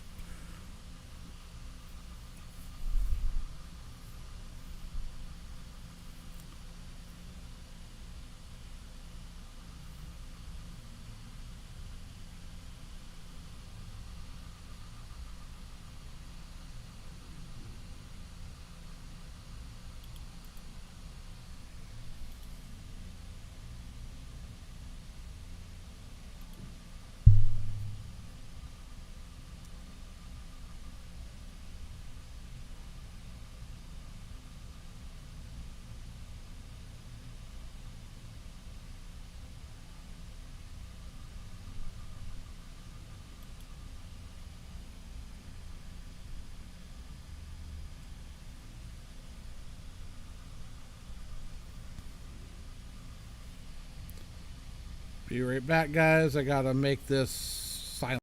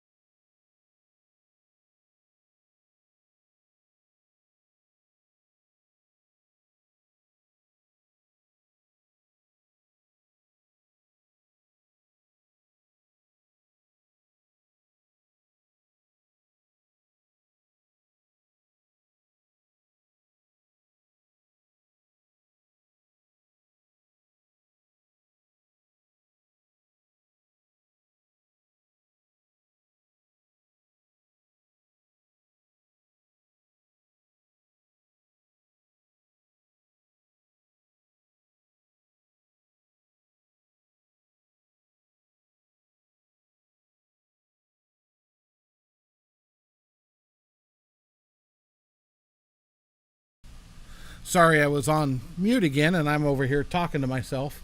But yeah, I was on the score. Can't remember to turn off the mute so you guys can hear what I'm saying. But hey, it is what it is. I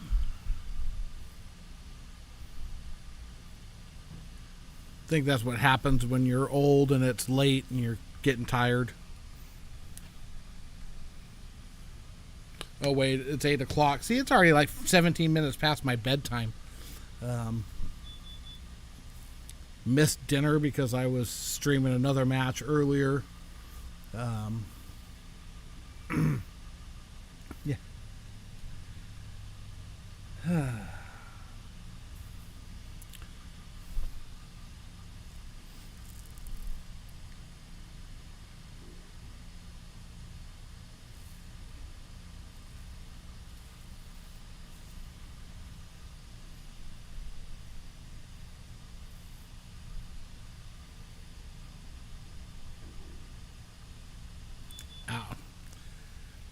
That was an unlucky roll for Bandit.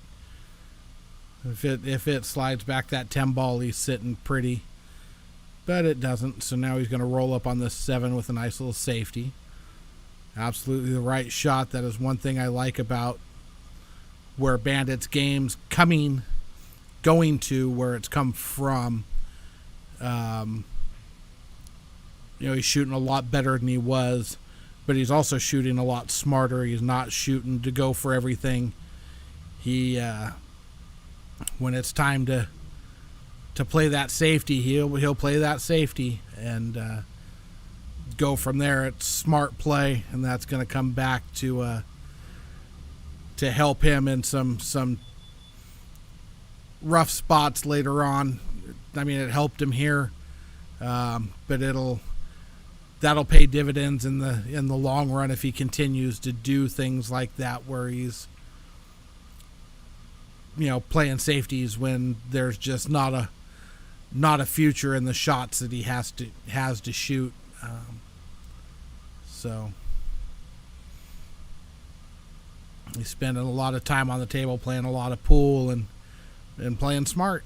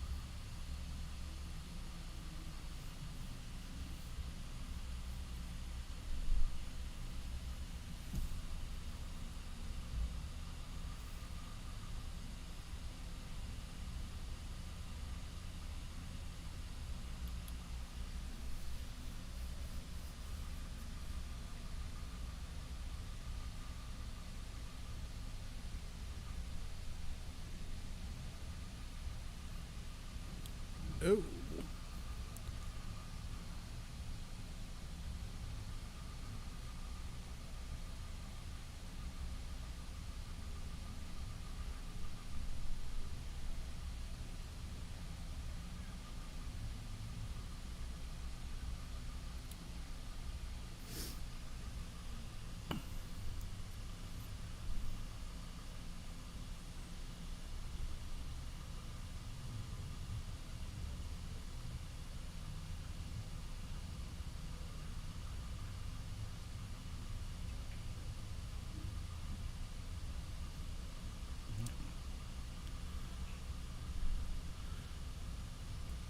Last couple shots, Bandit has really kept that chicken wing under control. He's following straight through the ball, hitting the ball really well.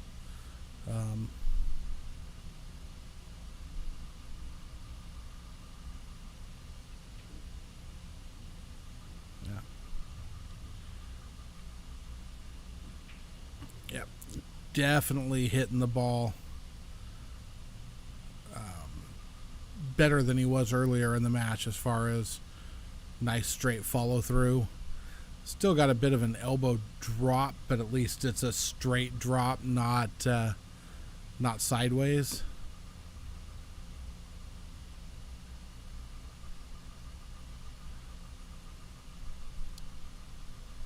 See, I like it. Somebody walks in front of him, he stops, he gets up. Not the, I did it anyway. Stop, regroup, get back down. Fundamentals from Bandit are looking really good right now.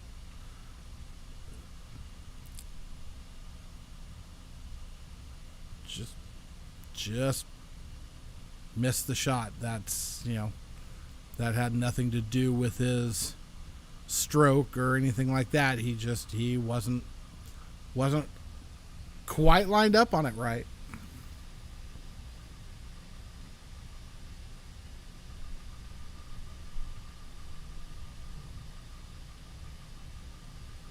A nice shot, Steve. Hit that ball real well.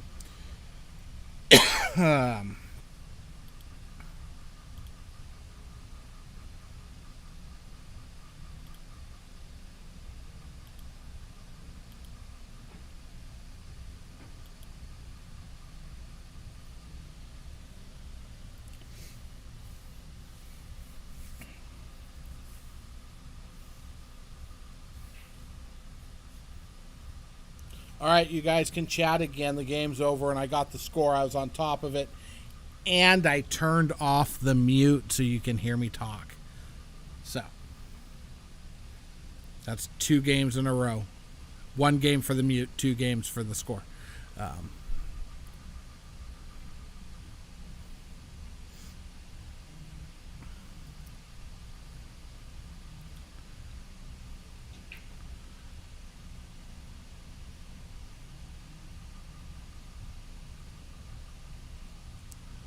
Is anybody else happy to be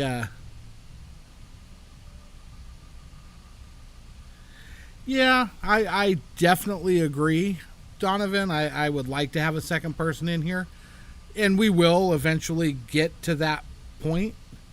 I've already got the microphone. I've got everything for it.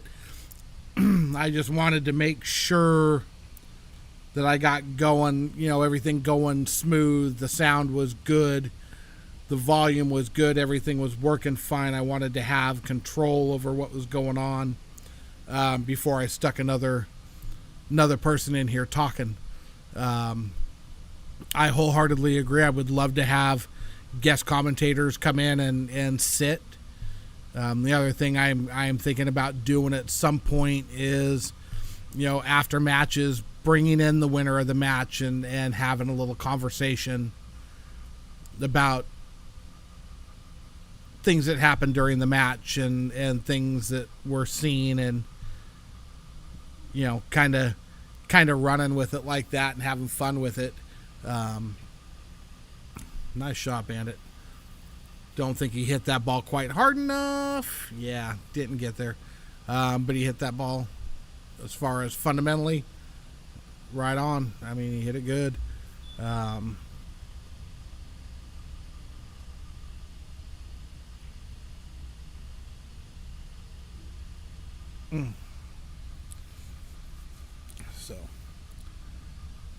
But yeah, I think having some back and forth would definitely be a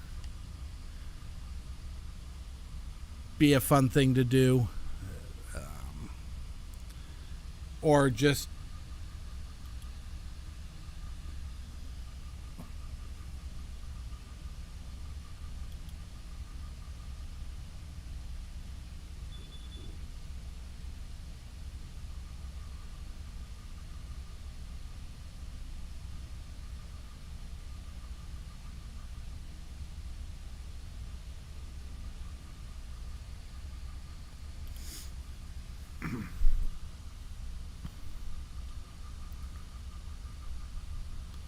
whoa, he missed that whole ball.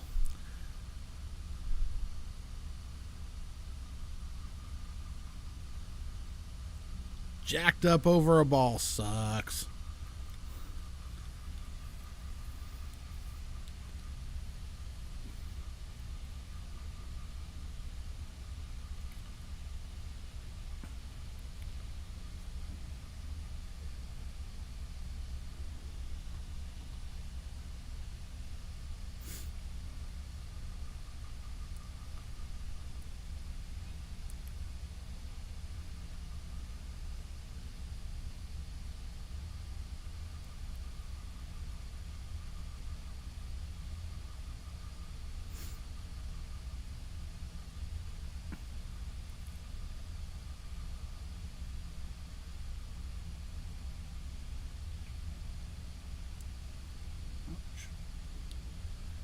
Feels like Steve's cooled off a little bit. Right now he's kind of lost his way for a moment. See if he can get it back, because he was definitely killing it earlier. Now he seemed to cool off a little bit.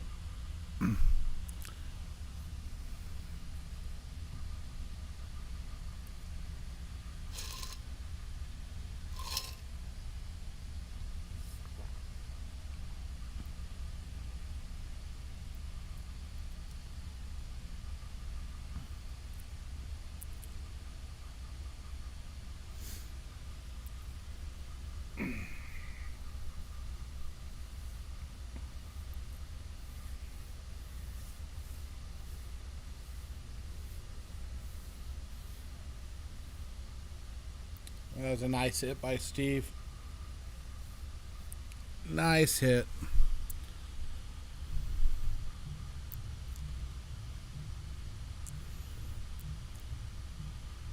I definitely feel like what I'm seeing right now, I know he missed that ball, but I feel like what we're seeing from Bandit is he's seeing Steve cool down a little bit, and he's trying to twist the knife a little bit, playing safeties, not allowing Steve to get back to shooting like he was, making him work for every little thing he gets. So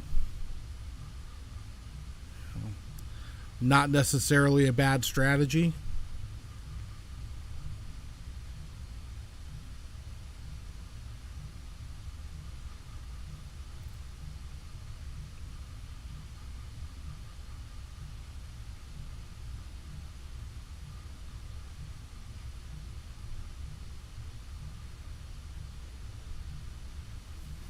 A nice shot.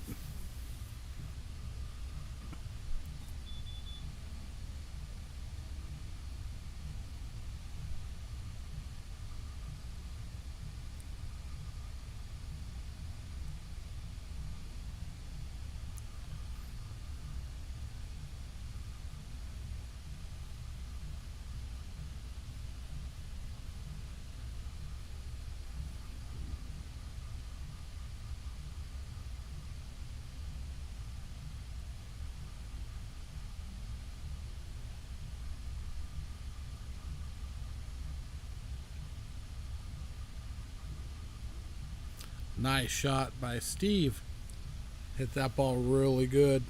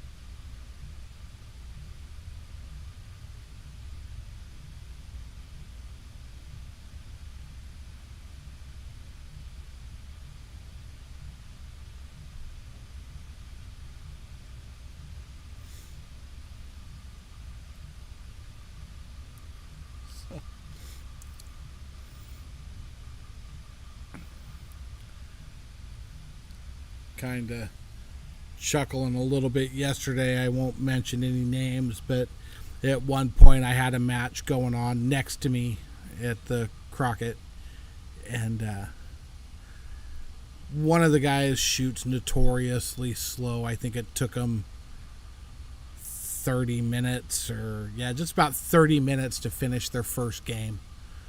The other guy shoots normal speed, not overly fast, but not slow. And the guy that shoots at normal speed was getting a bit frustrated, and there was some under your breath but loud enough for the opponent to hear it cussing and You know, you have a shot. Why don't you effing run out? And just comments of frustration coming out of one of the players. And I think the other guy just sucked it up. I think he literally, the more it happened, the slower he played, because he saw the frustration setting in. And the other guy getting completely out of his game. And I feel like that's what we're kind of seeing from Bandit right now. Is I think there's some frustration on Steve's part, because he keeps coming up to safeties and crap shots. So Bandit's, like I said, twisting the knife a little bit, but I also do agree with you, Donovan. There is a point where you got to open up a little bit, you know, play those safeties, and then get an out and take it. And I think that's almost a bigger twist of the knife when you plan that out perfectly, which it looks like he did. I think he may have went with the safeties too long, but again, he had to get to a shot that he was comfortable with to play, and out that he was comfortable with to do, and I think that's what he did. And it played out, I think, exactly the way he was envisioning that playing out. I think there is you can see some frustration in Steve's body language right now. Might be partially because he's not playing as good as he was the first game, and then it might be some every time he steps to the table, he's not got a shot. But that's the fun thing about pool and what we do is there are so many differences that you have to deal with from different players, from fast players to slow players to safety players to the guy that waits until you're in dead stroke and playing well, and then he runs to the bathroom every couple minutes to stop you from shooting. I think that falls right in the same place with the safety playing constantly. But you got to find a way to shoot through that. You got to find a way to keep your composure, not let it get to you, and get it done.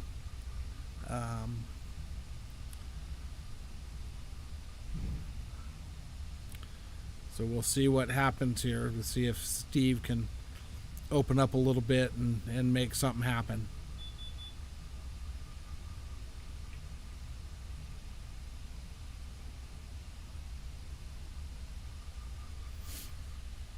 I see this is kind of what I'm talking about. Steve wasn't missing shots like that earlier. I think the frustration's starting to set in a bit. And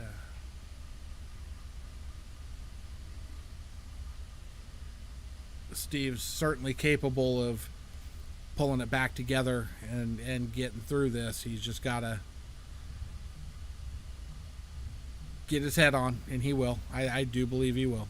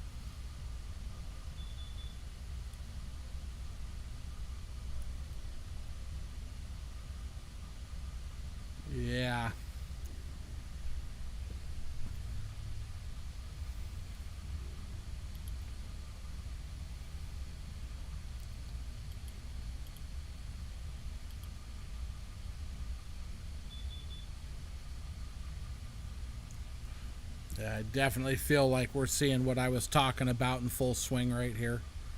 Um,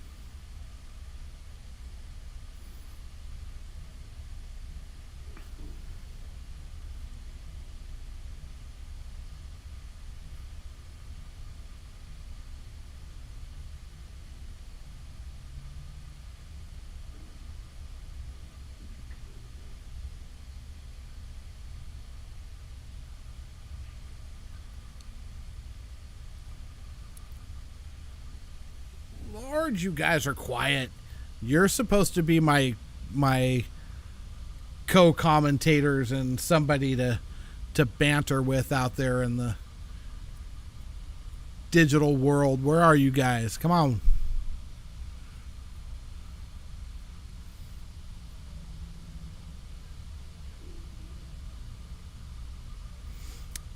Yeah, no, you're 100% correct. Like I said, I you can see the frustration in his body language and what's going on right now. Um, he needs to take a deep breath and get it back, because things can get away really quick. Um,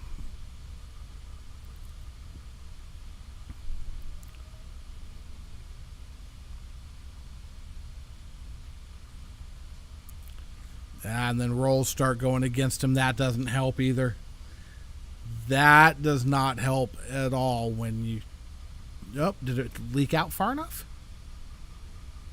I guess it did. From here where I'm sitting, it looked like he was hooked. I didn't think that ball leaked out far enough for him to get around it. But apparently I'm wrong. So that's good for Steve. He needs to get this game and kind of get back into this.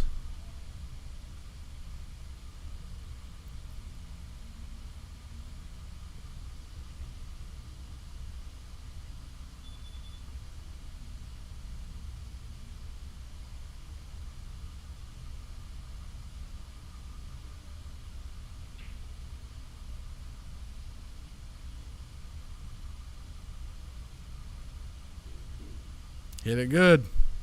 Nice shot, Steve.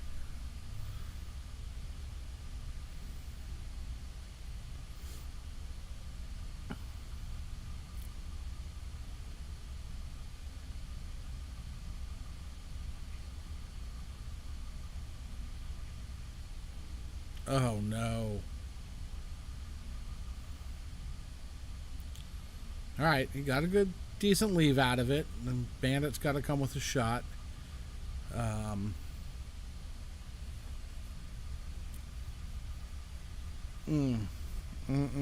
that hurts.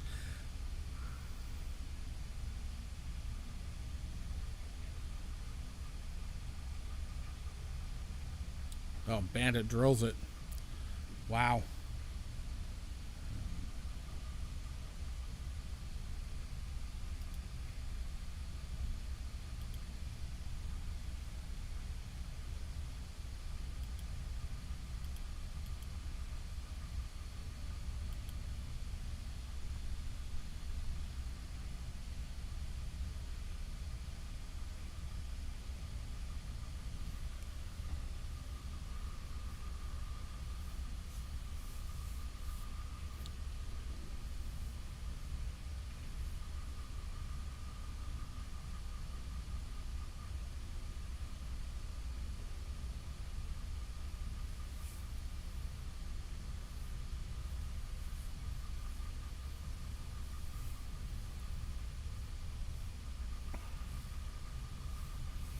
All right, so we talked about Gary and Sargon as a match we'd all like to see. Who else? What other match would we like to see? Oh, we talked about me and Donovan. Everybody wants to see that match. Um, who else? What other matches are out there that we want to see? I mean, love to see the Mark Swisher Dave Jones rematch, but I don't know that we're going to get that one anytime soon. We may, but I don't know.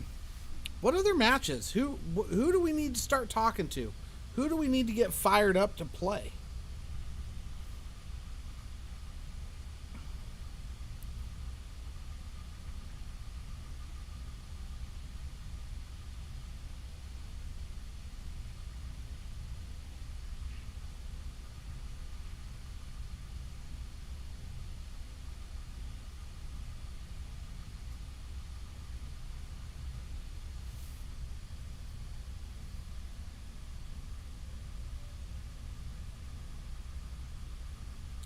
Wayne and Jack. Well, we already know that game's going to happen.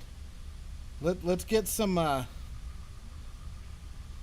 Let's get something that's not even in the talks. Jones and Swish rematch. I agree.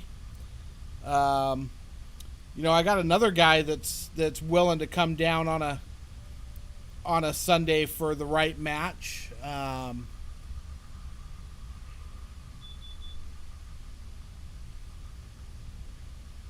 Valdez and Yamamoto. Yeah, that would be a fun one to watch. But yeah, I got another old timer. Used to play here a lot. Mike Mitchell and Sargon. Yeah, that one would probably be another bar. Yeah, that would be a great match.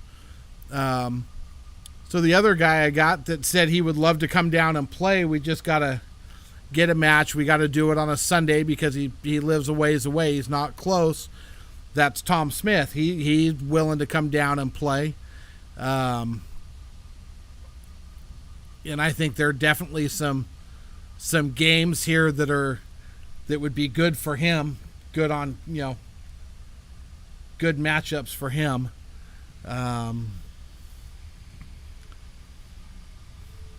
Yeah, Mike Mitchell and Sargon would definitely be fun. Jones and Swish, I absolutely think that needs to be a rematch, but I feel like that needs to happen before we open, where I can have them mic'd up and don't have to worry about the jukebox coming on, because that adds a whole nother level of fun to it. Wayne and Jack should be a fun game to watch. I think those guys are close. Who else is out there? I mean, we've got so many players that can play. Maybe I'm out there, maybe I'm not. Maybe a Pat McLeod and Tom Smith.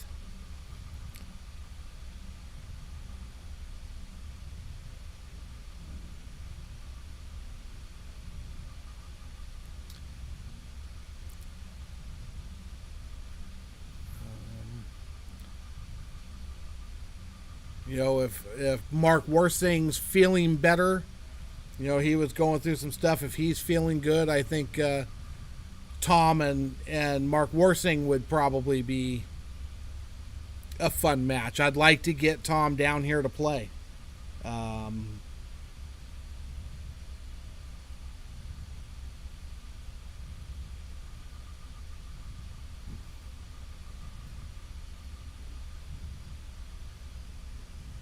Okay, so I just saw that come across, Donovan. Which one? We've talked about like 15 matches.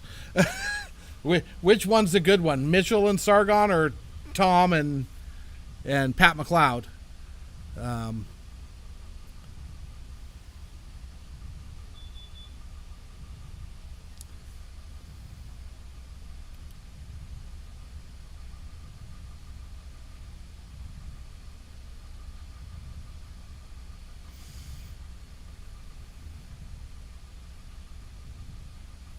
Tom and Pat, yeah. Yep. I think, I do think that's a good one. Just like I think at some point,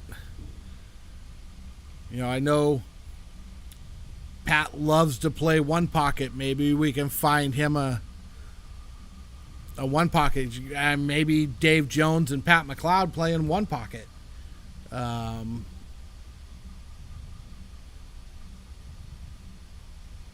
Pat,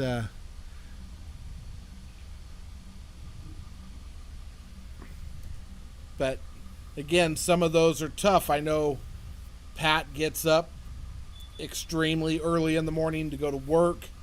But the Sunday afternoon thing may work for him. That may be something he can do without killing him for the next day. Me and Matt Overturf?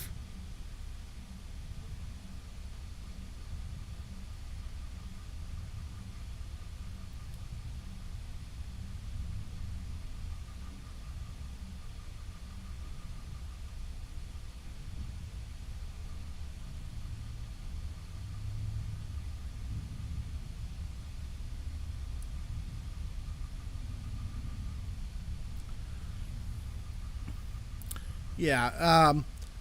So Matt doesn't gamble, which is fine. I know a lot of people that don't gamble, but that's not his thing.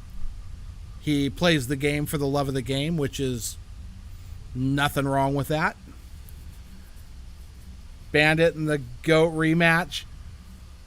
Trust me, I know Bandit's over there chomping at the bit for that matchup. He will do that in any time the GOAT's ready to step back to that game. So yeah, definitely that.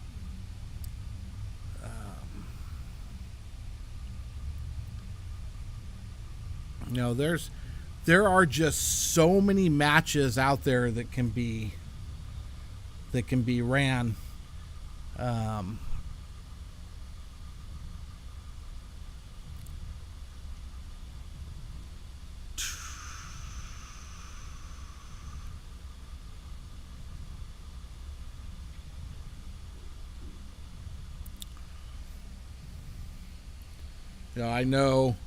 I know Josh is chomping at the bit to get back in the box, but I also know he's wanting to.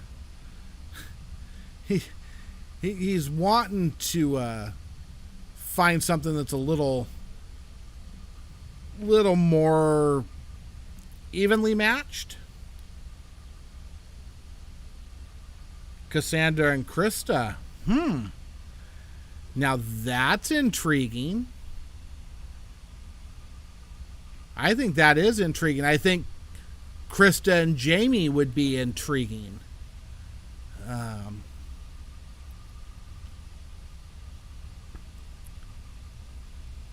Yeah, there's...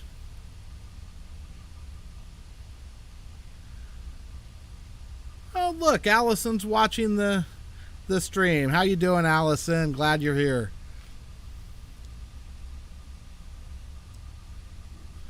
Oops, I missed the score.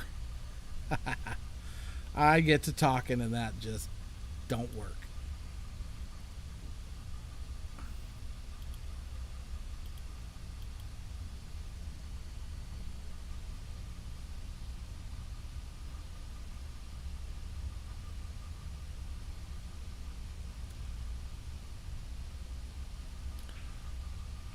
We've started the new session of tournaments, Allison. Don't wait till the last one to come back and visit and get qualified.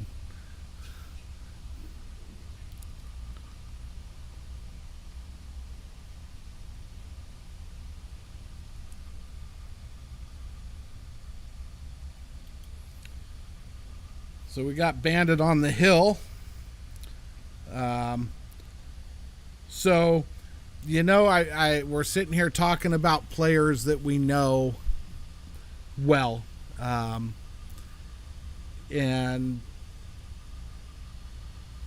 that lady right there that commented, Allison, she can play a little bit. That would probably be a great match between her and Cassandra. I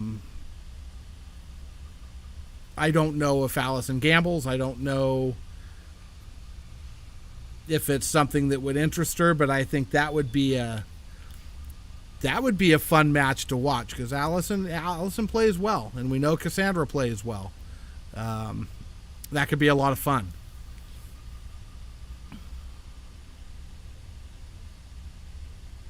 Nice hit, Bandit.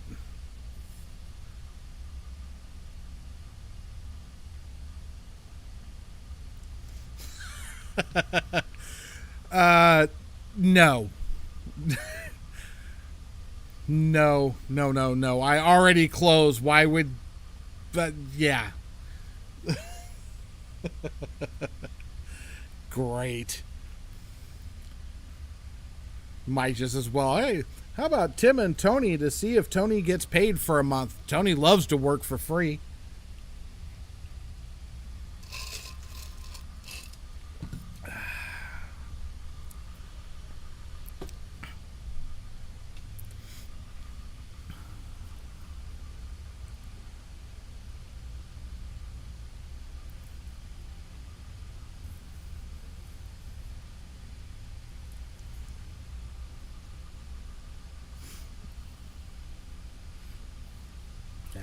Yeah, there are so many intriguing and fun matches out there.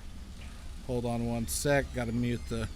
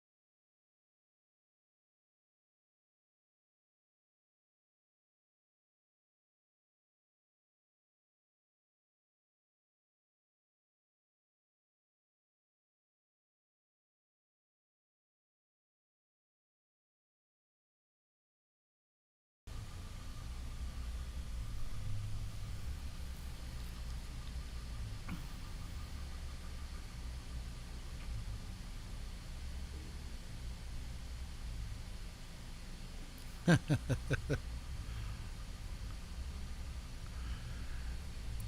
right, I'm missing. Who is Callie Dabbs? Don't know who it is.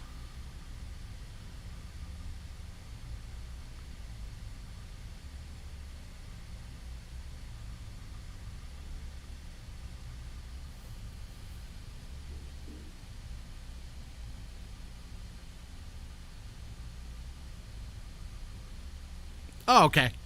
Oscar. Oh, yeah, Oscar. We haven't even mentioned Oscar. There's a lot of good matches out there for you, too, big man. A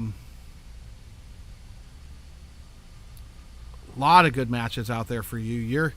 You're in that Fargo where there's a lot of people for you to play here. But yeah, Steve would be a rematch for you. You guys have already played once, if I'm not mistaken. I got to think about things. If it's been over 2 hours, I can't hardly remember it. So pretty sure you and Steve already played once. But that'd be a good matchup for you. Bandit would be a good matchup.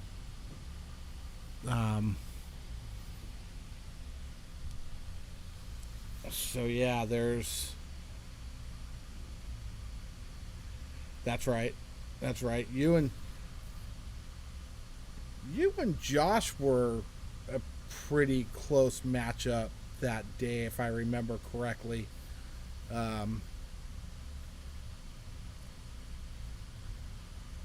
It was definitely fun. But yeah, there's a lot of good matches out there. Yeah.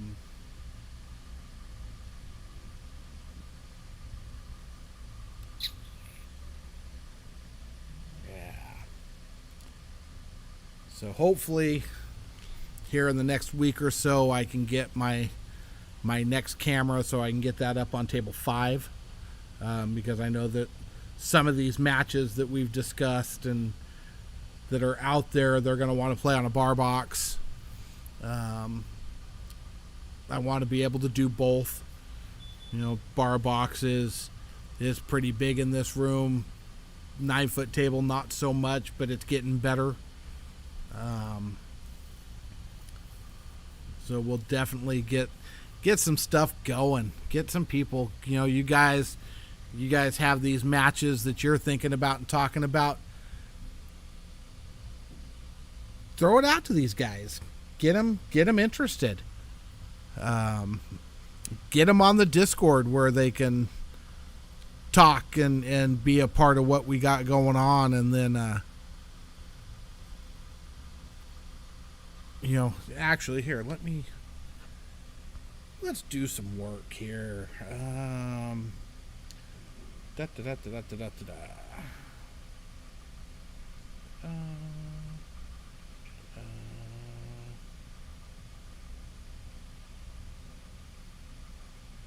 link.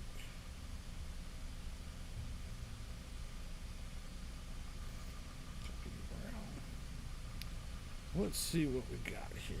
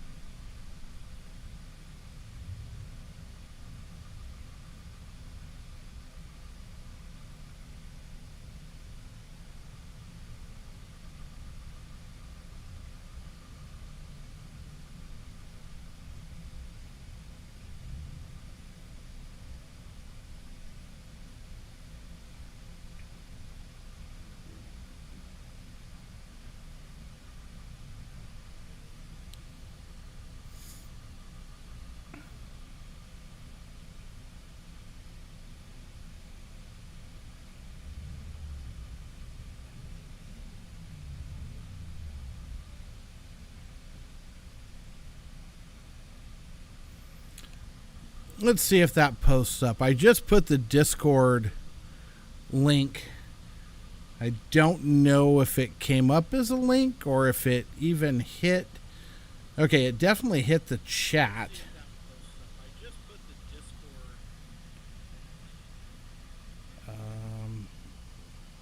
There it is. Now it hit the screen. So that is the link to our Discord where most of the talking about matches and stuff go on. I know Oscar, Donovan, all you guys have it. Of course, I've got a bunch of viewers on here. I'm not sure who has it, who doesn't. Feel free to join the Discord. I may pop in when you join and ask who it is, just so I know who we're dealing with. That way I know what groups to add you to for ring games or novelty matches, or if you're looking to match up with somebody, kind of have an idea to help direct you to a game that's going to be good for you. I'm trying like heck to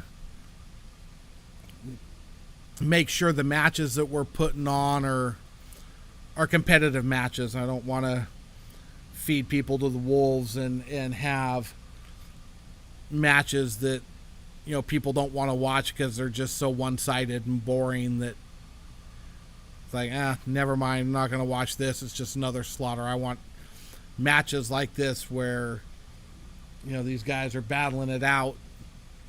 Sargon and Devin earlier just battling it out for who's gonna take it. That's where we're looking. But like I said, there's the Discord. Feel free to join. Join in the chat, talk, get on, listen, laugh. Watch some of the craziness that ensues after a match. Well, for a couple of people anyway. Not everybody does that, but it was very interesting.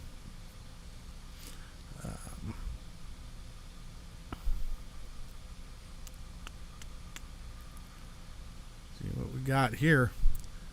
So Bandit's on the hill. Got a nice shot on the 8-ball. Where is he going to try and go for the 10? Is he coming up, shooting it in the corner? Just going to take it in the side. Nice. Don't do a lot. Don't overthink it. Don't move the cue ball more than you have to. Just give yourself a shot. Put it away.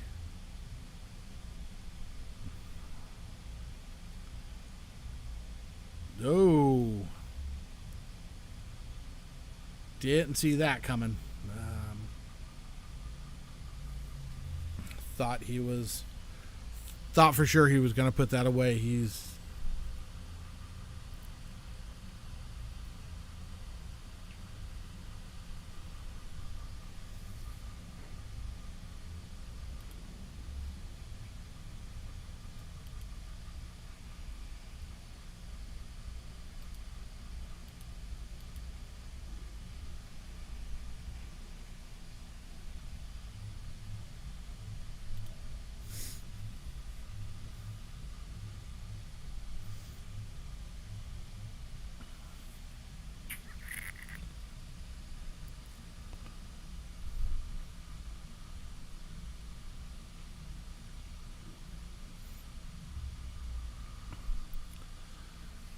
Ooh, this has been a long day of matches already.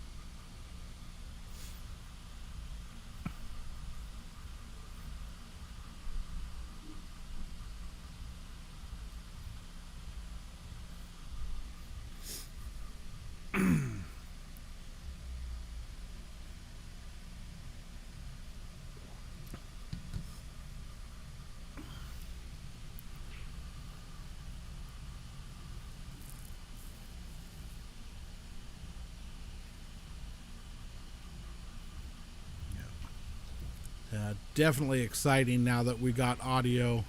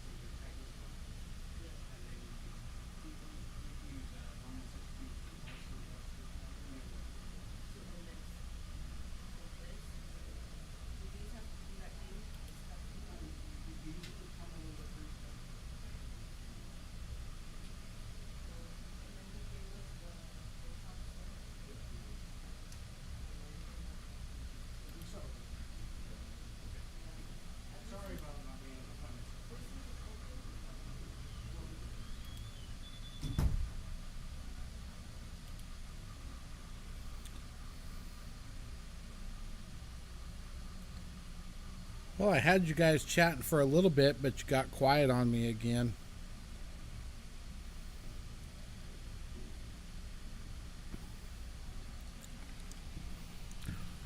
Hmm.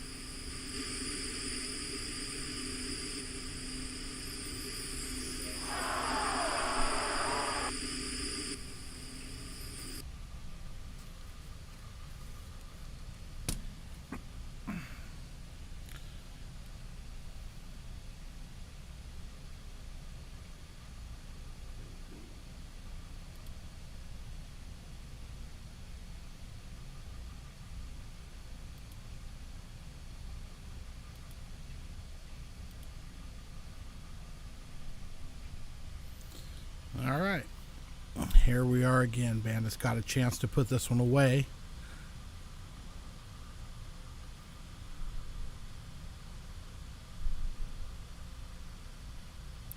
Ouch.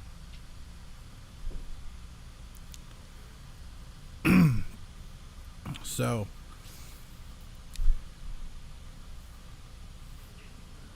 Steve's got a little pop back in his step now. I think we're going to be seeing a hill.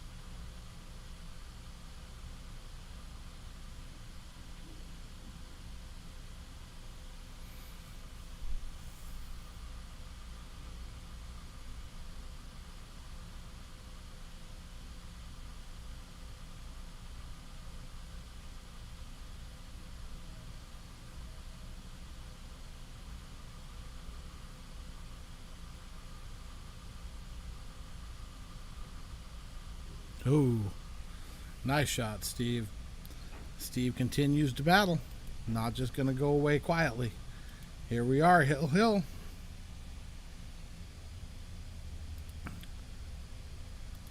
What a set. These guys are freaking laying it on the line. Love it.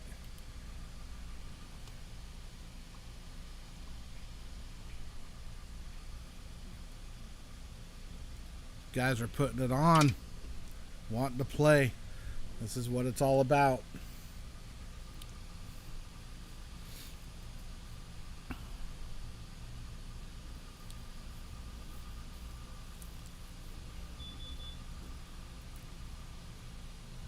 One game for the cash.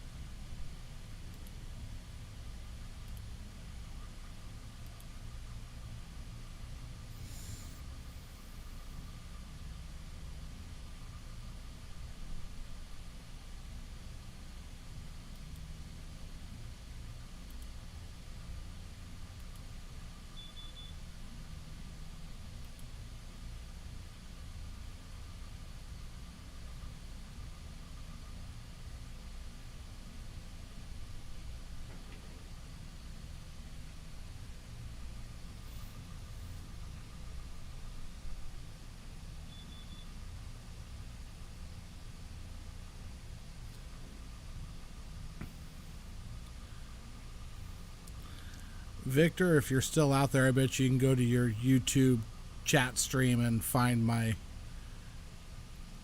link to the support page now. I don't think it was letting me post it because I was under a different account. I wasn't under my Throwdown account there. So take a look, see if it's there. I'm seeing it, definitely seeing it in the stream on the screen. Make sure it's in your chat stream.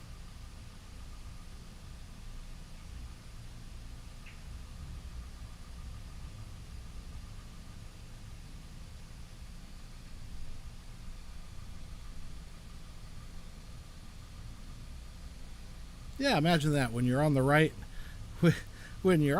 account, things go differently. Oh well. Still new. I'm learning.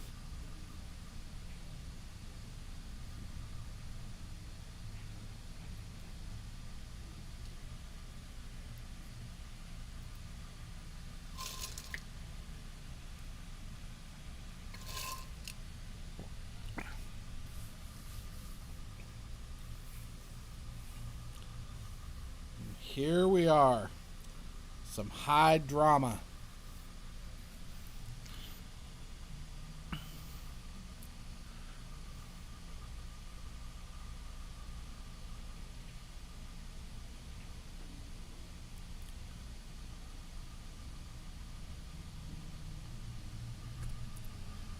Steve looking for a breakout. Goes a little long. Now we're going to see a nice little safety. Sit down. Oh, leaked out.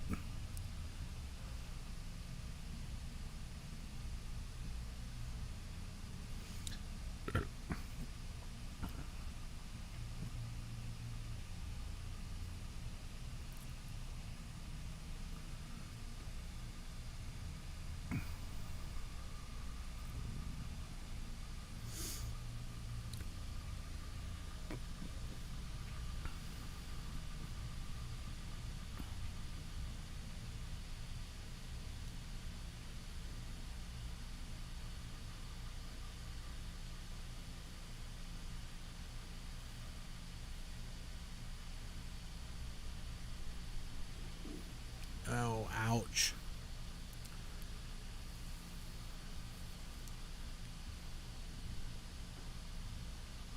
Nice shot, Steve. Not going to like the outcome of the shape, but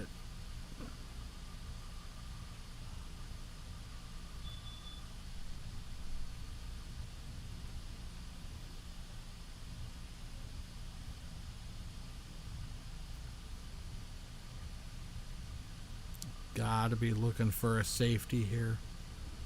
I know Steve doesn't like to play safeties,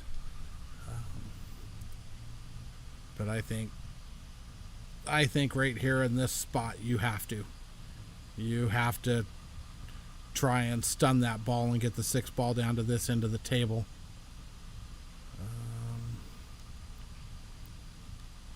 I think he's going to come out of it. No early 10 balls, so he didn't come out of that too bad. I don't know if the 6 goes between the 10 and the rail. I'm guessing it doesn't, by the way Bandit's looking at it.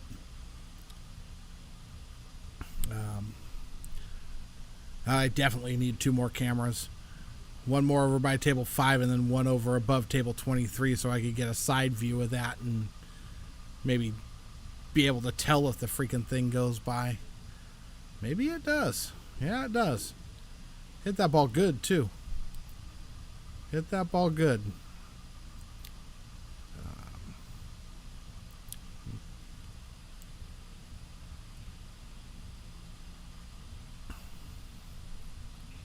Just another stun. Stun or half a tip low. Come down and back up.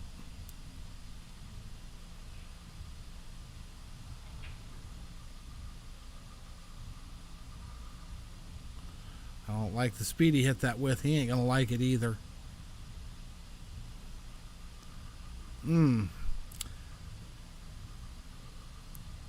I don't know. What do you guys think? To me, he hit that ball too timid. He should be stunning that ball and coming to the rail and back up on the 9 ball side of that 8. He kind of soft stroked it like he was afraid. not that I think he was afraid. I don't get it. I think you go. You just hit the ball firm with stun, get up and back. I have a feeling Steve's going to be looking at a bank shot here. I have a feeling Bandit's just going to separate, run the cue ball over, try and put it behind the 9. Just bring the 8 ball straight up the...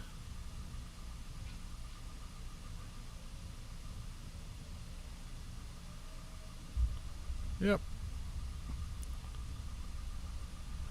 It's either going to be a bank shot or he's going to be hooked. I think that's the right shot under those circumstances. But I did not like the way he shot the 7 ball. What do you guys think? Somebody talk. Come on.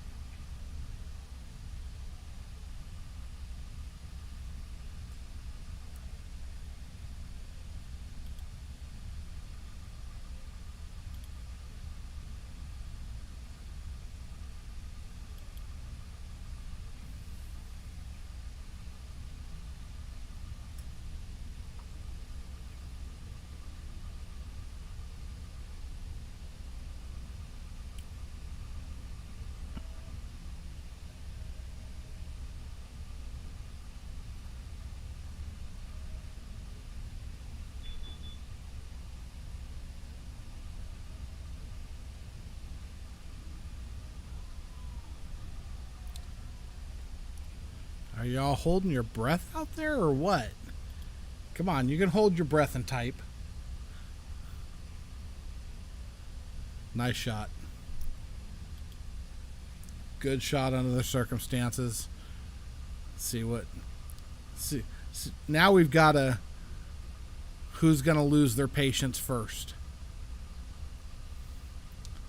They're going to trade safeties until somebody either loses their patience or makes an error.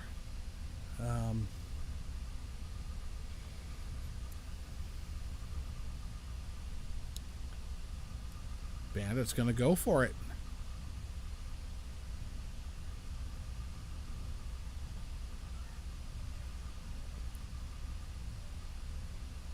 Or maybe he's just shooting, hoping that if he misses it, he comes up short. Oh, he slaughtered that ball.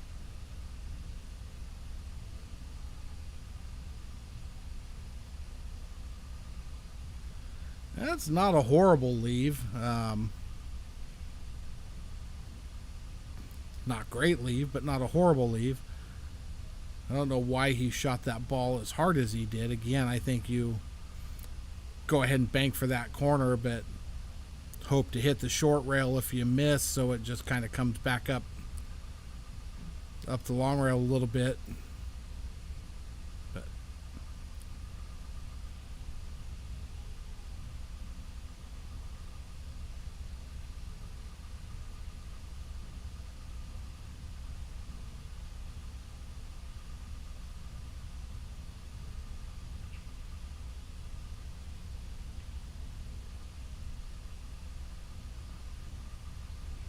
you gonna get a roll out of it?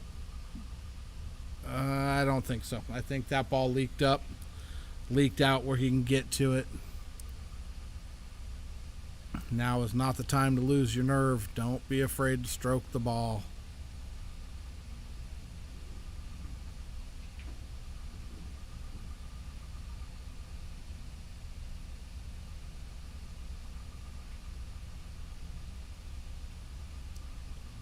Ooh. I don't know. I thought he'd come underneath and shoot the 9 in the same corner.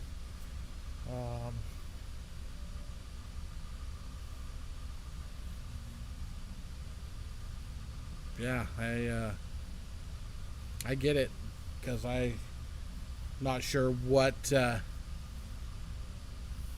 his thought was on that 8 ball. I think you use, a little low left and come underneath to the to the end rail, come back out and shoot the 9-ball in the same corner the 8 went in, because then you're just a stop shot. You've got perfect shape. He didn't see it. Again, it's hard for me to tell from here. If he had the angle to do it, it certainly looked like he had the angle to do it.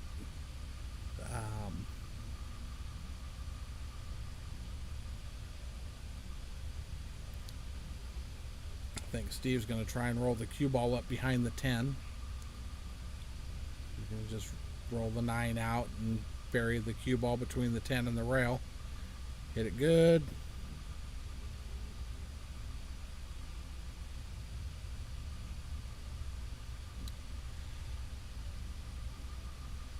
The drama, man, I love it. What are you guys thinking? Nobody's talking again. Everybody's holding their breath. Not sure what to think. Or afraid that one of the players is going to watch and be offended by what you said.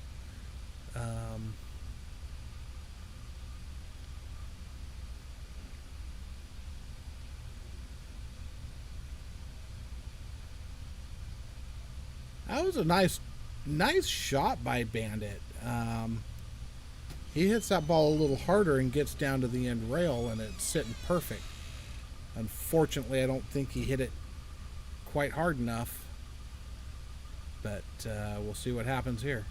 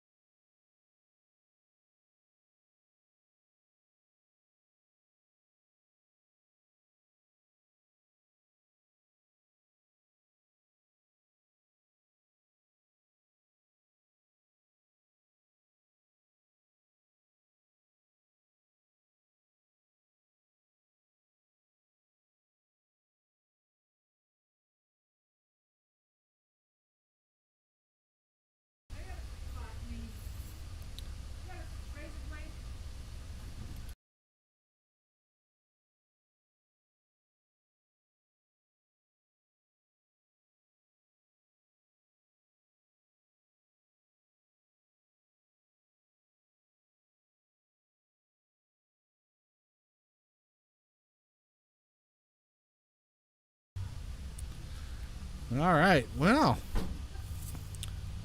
what is going to happen? This is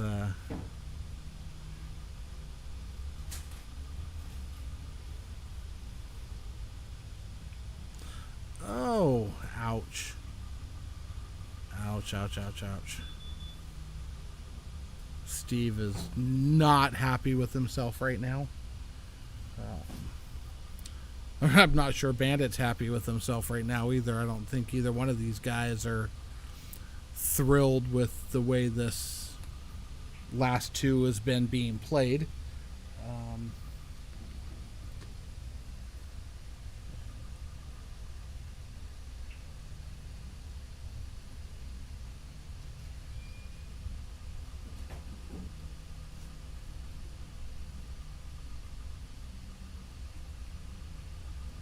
Oh my. Oh my.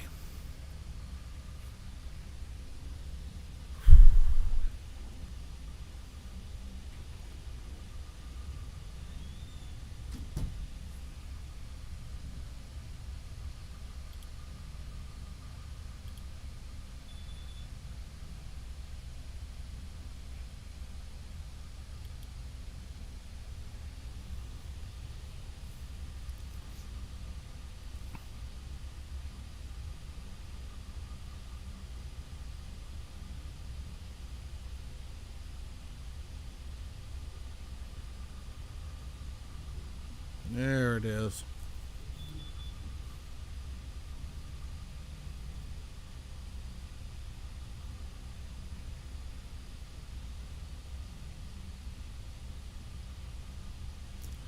Oh.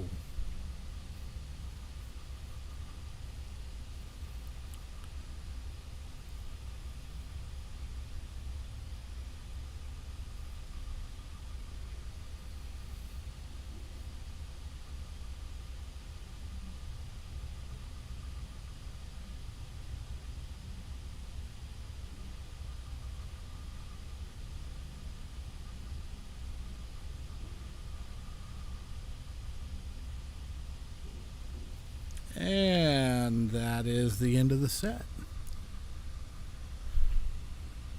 That was rough. Steve fought hard. Steve was down and struggling, but never gave up. Stayed in it. Played his heart out. No shame in either one of their games. You know, they're out here putting it on the line, putting it on the stream, putting it out there for you guys to watch.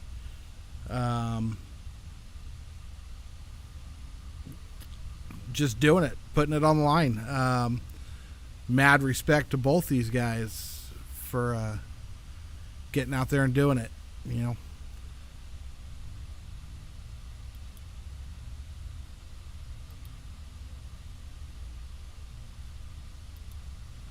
It's been a fun day. It's been a really fun day.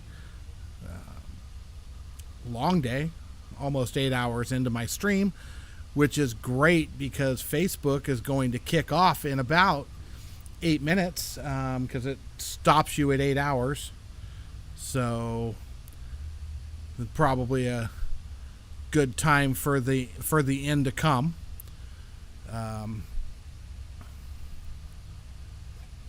So, like I said, these guys played their heart out. Played a great match. Sargon and Devin earlier played a fantastic match. You know, did their battle. So, all in all, pretty good day. Exciting to be able to have the commentary going. Be able to talk and get some thoughts from you guys about what's going on. Yeah. Been talking for almost 8 hours. Yes, that is very true. And you know what? It would go so much easier if somebody else would type every now and then and give me stuff to talk about besides my observations on the game. What about your observations on the games? What you think should have happened? Don't leave it all in my court. Donovan, I think next time I have a stream, if you're not playing, maybe you come sit in here with me. I'll have the microphone hooked up probably tomorrow. But we had a great day. Thank you all for joining in. Heck of a day, guys. So that is the end of things for the day. We will catch you again soon. Have a great night.